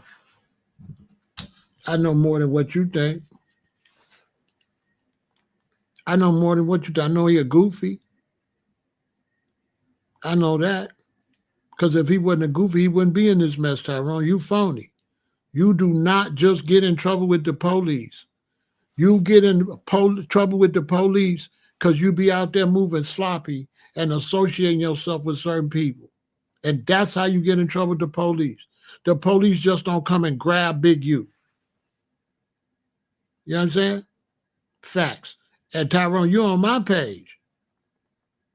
So if you don't like what I'm saying, get off. Stand on your square. You don't like what I'm saying, get off. Go on your own page. See what I'm saying? Let me help you out since you feminine. There you go. Now you should feel better.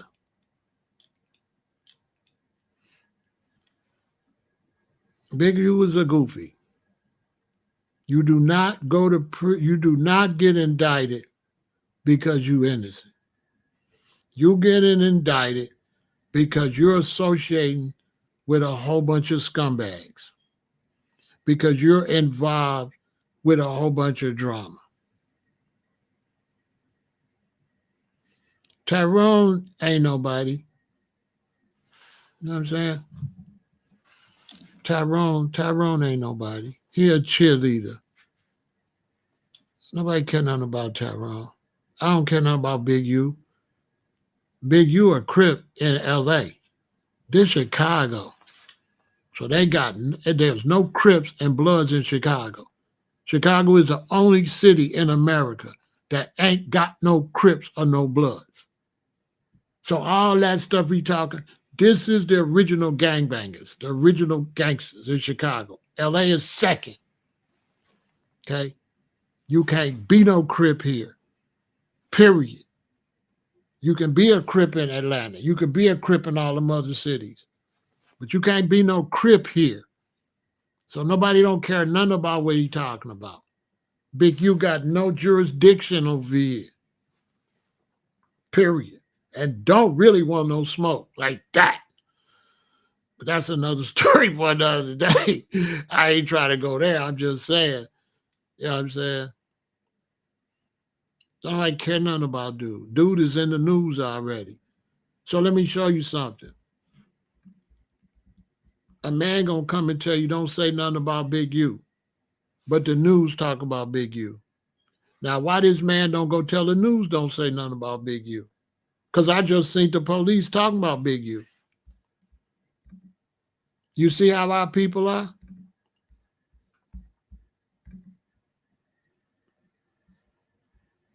You see how the black man is?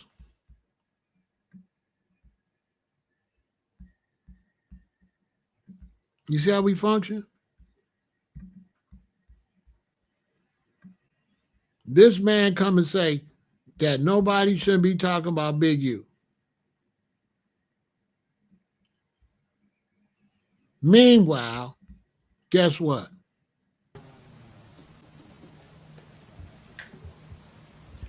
Good morning. I'm Joe McNally, the acting United States Attorney here in Los Angeles. Today, we're here to announce federal criminal charges against Eugene Henley Jr., a career criminal known as Big U, who used I rest my case. Like, bro, go tell dude this. Go tell dude don't be talking about Big U, bro. Because dude is talking about Big U.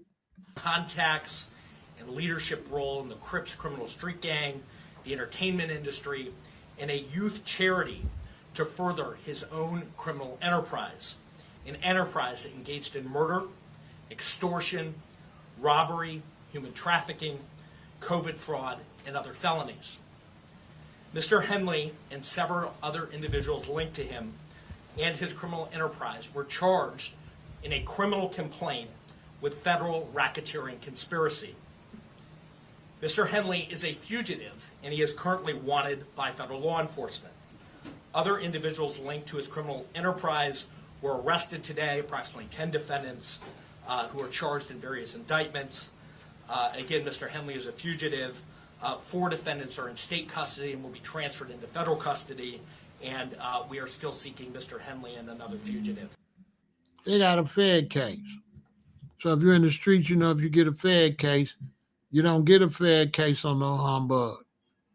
You might get a fake state case like they had Young Thug. That was state. This is federal. Everybody know when the feds come get you, you got. The feds don't come. The dude talked crazy. I don't know what his name was. I blocked him. Let me tell you, young brother, something. You don't want the feds to come get you. If the feds come get you, you're guilty. You're done. They got like a 97, 98 conviction rate. The feds does not grab him for nothing.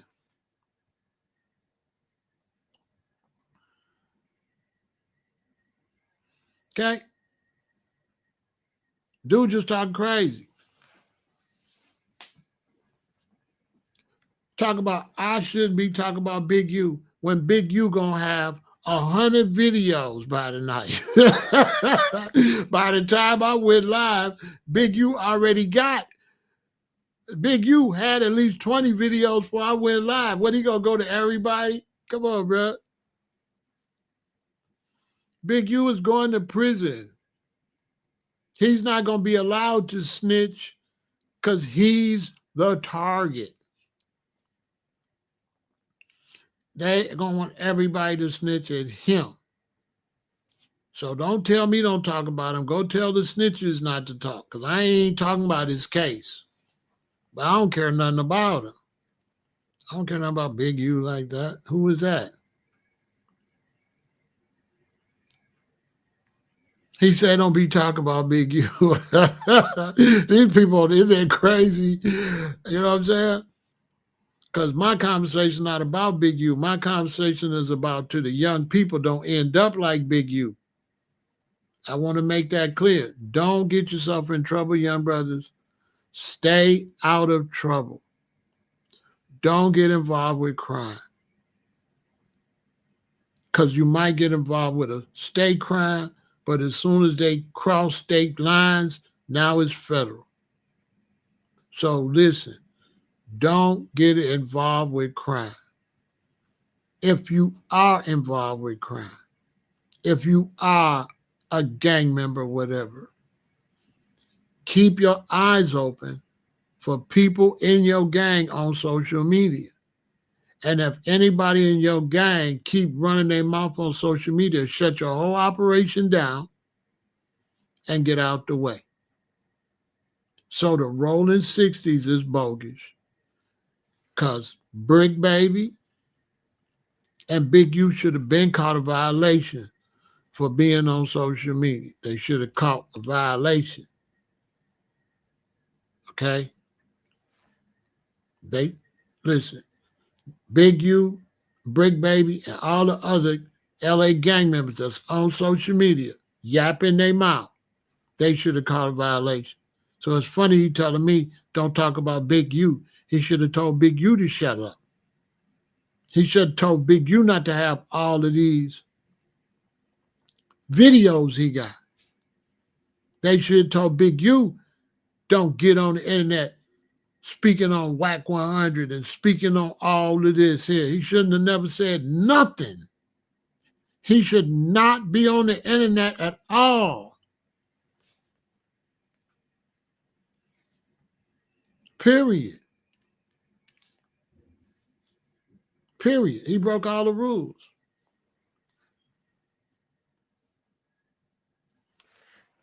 So I don't know what a dude trying to tell me. I don't know. You can't tell me nothing. Let me ask y'all a question. Would this dude get on the internet? When I was living that life, would I had got on the internet ever in your life? Would I had got on the internet? Yes or no? Do he look like he would have get on Twitter or any of that?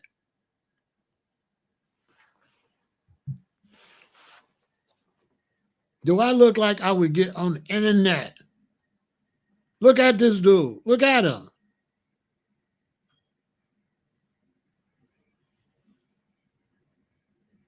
If you was on the internet talking about me, that would have been a problem. But I wouldn't have responded on the internet. Because if you're on the internet talking about me and I got to do you dirty, why would I go on the internet? Hey, Mr. Police, he talk about me, so if something happened to him, I did it. I'm not getting on no internet.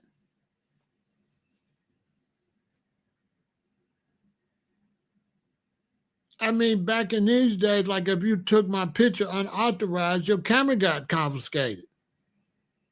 You couldn't take my picture.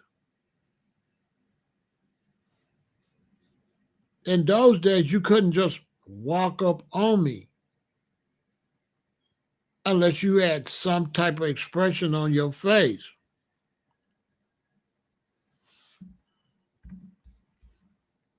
I don't know. I'm not the police. I'm not over here to talk about police business. I'm over here to warn the youth not to get in trouble. So I don't know who doing nothing. Nothing in my video got nothing to do with nothing nobody doing. So when people come over to see the title before they watch the video, like dude, if he'd have watched the video, he would have known I ain't even talking about Big U or none of them. I'm talking to the youth to not get in trouble. This whole video is about not young people not getting in trouble. I know nothing about the case. I'm saying nothing about the case. This is not a police video. This is an instructional video for the community. That's it.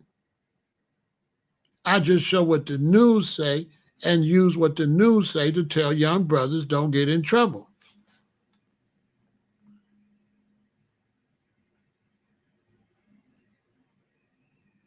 I don't know, because I'm not here, Spider-Man. I ain't on that part. That's not what my video's about. So I'm not here to speak on gang politics. I'm not here to speak on who doing crimes or who not, or none of that.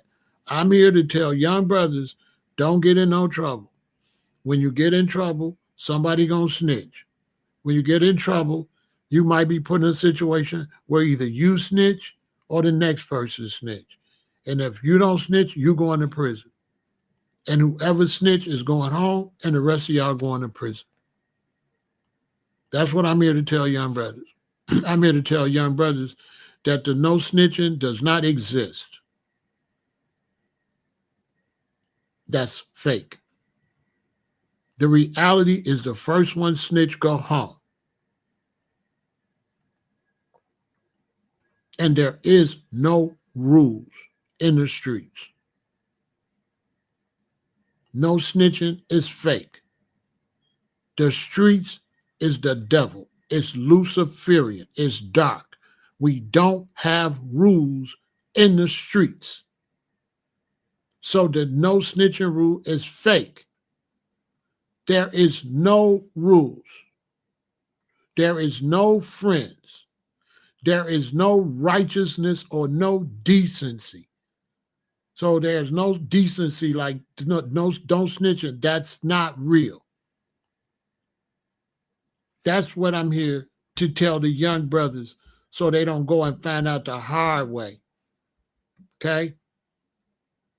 Okay, that's my job. The streets is a myth. Okay? The streets are a myth. Young black men, and show this to your nephews and all of them. The street, that's a lie. There's no such thing as no snitching. Everybody snitching if they give the opportunity, and you're not going to be allowed to snitch. So don't let nobody tell you no snitching, making you think you're going to have the opportunity to snitch. You cannot snitch.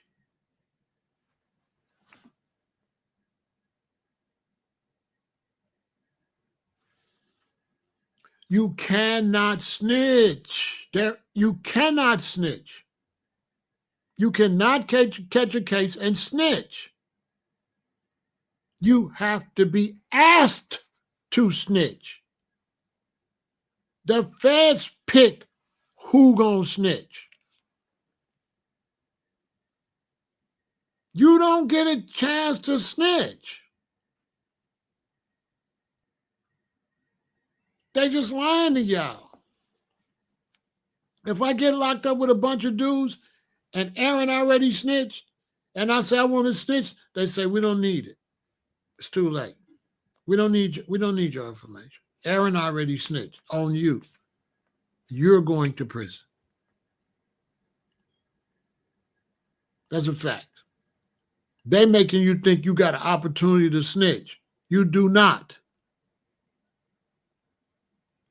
They go to who they want to snitch, and the first one snitch go home, and they don't ask, they not coming to your cell. So let's say it's 5 cells that they want to see if we'll snitch on the rest of the brothers. They go to cell 1 to snitch, he don't snitch. They go to cell 2 to snitch, cell 2 say he gonna snitch. They're not coming to my cell. It's over with.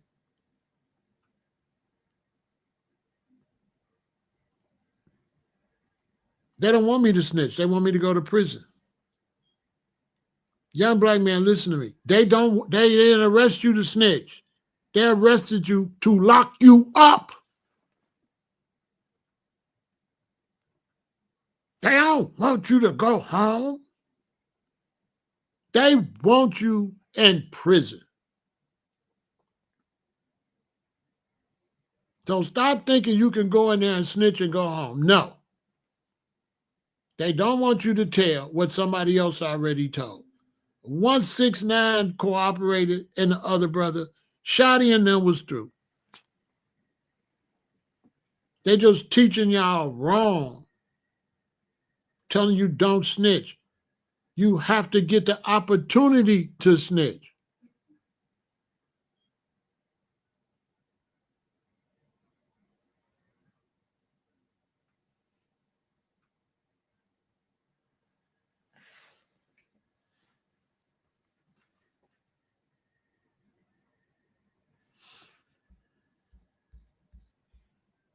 Okay?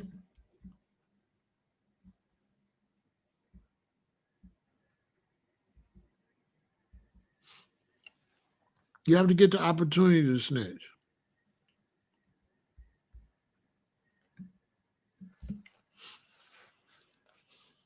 This is the facts. The feds got to bring you a deal. You can't make no deal. They make the deals. They choose who to make the deal.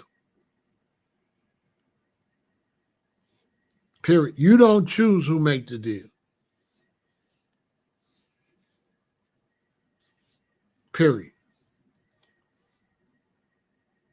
Because you might want to tell them 50% of the stuff. They got somebody who can tell them 80%. They got somebody who can tell them everything you telling them and more. So what they need your information for? They don't.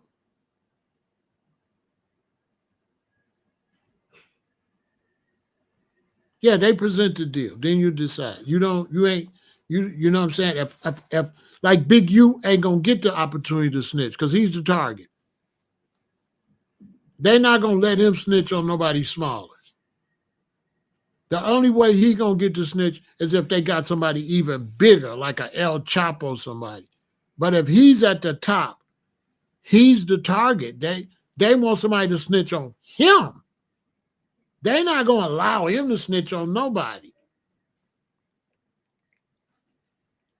Who they going to let Larry Hoover snitch on? Who they going to let Jeff Ford snitch on? Nobody. They the targets. They don't get no opportunity to snitch. You know what I'm saying? These people, man, is crazy.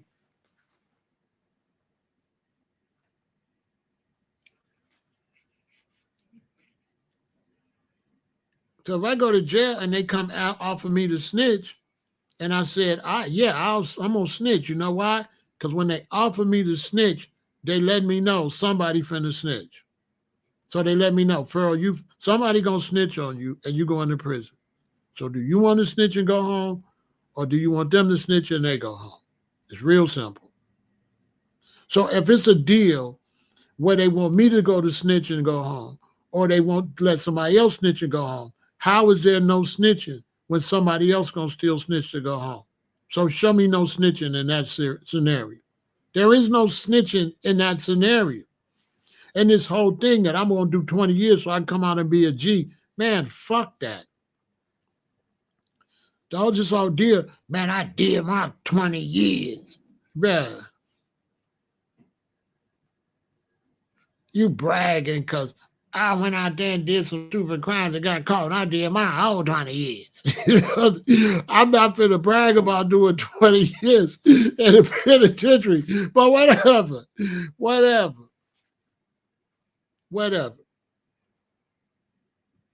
Man, I'm not being solid shit. Look, let's talk about being solid.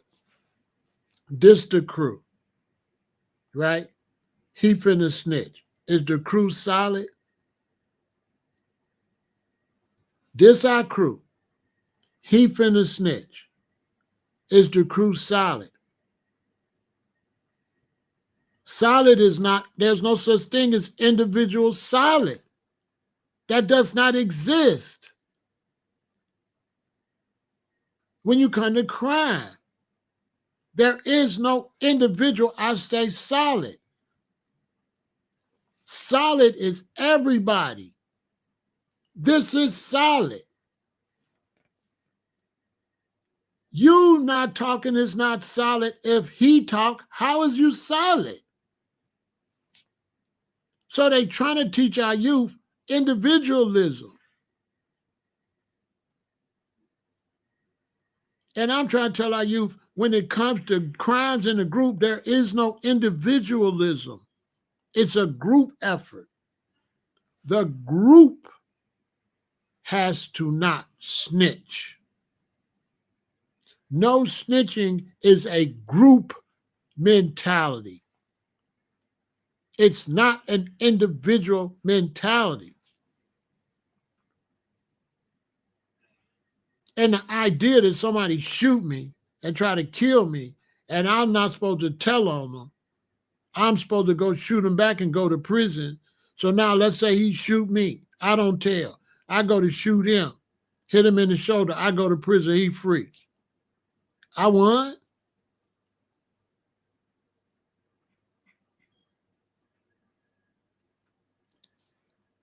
How is there any rules when you try to kill me? What do I owe you? If you try to shoot me and kill me, what I owe you? What do I owe you? If you try to shoot me or kill me, I'm going to do whatever I could do to fuck you up. Tail, shoot you back, whatever. Yes, if you try to kill me, I will tail. Now they say, how is that gangster? Let's say you shoot me and you start bouncing all over the place and I can't find you for revenge. Right? So let's say you shoot me in Chicago. You start going to St. Louis. You start going to, I don't know where you at. So you done got away with it. So what's gangster? Gangsters is to tell on you, get you apprehended, brought back to Illinois, get you found guilty, get you in Stateville, and then put a hit on you in Stateville. Because all I want you is dead. I don't care if I kill you on the streets or if I kill you in prison. I need to get you somewhere where I can find you. So would I tell on you to get you somewhere where I could whack you? Absolutely, I would tell. I let the police go find you. It's gangster shit. There's no rules to it. You tried to kill me. What rules? I'm just telling the whole world. If you try to kill me, there's no rules, okay? If I could send you, your mama, and everybody to prison, then I'll do it. You tried to kill me.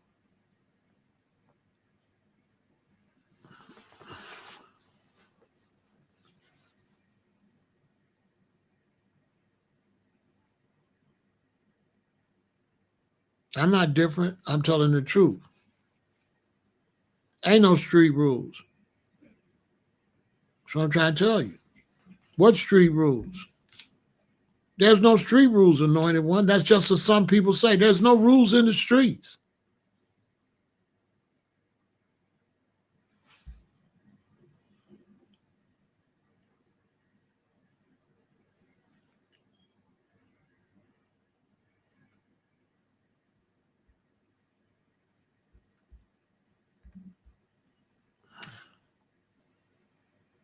Don't y'all listen to Max. Max will be the first one snitch. Don't listen to Max. Max will tell. Max will get on here and say all this shit, and they offer Max a 20 piece and they'll tell on you. That's what I'm trying to tell you. Max just talking. He's not tried and tested on his philosophy. They put 30 in front of his face, he'll tell. He just talking. Everybody talk until it really get down to time. Max can't prove none of that shit he typing over. He just typing. Okay? I don't believe shit Max saying, so I'm trying to tell you why niggas go to jail, because you be leaving that shit and Max be the first one tell on you. But he be out on the street, no, we keep it solid, man, I'll die for you, woo, woo, woo, woo, woo, woo. And then you go to jail and they be like, you got somebody testify. You know it ain't Max, because Max with it. And you be sitting there and guess who will walk in there? Max. Because he looking at that 30 piece, he got to change your heart. He ain't looking at no 30 piece. He an internet typer. He ain't looking at no 20, 30 piece. I'm not listening to Max. Max will tell on you and probably go try to sleep with your woman while you locked up. He probably a snake. You can't trust Max not to tell. You can't trust him around your woman. You go and you look at Max social media. I bet he talking about sleeping with somebody's woman. So how you solid? That's not solid. Max, I'm not listening to you. You just on the internet talking. We can't even prove you no gangster. You might be just some buster. You not necessarily no gangster. You might be on here fronting. Man, you have a stand-up, you'll probably melt, boy. You probably not none of that. I don't believe you none of that. I think you just a coward saying what the gangsters want you to say. And there's nothing masculine about the gangsters telling you what to say. You say, well, the gangsters say I'm supposed to play by street rules. You know what I'm saying? You know what I'm saying? No, that's not true. If me and you is breaking the law, I got no proof that you gonna not tell the Anointed One. You just talking. That's what I'm trying to tell you, Anointed One. In the streets, I would not trust you. So what make you think I trust you on this internet? On the streets, Anointed One, I would always be ready to put one in the back of your head. You'll be saying we boys, and in the penitentiary, you'll be the first one to try to grape a brother. Young brothers, listen to me. You go to prison, Anointed One be the one, yeah, man, let's go work out. He'll be the first one to set you up. You can't trust that motherfucker. Anointed One, look at me. If we're in the street, you think I trust you? Keep it real. You're a street dude, right? Keep it real. If we're in the street, do you think I would trust you? Yes or no? You a street dude. Let me see if you built like me. I would never trust. I'd be always ready to do you. Every second. Anointed one. I'd be ready to anoint you. In the name of the Father, the Son, and the Holy Ghost. I'd be ready to Jesus Christ you. What happened to Jesus? He was perfect. Well, I wouldn't trust you. I don't even trust you now. Because one thing is, anointed one could be the police. Anointed one could be a federal agent over here. That's why he's using a bootleg name. How he talking real shit with a fake name? Listen. Look, he talking real shit, right? What's his name? What's his picture look like? Now, what's real about him? He's fake from top to bottom. He's some anonymous person trying to talk real shit. When I'm a real motherfucker talking real shit, this really Pharaoh with his real face. You bootleg with a fake name, so the shit you talking is fake. You are fake and phony, and you could be anybody. I'm not listening to the anointed one with a fake face. Why would I listen to you? You bootleg, and you a coward.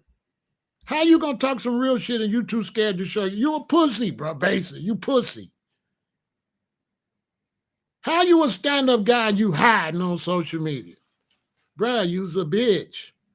You're not like Big Pharaoh with really Big Pharaoh real face and Pharaoh real name. You're not no gangster like me. You scary. Some anonymous motherfucker try to talk real nigga shit. Boy, if you don't shut the fuck up, you not none of that. You a punk, scared with a fake name. You ain't even got the balls to use your real name. So how you ain't nothing, boy. You bootleg. You the anointed one. Your whole persona is fake, bruh. What? Listen, young people, don't listen to people like that. Don't let no dude call himself special anonymous and shit. His name's Special Anonymous. No, I'm Special Anonymous. I'm talking real shit. And your name's Special Anonymous with like no face. And a motherfucker supposed to listen to you. Boy, I can't even do nothing to you because I don't even know who the fuck you is. So you want me to debate a nobody? Like, young people, look at what's going on this social media. When the reality is this dude is probably the police trying to get you to say something to incriminate yourself. This is probably the police.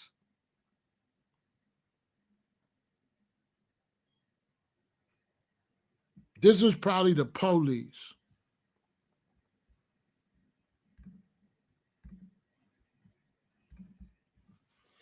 And that's why, poof, he's no longer here. It's a block party. I don't want to hear from Anonymous.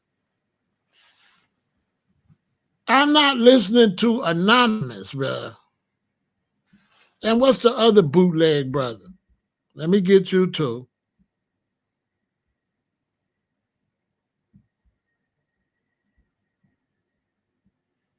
Pay and look at his picture.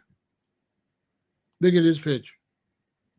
No picture. Scary ass nigga talking real shit to a real nigga that's really that. Don't never listen to nobody on social media. You can't see their face. You don't know their name. You can't see their identity. So they ain't that because you can't see they nothing, then they ain't talk about nothing. Bro, you nothing. You miscellaneous, and your information is miscellaneous. Block party. Because you probably the police. You probably the same other dude.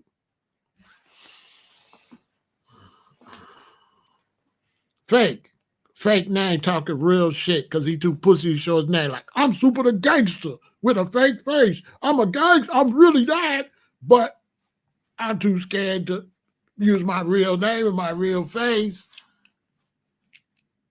I'm like bitchy, but I could type some gangster shit. You know what I'm saying? A Twitter fingers ass nigga, you know what I'm saying? Nigga, you a bitch.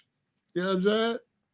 You're not big Pharaoh. This is really big Pharaoh. See the face you see, you know what I'm saying? It's really me. I'm really standing on me. Pharaoh El-Aton. I'm standing on real business. I'm saying this shit with my real face. I get on here with my real face and tell every motherfucker about it. If we go to jail and the police come and ask me to snitch, that means somebody finna snitch. And I'm gonna snitch first. Because I'm a gangster and ain't nobody gonna do shit about it. And so if can't nobody do nothing about it, why wouldn't I snitch? Why wouldn't I go home? I'm not letting you go home. I'm not letting you snitch on me and you go home. I'm snitching on you and I'm going home. Because somebody finna snitch. So don't tell me it's no snitching when somebody finna snitch. See, this is where they lying to y'all. They say no snitching individually, but no snitching is a group concept. And once one person gonna snitch, there's no such thing as no snitching. So if you're in a situation where somebody gonna snitch, your ass better snitch first. Because no snitching don't exist. The only real no snitching is when you do your dirt all by your lonely and you don't tell on yourself and you don't confess. So no snitching is when I did crimes by myself and told the police I didn't do nothing. That's no snitching. The only no snitching that I could verify is that I'm not finna tell on me. But I'm not gonna bet that you're not gonna tell on me. I'm not gonna bet on you. I'm gonna bet against you. And so if me and you go to jail and they come ask me if I'm a snitch, that's gonna make me suspicious that you gonna snitch.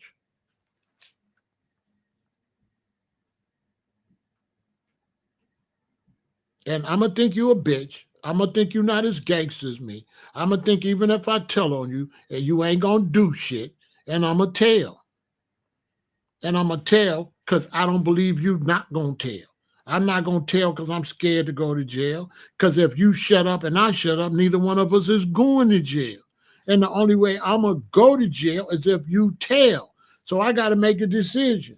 If we both be quiet, we both can beat the case.